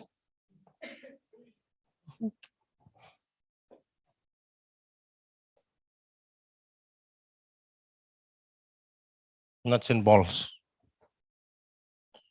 What is cooperative? That is it. In simple terms, voluntarily you can become a member, can come in and out anytime. Like-minded people with common interest, they join this group. Okay. Hey, we think the same thing. Yes? I disagree with you. Do you think that guy will make up a good member? Like-minded people join this group. It's democratically controlled, have a voice, right to speak, right to decide and make decisions. They manage and control and get benefits out of it. So that's a hallmark, a characteristic of cooperative. They are owned by members themselves. We are not here to keep your money, but we are just here to monitor and advise. They manage and they benefit out. Okay? They have values as well. Chunai tobo. Okay? Matalia kinana song lo batimi boleh. You have values, self-help. You help your own self. Okay? First, before asking for grant. Democratically, they work together, solidarity and equity as well. Okay? Equality shared equally in terms of monetary terms, and also with equity, regardless of what kind of state in life that you are facing, you're also roped in. A responsibility, you have to be a responsible member if you have to join a cooperative. Principle has, as you have seen in the short clip, okay, autonomy and independence. Okay, it does not depend on any agencies for decisions. Okay, democratic. Okay, they champion democratic for their members, voluntarily as well. Economic participation, so they have to participate economically, giving funds and all. Concern for the communities. I always stress this, the 3 Ps. If you're earning profit, think about your people and think about the planet as well. So those are the 3 bottom lines in any business. Cooperation amongst cooperatives, I think this principle came out clearly during this COVID, where cooperatives really reached out to other cooperatives, helping their members. So they cooperated, okay, all around the world. If you want success stories, I can say it with you. Education and information. Cooperatives, they offer this service as well through our support from the Cooperative College of Fiji. You want it or not, will provide you the education and information as well. Cooperative structure, in terms of, that's a supreme organ for any cooperative, where members' decisions are paramount. And board members, it goes on to the board members who are there on behalf of the members, and we have the operation team and shareholders or owners. We have supervisory committee. Only supervisory committee comes in only when the membership goes above 50. So that's a good thing, that a group that monitors overall. Okay, you need to be monitored if you're running a business. Why do you join the cooperative? It's a legal entity. Takes holiday for 8 years with FIRCA. Okay, so you should be happy to see this. Yes, you want to join? Cooperative laws and policies. These are governing documents that governs a group in order to run successfully. Dividends and bonuses. Those are, incentives that you get out from the business if it is profitable. Okay, and also training. Training is offered. Improve general welfare of. Okay. Sometime way back in 2 years ago, you had this bamboo house, but after 3 years, you'll see a change. That's because of cooperative. Okay, those are some impacts that members get out of their from their cooperative. They coordinate and facilitate marketing. Okay, I believe most of us come from the islands. Okay. What is lacking is the joint marketing. Okay, just because of our scattered geographical location that we have in the outer islands. But the answer is joint marketing in terms of cooperative model. Benefits to the nation, creates new market. Okay. I believe you have been hearing stories about cooperatives. Yes? Yes or no? Right. In the news, in the parliament. Okay? It's at the forefront of any decision right now. Okay? So you're happy that the government is taking a major role in trying to fund. Okay? We are funders. My colleagues will be talking about funding. Okay, there are other programs. Okay, it shows that the government is supporting this model. Provision of essential services will be provided. Economic and social welfare as well will be improved. Okay, lesson on democracy. Where else can you learn democracy? In the cooperative. Okay, that will build you up. In terms of knowledge and skills to run any organization. It promotes social justice. Yeah? I tell you, in a cooperative, the law, they are there to govern, to protect the members. Okay? If you are intending to start a cooperative, okay, I tell you today, start. Okay, start. The laws will protect you. Okay, we have the laws there to protect you. A brother as a chairman can be sent to jail if he does mismanage. Okay, and in the cooperative you can call yourself my brother. Why? You address him as a chair. Okay?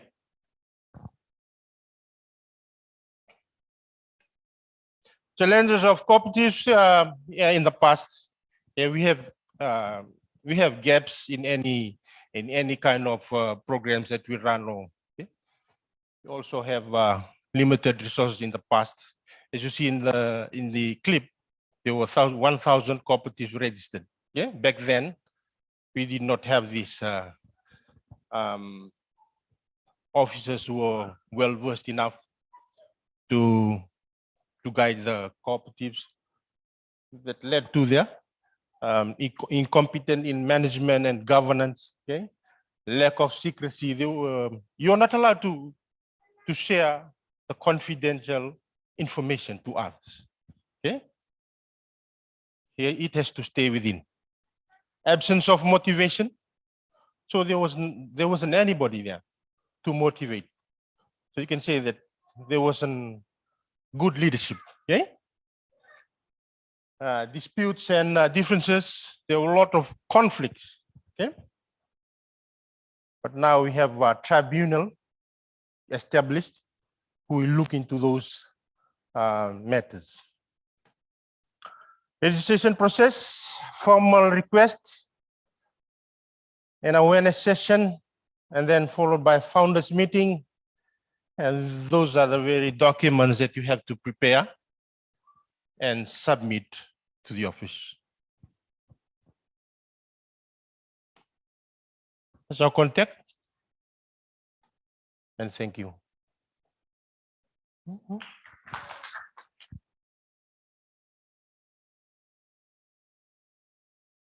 My colleagues, since we have only 1 hour,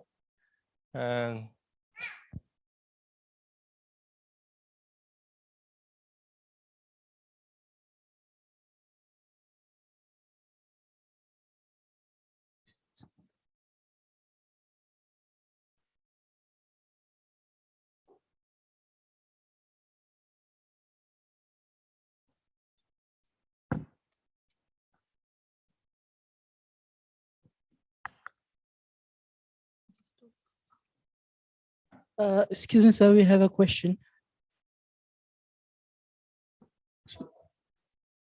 Dia uso jauh sana bosan di babis mendo.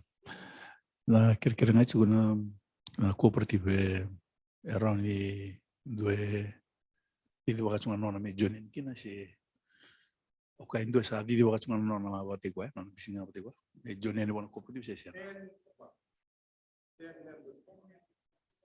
Yo kembali urana ba ambisi siran mera join talang. Mera join talang lecin mera galang.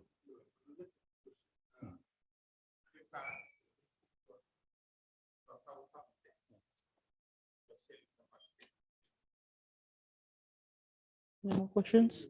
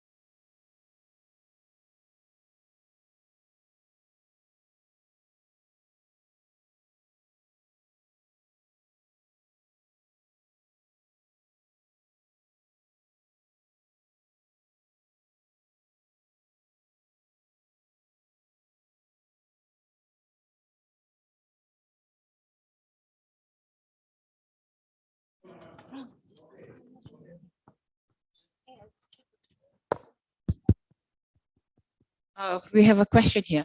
How much capital would each member have on the project in the business? Okay, this business model, I believe it was I remember this for those of us who can, in the 70s and 80s. Why do you think it has disappeared slowly? This business cooperative model. For me personally, because when we hear cooperative, oh, okay, this was way back in the 70s and 80s.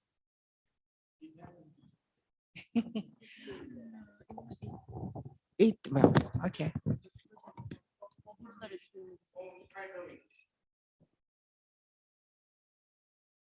Okay. Thank you.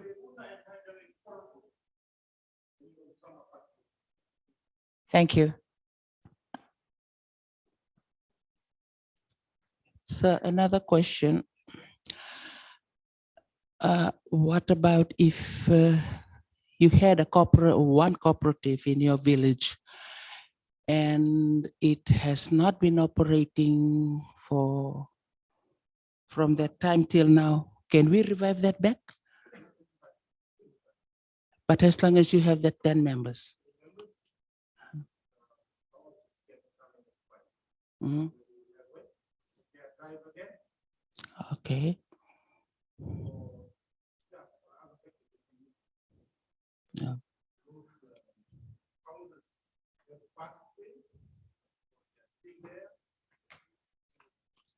Yeah, no, the founder of this one has passed away, and we are more interested to revive that back again.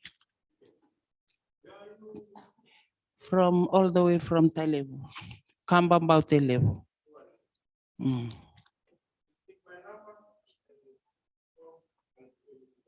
Okay, thank you very much.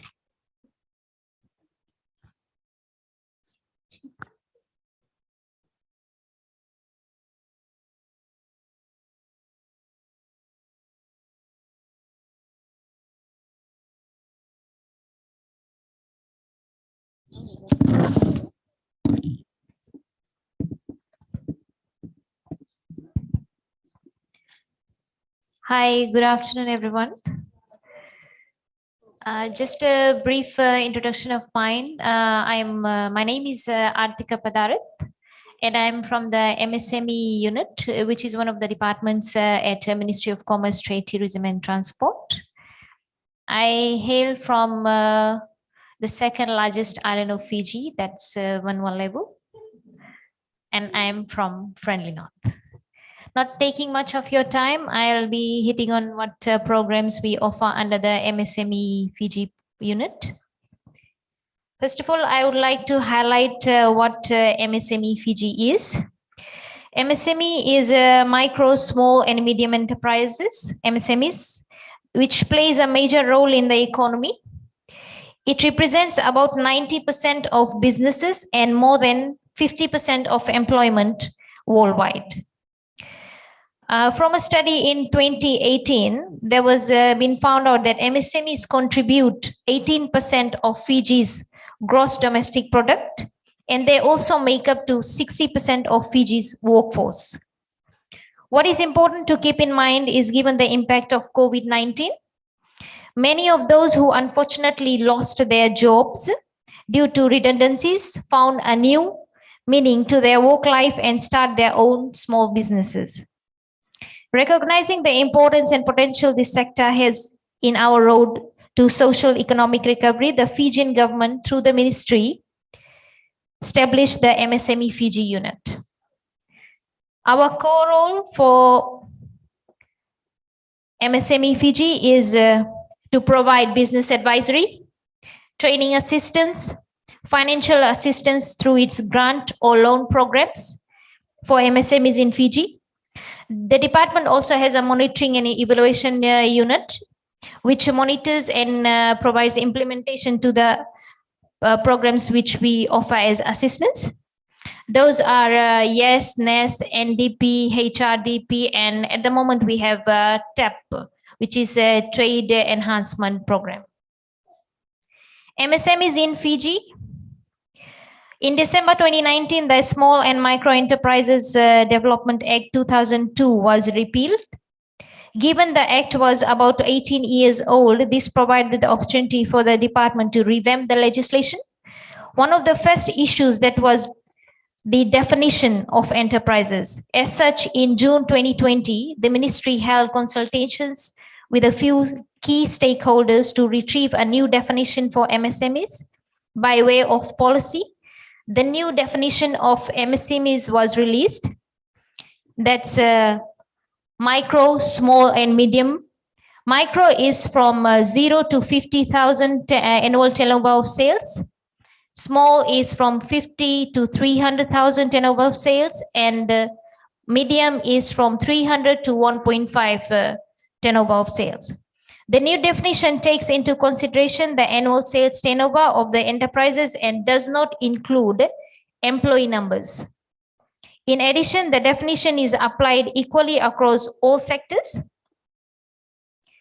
And these are some of the programs which we offer that are, yes, Young Entrepreneurship, NES National Export Strategy Program, NDP Northern Development Program, HRDP, and TAP. So going on to touching for, yes, one of the programs, that's this program was initiated in 2017, whereby 10 of aspiring entrepreneurs have been granted with this assistance. The three main components to consider when applying for this program are innovation, uniqueness, and commercial viability. Innovation, in a sense, something which is different, what extra feature you're gonna add to the business to make it different from the rest. Whereas innovative is developing new product or improving existing technologies, processes, design, and marketing to solve problems, reach new customers that ultimately increase profit. Uniqueness is the sense that something that will make businesses be only one of its kind, something different, something new which is not in place at the moment. What idea or concept you're gonna bring that will make a change to what current businesses are having. And looking at commercial viability, in this sense that business is able to grow and survive, it factors in target market, competition, sourcing, and overall financial potential. For business plan and cash flow, our ministry also holds a website whereby YES program is online and we only accept online application. Our business plan and cash flow templates are available, as well as the application form whereby you can fill the sample template and forward it to us. That's on yes.gov.fj. And addition to this program does not fund operating expenditure, that's rent, salaries or wages, utility bills, inventory, etc. We only cater for capital expenditure, and if so you are approved and given the grant, then we will only, the grant will be directly given to the suppliers. Say for example, you are buying a machinery or any item, then the supplier will be given the grant. The original applicant will, it's not that the ministry will pay directly to the original applicant. It will directly go to the supplier, and later on our monitoring team will also monitor for the progress of the program.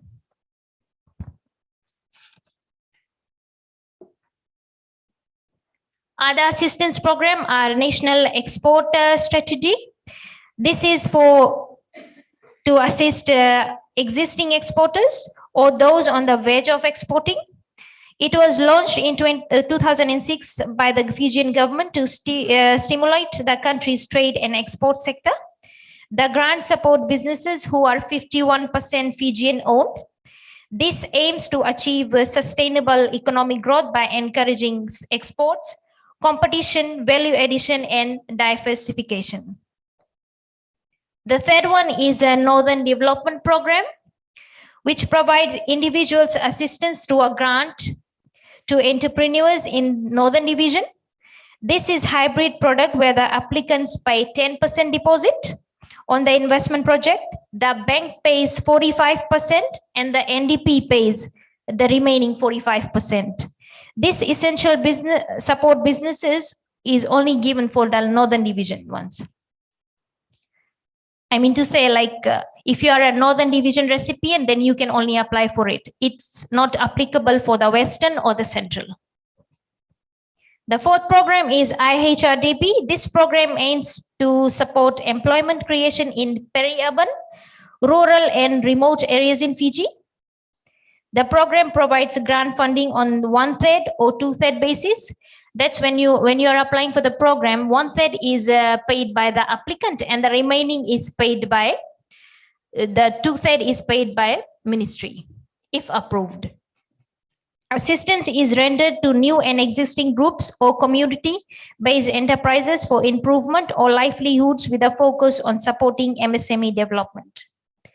The last one is a trade enhancement program, which just got launched this month on the 12th. And it is a grant which maximum amount is given as a $500 grant for micro businesses. If your turnover is up to 50,000, then you can apply for it.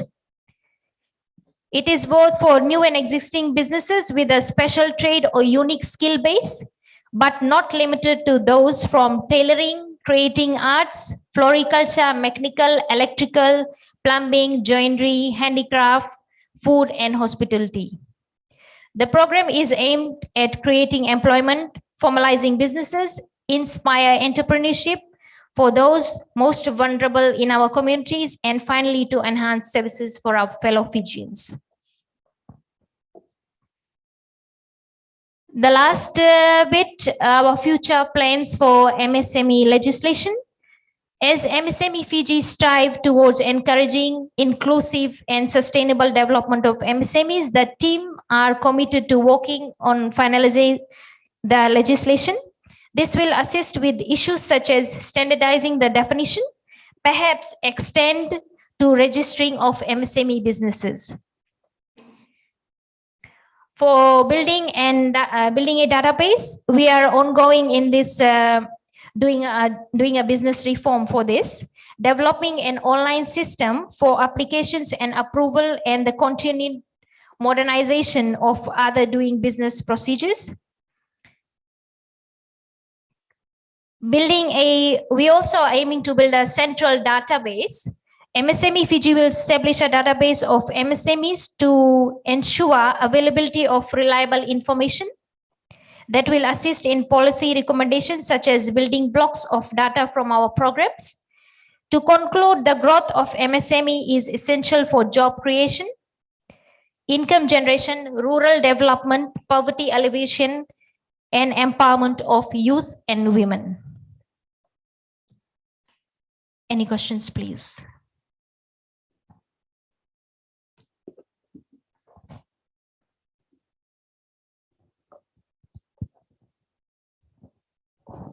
Thank you, ma'am. My question is for the other assistant program. What other development program do you do for the Northern development?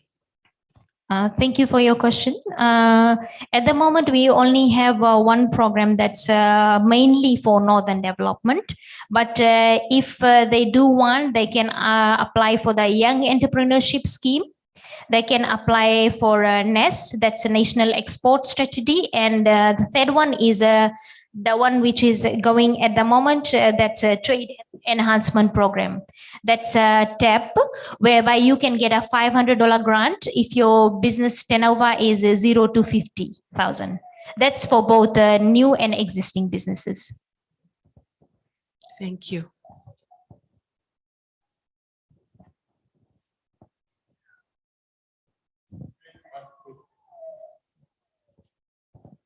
Please feel free to ask questions, because in this you can, if you are willing to start up a business, or you are already in the business, or you have a family member or a friend who's in business, you can at least relay the message that there's a grant out and they can apply for assistance to progress.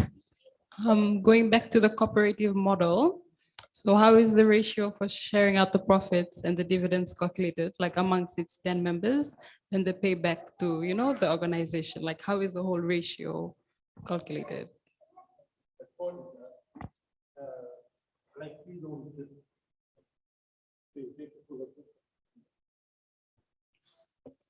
Like when it's share drive, okay, everybody gives equally. So you get, in return, you'll get equal share as well. Right? Okay, thank you.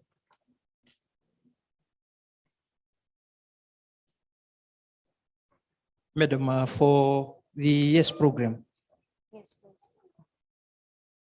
what is the age and what's all intact there for us young entrepreneurs? Okay, for YES program, the age criteria is from 18 to 40 years. And sorry, what was the additional question you had? What are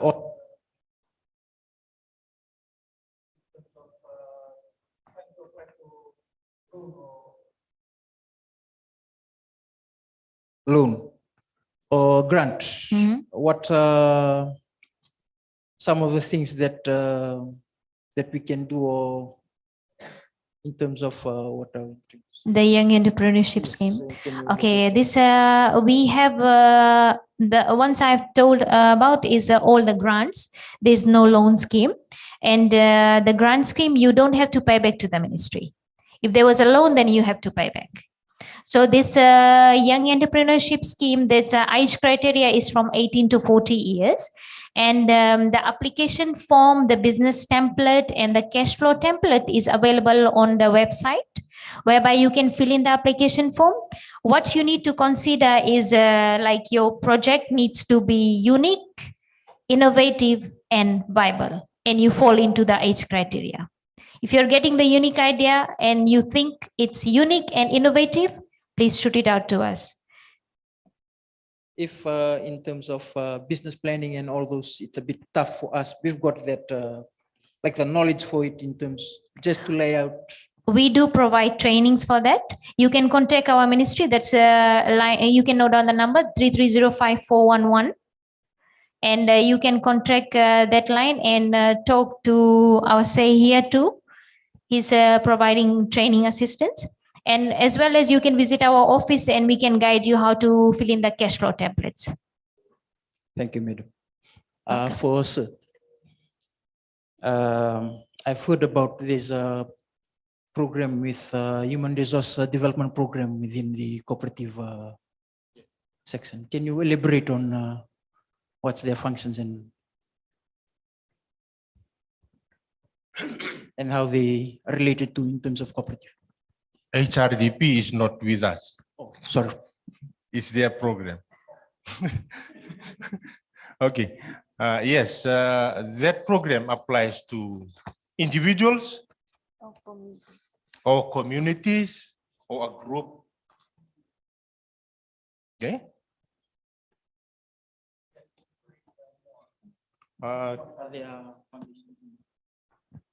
This program, HRDP, that's normally focused for individuals or communities. That's mainly for those who are from the peri-urban, the rural and remote areas. So say, for example, you are applying for 100,000. So you have to contribute 1/3 of the item, 1/3 of the amount to the ministry, and the 2/3 will be paid by the ministry. That is subject to approval. Is that answering your question? Yes, madam. Okay, Thank you very much. thank you.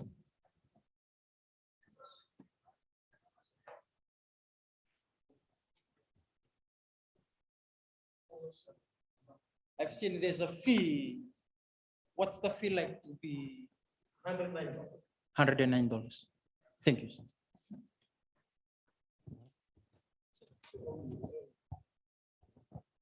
Ma'am, can we get your number again? You just mentioned 3305-411. That's a landline number.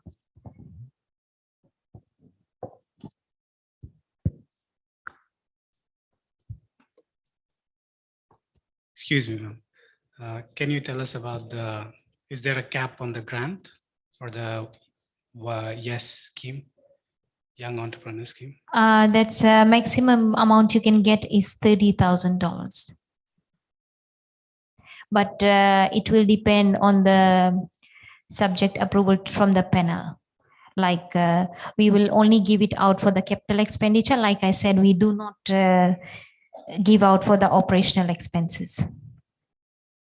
That's like rent, salary, wages, utility bills, inventory, or any expenditure which is falling under operational expense.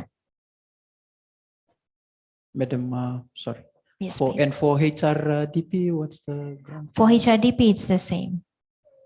Yes, if government is giving out any grant, they normally focusing on capital expenditures. We do not cover for operational. It's mainly case by case basis.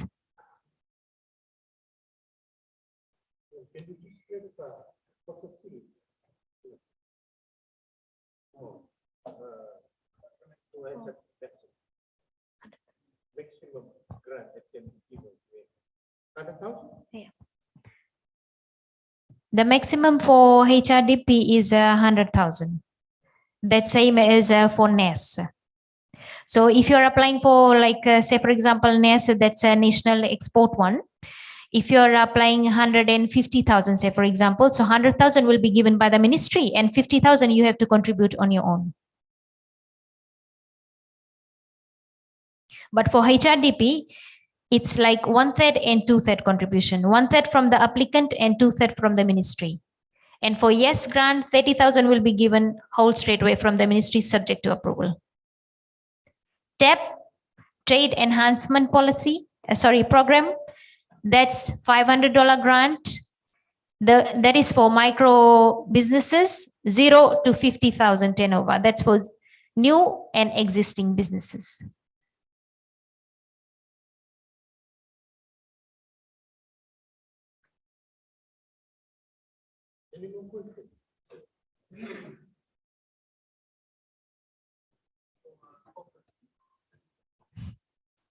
Cooperative, is it supposed to be operational, or we can apply first then in terms of trying to access grant?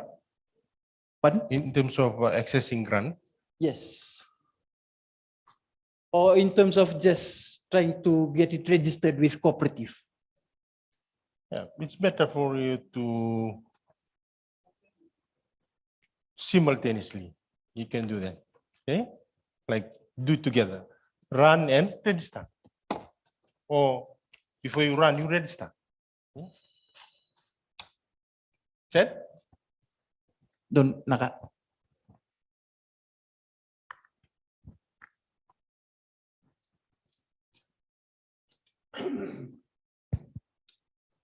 Just going back to the ratio. So is there a limit to the equity to liability ratio for like when a person starts?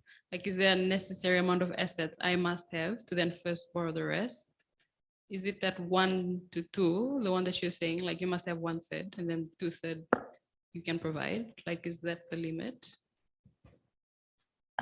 We do not calculate based on the assets you have. It's the amount of grant you're requesting. Like the 1/3 and 2/3 will be based on the grant amount you have requested. Say, for instance, you have applied for 300,000, that's not applicable, right? So if you're like applying for 100,000, so 1/3 of 100,000, the applicant will pay, and the 2/3 will be contributed from the ministry. We do not calculate from whatever assets you have, or if you don't have any assets. It's like meeting the criteria of the program. So then like in the balance sheet, that 100 grand would be completely the equity and the liability. Yes, yes. Then it's just You cannot deem that as a liability because you don't have to pay it back. Oh, yes, it's a grant. Like I said earlier, it's a grant you don't have to pay back to the ministry. If it was a loan, then you have to pay back. I guess you may have been in confusion with what happened last year in the supplementary budget. It was a concessional loan. Concessional loan was a 1-year holiday period where they do not have to pay, and then second year they start paying. So that program has already been like closed. It's no more. Whatever we have at the moment is trade enhancement program. That's a grant, $500 grant. So grant you don't have to pay back. All right, thank you. Understood now.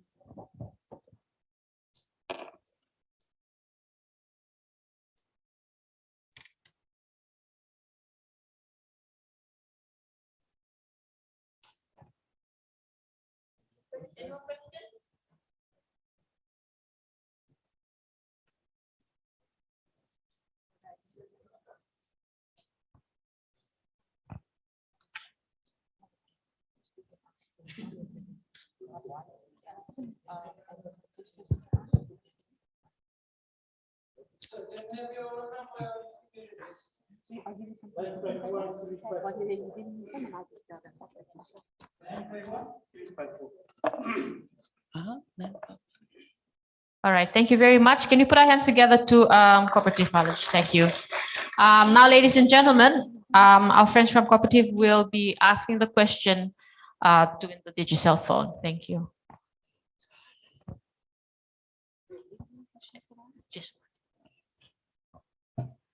Okay, since you guys don't have a question, I have a question for you. And from there, you'll receive a prize. Well, I didn't receive a prize from your questions, but you'll receive a prize from mine. So the first one who answers this question of mine will get a prize. So start getting your brains working. Can anyone please tell me the definition of MSMEs?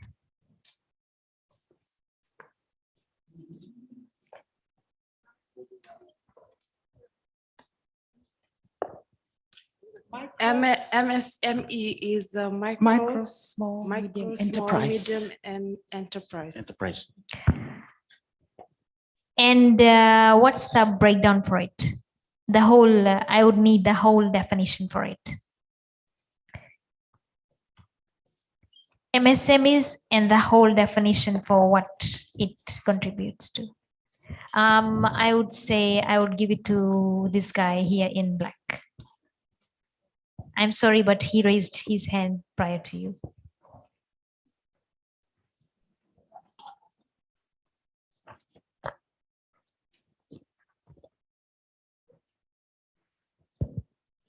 So the breakdown, you mean the category of micro, small, and medium, right?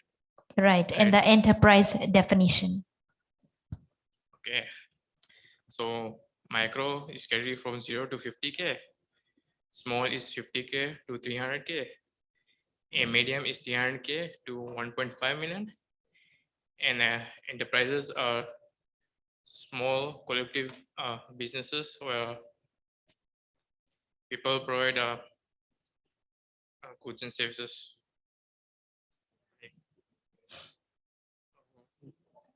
Enterprise has many meanings.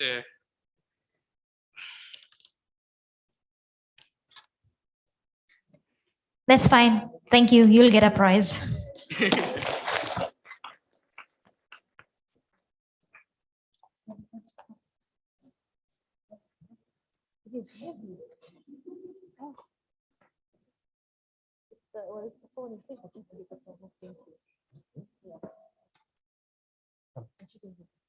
You can all give it in the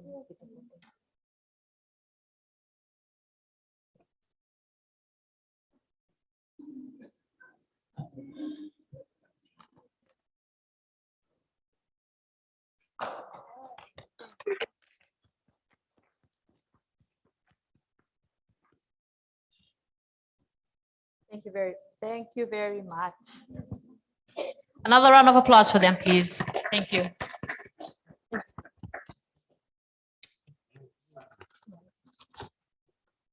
We have FTB next. He's just outside. I'll go and call him. And then we have one more prize to give away. Thank you so much.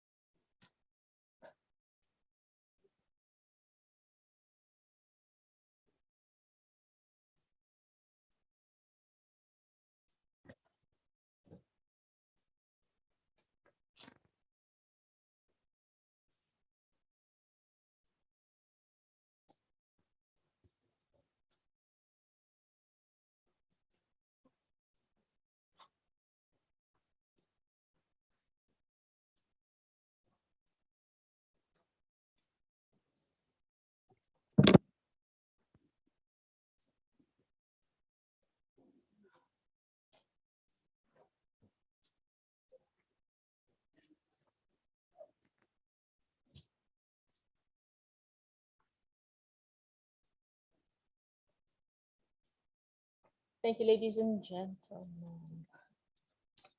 Thank you, ladies and gentlemen. Our last presenter today is Mr. Ramesh Chan from the Fiji Development Bank. Can we please give him a round of applause?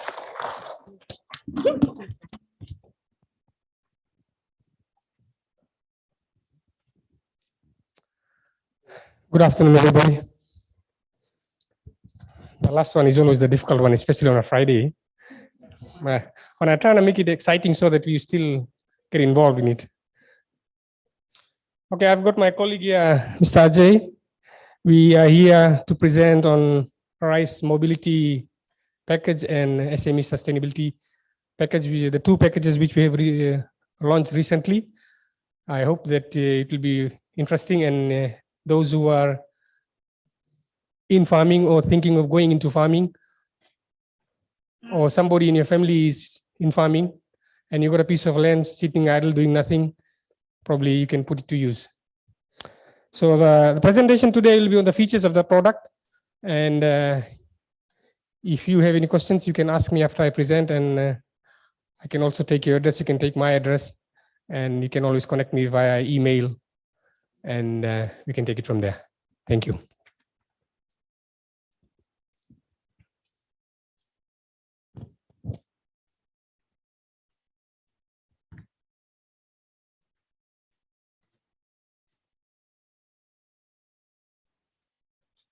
So,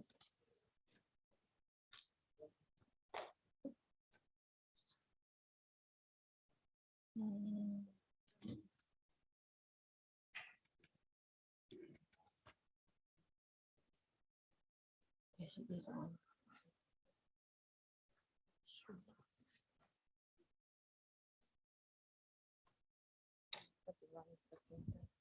I can use this. Would you like me to stand there? Yeah, probably. Just change your slides.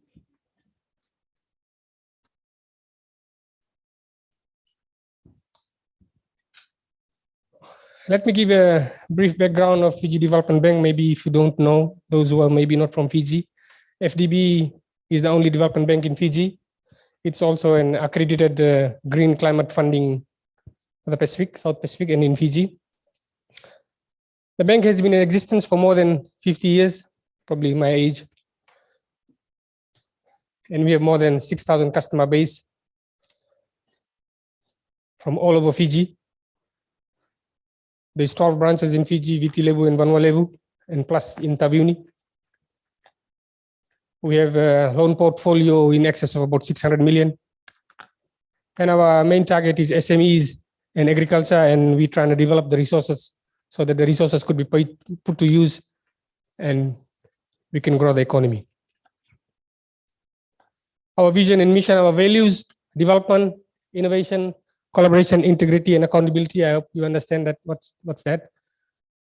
In terms of our mission, to provide financial and advisory services to assist in the economic development of Fiji, and in particular, development of agriculture, commerce, manufacturing industries. Yeah?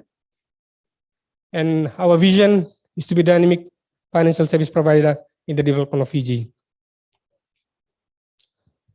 Now, to apply for a loan, there could be, you could apply in terms of legal entity. How can you apply? You could apply as a joint venture. You could apply as a partnership or cooperative. I think the cooperative made a presentation prior to this. You can form a cooperative and apply this. A lot of cooperatives which are to our clients, even as a sole trader or a limited liability company. So you can use those forms in the form of legal entity to apply for a loan. Let me talk about our recently launched Rice Mobility Package. The real need for us to put this package out is because in Fiji a lot of rice is imported. Probably 90% of our rice is imported from Vietnam and Thailand, and every year the government or the foreign exchange is close to about $50 to $60 million in importing rice. So there's a huge market in terms of rice. Rice had been pretty well developed in Fiji around late 80s and early 90s. I remember when I was a school student in Coronivia as well, we used to go to so many farms in Nosori, Lakena, this area is all full of rice, but no more, there's no more rice there. So the intention is to get people into rice farming, and Fiji Rice has confirmed that any rice produced in Fiji, they're ready to buy, but it depends on the quality and the breed, I mean the variety you use. Yeah? So who can apply? Previous one. Yeah. Again, as a sole trader or a joint venture, you can apply a cooperative, a partnership, or a company. In terms of eligibility criteria, you could be a new or an existing rice farmer. But if it's a company, we want to have at least 51% local shareholding so that it's controlled locally. And all people within the age limits of more than 21 can apply. It's open to all types of land leases, whether it's a Matangali land or a non-Matangali land. Matangali land is a Class J lease, so even outside that you can apply, or within that you can apply. But we need rice farms to be at least, the land size to be at least 5 acres so that it's a viable project.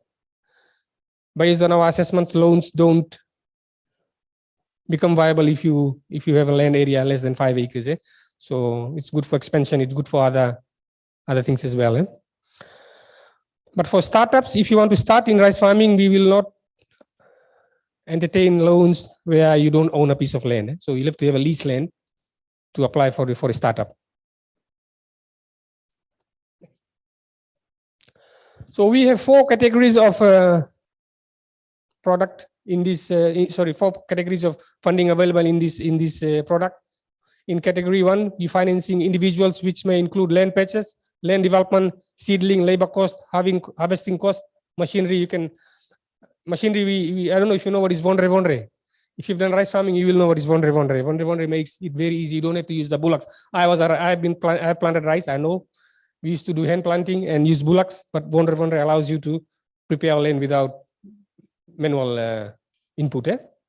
So we can finance that, and the farmland must be at least 5 acres. That's the category 1. In category 2, bit of commercial farming facility. It's for those in category 1, together with more farm machineries, and farmland area must be more than 10 acres. You'll understand why it's 10 acres, because you are using more mechanized kind of farming. So you need a bigger acreage. In category 3, it's a joint venture, cooperative or partnership. What it means is sometimes you can form a cooperatives in the area, so you can help other farmers. You can put in extra funding and extra equity to buy bigger machines and bigger equipment, so you can lease it out to other smaller farms, so that the farming becomes a viable and an economical product and a venture. In category 4, purchase of machinery for farming for individuals is in category 3 plus. You can also hire out your machines to farmers. So farmers can come and hire machines. I mean, we don't have those plenty in category 4, but right now we are looking at those at least in category 1 and category 2.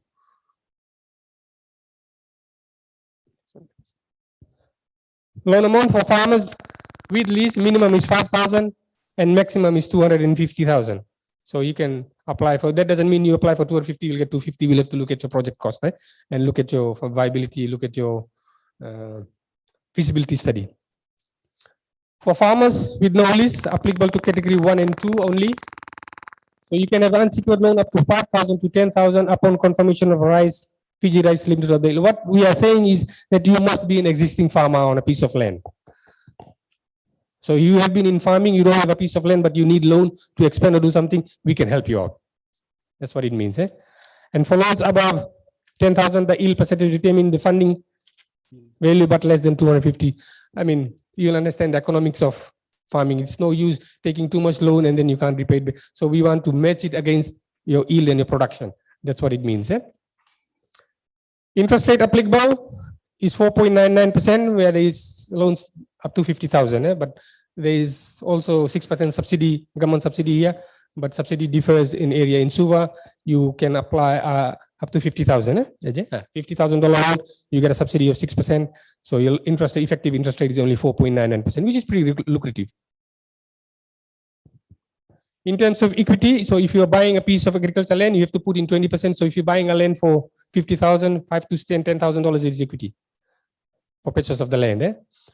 And then you put in 10% for your machinery and other things. So total comes to 30% if you're funding everything. But if you already own a piece of land, that's your equity. And then we can look at other parts. For working capital, for seedlings, labor cost, harvesting cost, you have to put in 20%, we'll put in the 80%. So you already own a farm or whatever. For farm machinery and equipment and other implements, you have to put in 10%. But it is again subject to viability, your production, your feasibility study, your viability must exist before we can consider that. How to apply? This package is already available online. You can go into our webpage. All information that I have said and I've shared with you is available online. It's pretty easy. Most of our loans is being applied through online now. So you can apply online. And the next product I'll talk about is the SME sustainability package, which we are working right now. We are pretty busy with this one. There's big numbers coming in. And again, who can apply is the same category, same legal entity can apply. It could be an existing business ownership, but 50% locally owned within the age limits. Open to all types of, if you are doing something with the land, otherwise SME should be in operation for more than. So what we want is at least you should be in business for 2 years. What we are seeing is that a lot of business were affected during COVID and other things. But so if you had still been in operation, we will consider you have accounts to prove that yes, you have been in operation for 2 years, we will consider you. But one of the requirements is your turnover should be more than 50,000 because that's the definition of SMEs. So your turnover has to be more than 50,000 to qualify for this. If you don't have 50,000 and above, we got another facility, not under this, but another package. But SME sustainability is for 50,000 and above turnover. And we will not fund for, if you want to start a business, there's a separate facility for that, not under this package, but another separate facility.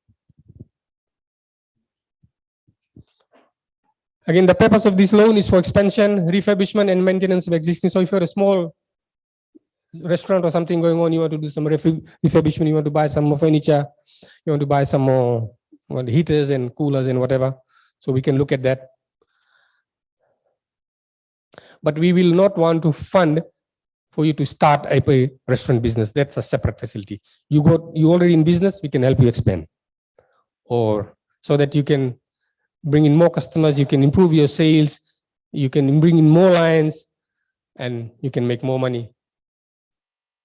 Loan amount could be minimum loan 5,000, we can go up to 50,000 again. Interest rate is 5% under this facility. There is no fees in terms of application, but there is small fees for loan maintenance and commitment fees if you don't withdraw disburse the loan on time. Loan term is 5 years. Equity is 20% of the project cost. For purchase of vehicles, even if you want to buy it, if you say for example you're buying a taxi, you want to buy a taxi, or you have a permit and you want to change your car, the equity is 30%. Sorry, 35% for the minibuses, 35%. The reason why we're asking for 35% equity because if you know the price of taxis have gone up and minibuses, and this is our lucrative business, but the permit is of value. Security we will take is mortgages, crop liens, security agreements. It not be applicable, all will not be applicable to one loan. It differs, but these are the types of securities we take. Even salary reductions, assignments, guarantees. Each loan is assessed based on its own merits. I'll talk about those merits going ahead. Again, this facility is currently available online and you can apply online.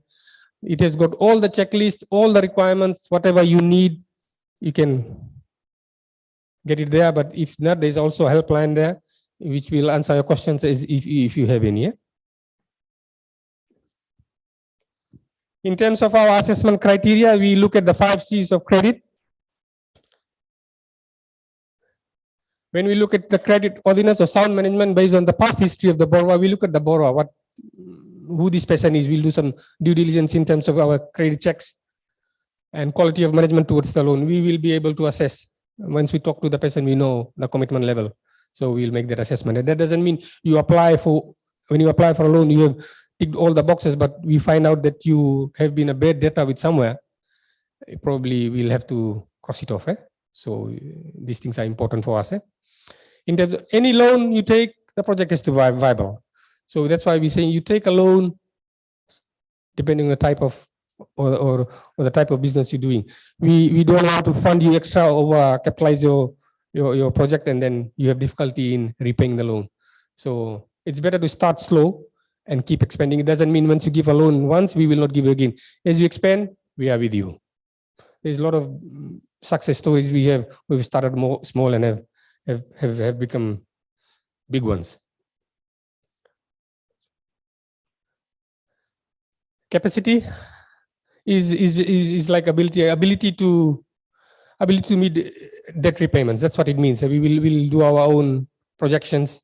Whatever you provide in terms of with your basis, we'll scrutinize. We got our own industry averages and systems and process of assessing this loan. So we will do our assessment and discuss with you why we think that your projection is overestimated or underestimated. This is what is industry's averages.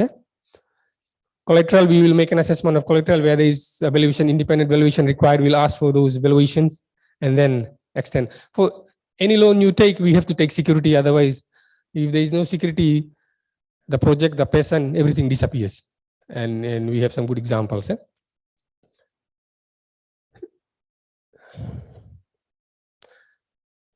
Bank policies within the bank's guidelines for lending. This may be the deposit requirement, age limitation, location of the project ownership. But we have some criteria in terms of our policy. So if you don't meet the age limit, then may not. We also have difficulty in. It's nothing against anybody, but if you are too old, say for example you are 80, 85 years old, we will probably ask your son to come in as well. So those kind of things we'll put in. And you have to meet the required deposit, and then project has to be viable, and we are with the threshold of our securities. So when we do assessment criteria, we look at the business plan, we look at the borrower's capital, because a lot of time we see when there is no equity, then the commitment level to the project is low. So that's the whole reason why we ask for equities, because there is some hurt money. There's some money from your pocket. You will not want to waste that money. So that's why we ask for equity. We will look at the project cost. Sometimes the line items within the project cost, we find out, say for example, I tell you, there could be a project for farming, and he puts in, okay, planting material, agro inputs, digger hire and all things, and all of a sudden there's transportation cost of $2,000. So we'll have to scrutinize, what is this $2,000? We get all these things, he said, oh, this is for my transport to come and go. If you are coming in and going by bus, then we don't need $2,000. And if you're living just close by to their farm. So that's what we mean. We also have a assessment of the project cost itself. When we say established market, we look at where you're going to sell. So if you are growing something, there is no market, but in Fiji you can sell. Market is available. Say for example, rice. Rice is guaranteed with Fiji rice. They'll buy all your rice. Similarly, other projects, farming, Dalo, Yangona, markets are available. Vegetables market is available. That's what we grow. Location, where we are saying location, we want farms to be within at least walking distance, at least 2 kilometers away from the main road where you're accessible by transport. If it takes half a day to reach your farm and then half a day to come back, then basically we have difficulty in supervising this kind of farms. What we mean by separate entity concept is we treat the business separate to your personal kitty. It's not that I need $20 today, I take it from here. It's a borrowed money from the business. So that's what we mean.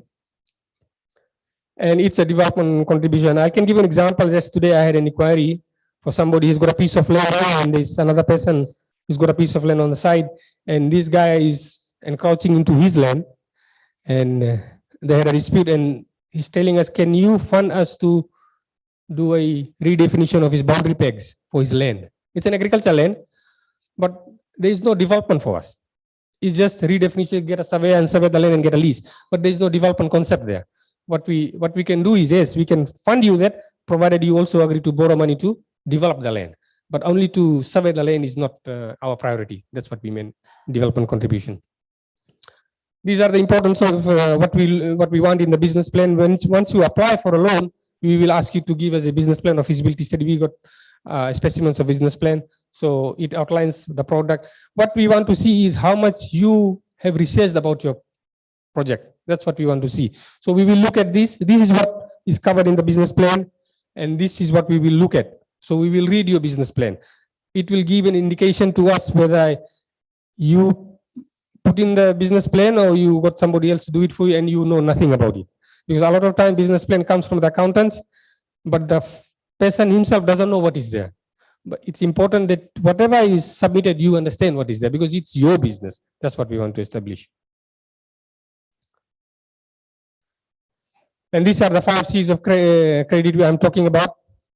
Condition of the assets, or condition of the business, condition of the economy, capital, how much equity you are putting in, character, we look at the person, character is the person, collateral is talking about security, and capacity is all about viability. That's all I have. If there's any questions, I'm glad to answer. Besides these 2 products, there's products for all other types of business, legal business in Fiji, and I'm sure we can accommodate most of the business in Fiji. Thank you.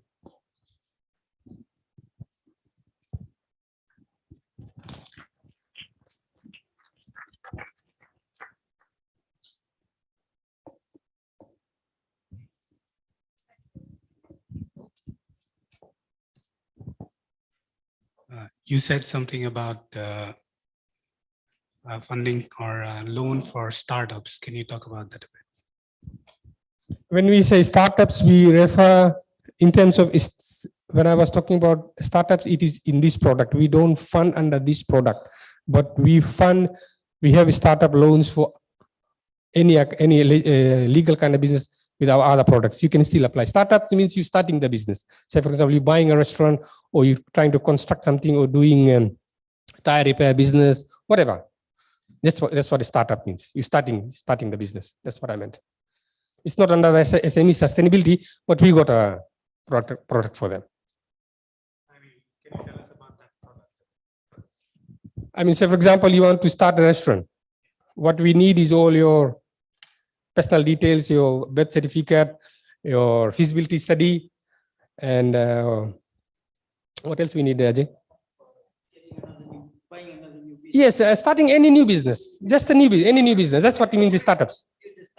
Yes, you are not in that business, but you are starting that business. That's what we mean. So that's what I say. I mean, if you want to start a restaurant business, you don't need 100,000. So we look at, maybe if you're buying walk-in, walk-out, probably 20,000 to walk-in, and maybe another $10,000, $15,000 for your equipment. So 35,000. So this is viable. You take $100,000 for a restaurant, it's not viable. You will never be able to pay it back. So that's what we talk about. I mean, we know how much loan is appropriate for a type of business. Have I answered you? Thank you.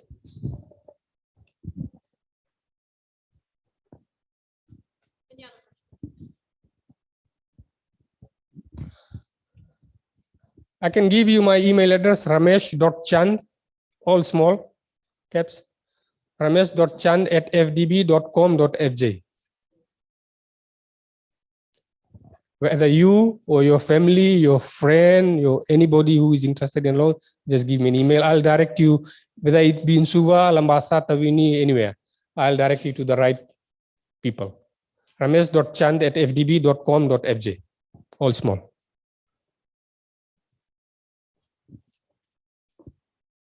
And if you want my business card, I also have a business card, but email is sufficient.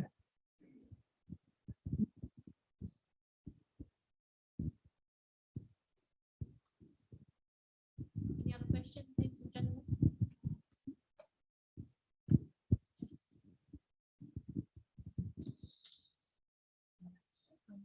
We have a gift. So what I'm going to ask the crowd is, what is the mission of FDB? And the first person that answers it will win a phone. All right, thank you very much. Please let us give a round of applause for Mr. Ramesh Naka. Okay, so we'll do the last phone. And the question is, and it's got to be exactly, if you can remember it. I mean, we just had it, it's on FDP.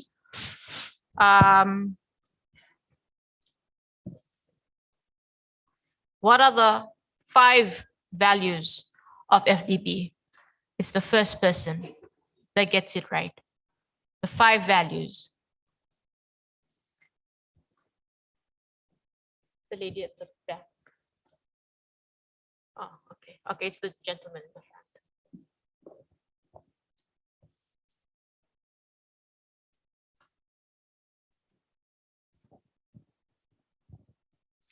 Democracy. Incorrect. Incorrect. Oh. Can you have it's the lady at the end there that put up her hand for everyone else.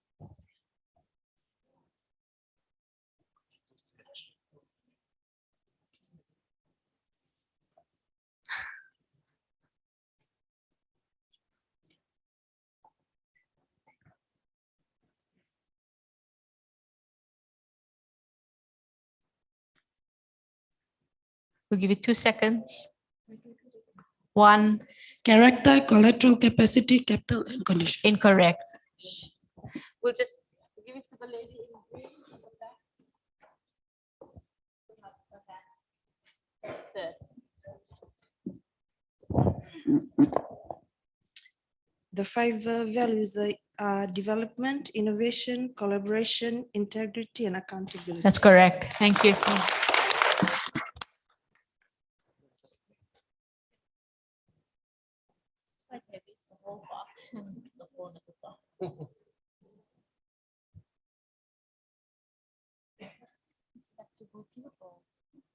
Yeah. Yeah. No.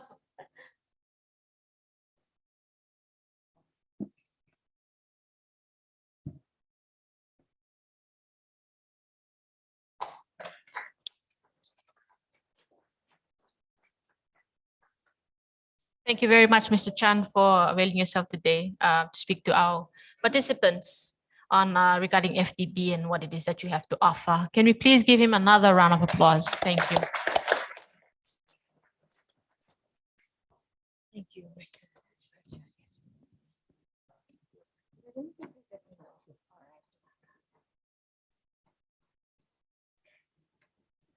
Okay, ladies and gentlemen, that was the last presentation for today, as well as for the USP Entrepreneurial Fair or Workshop 2022.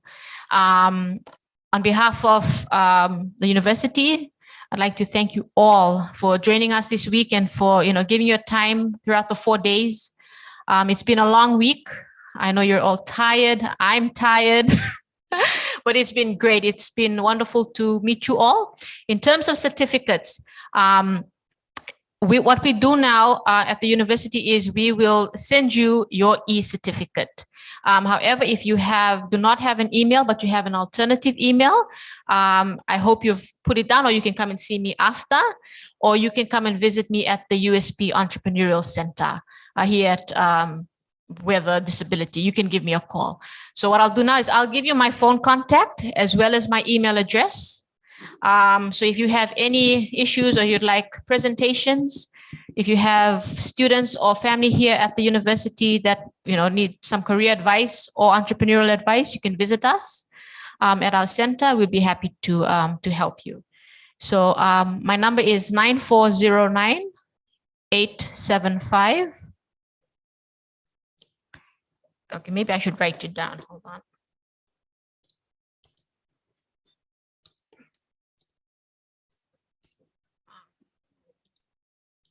So it's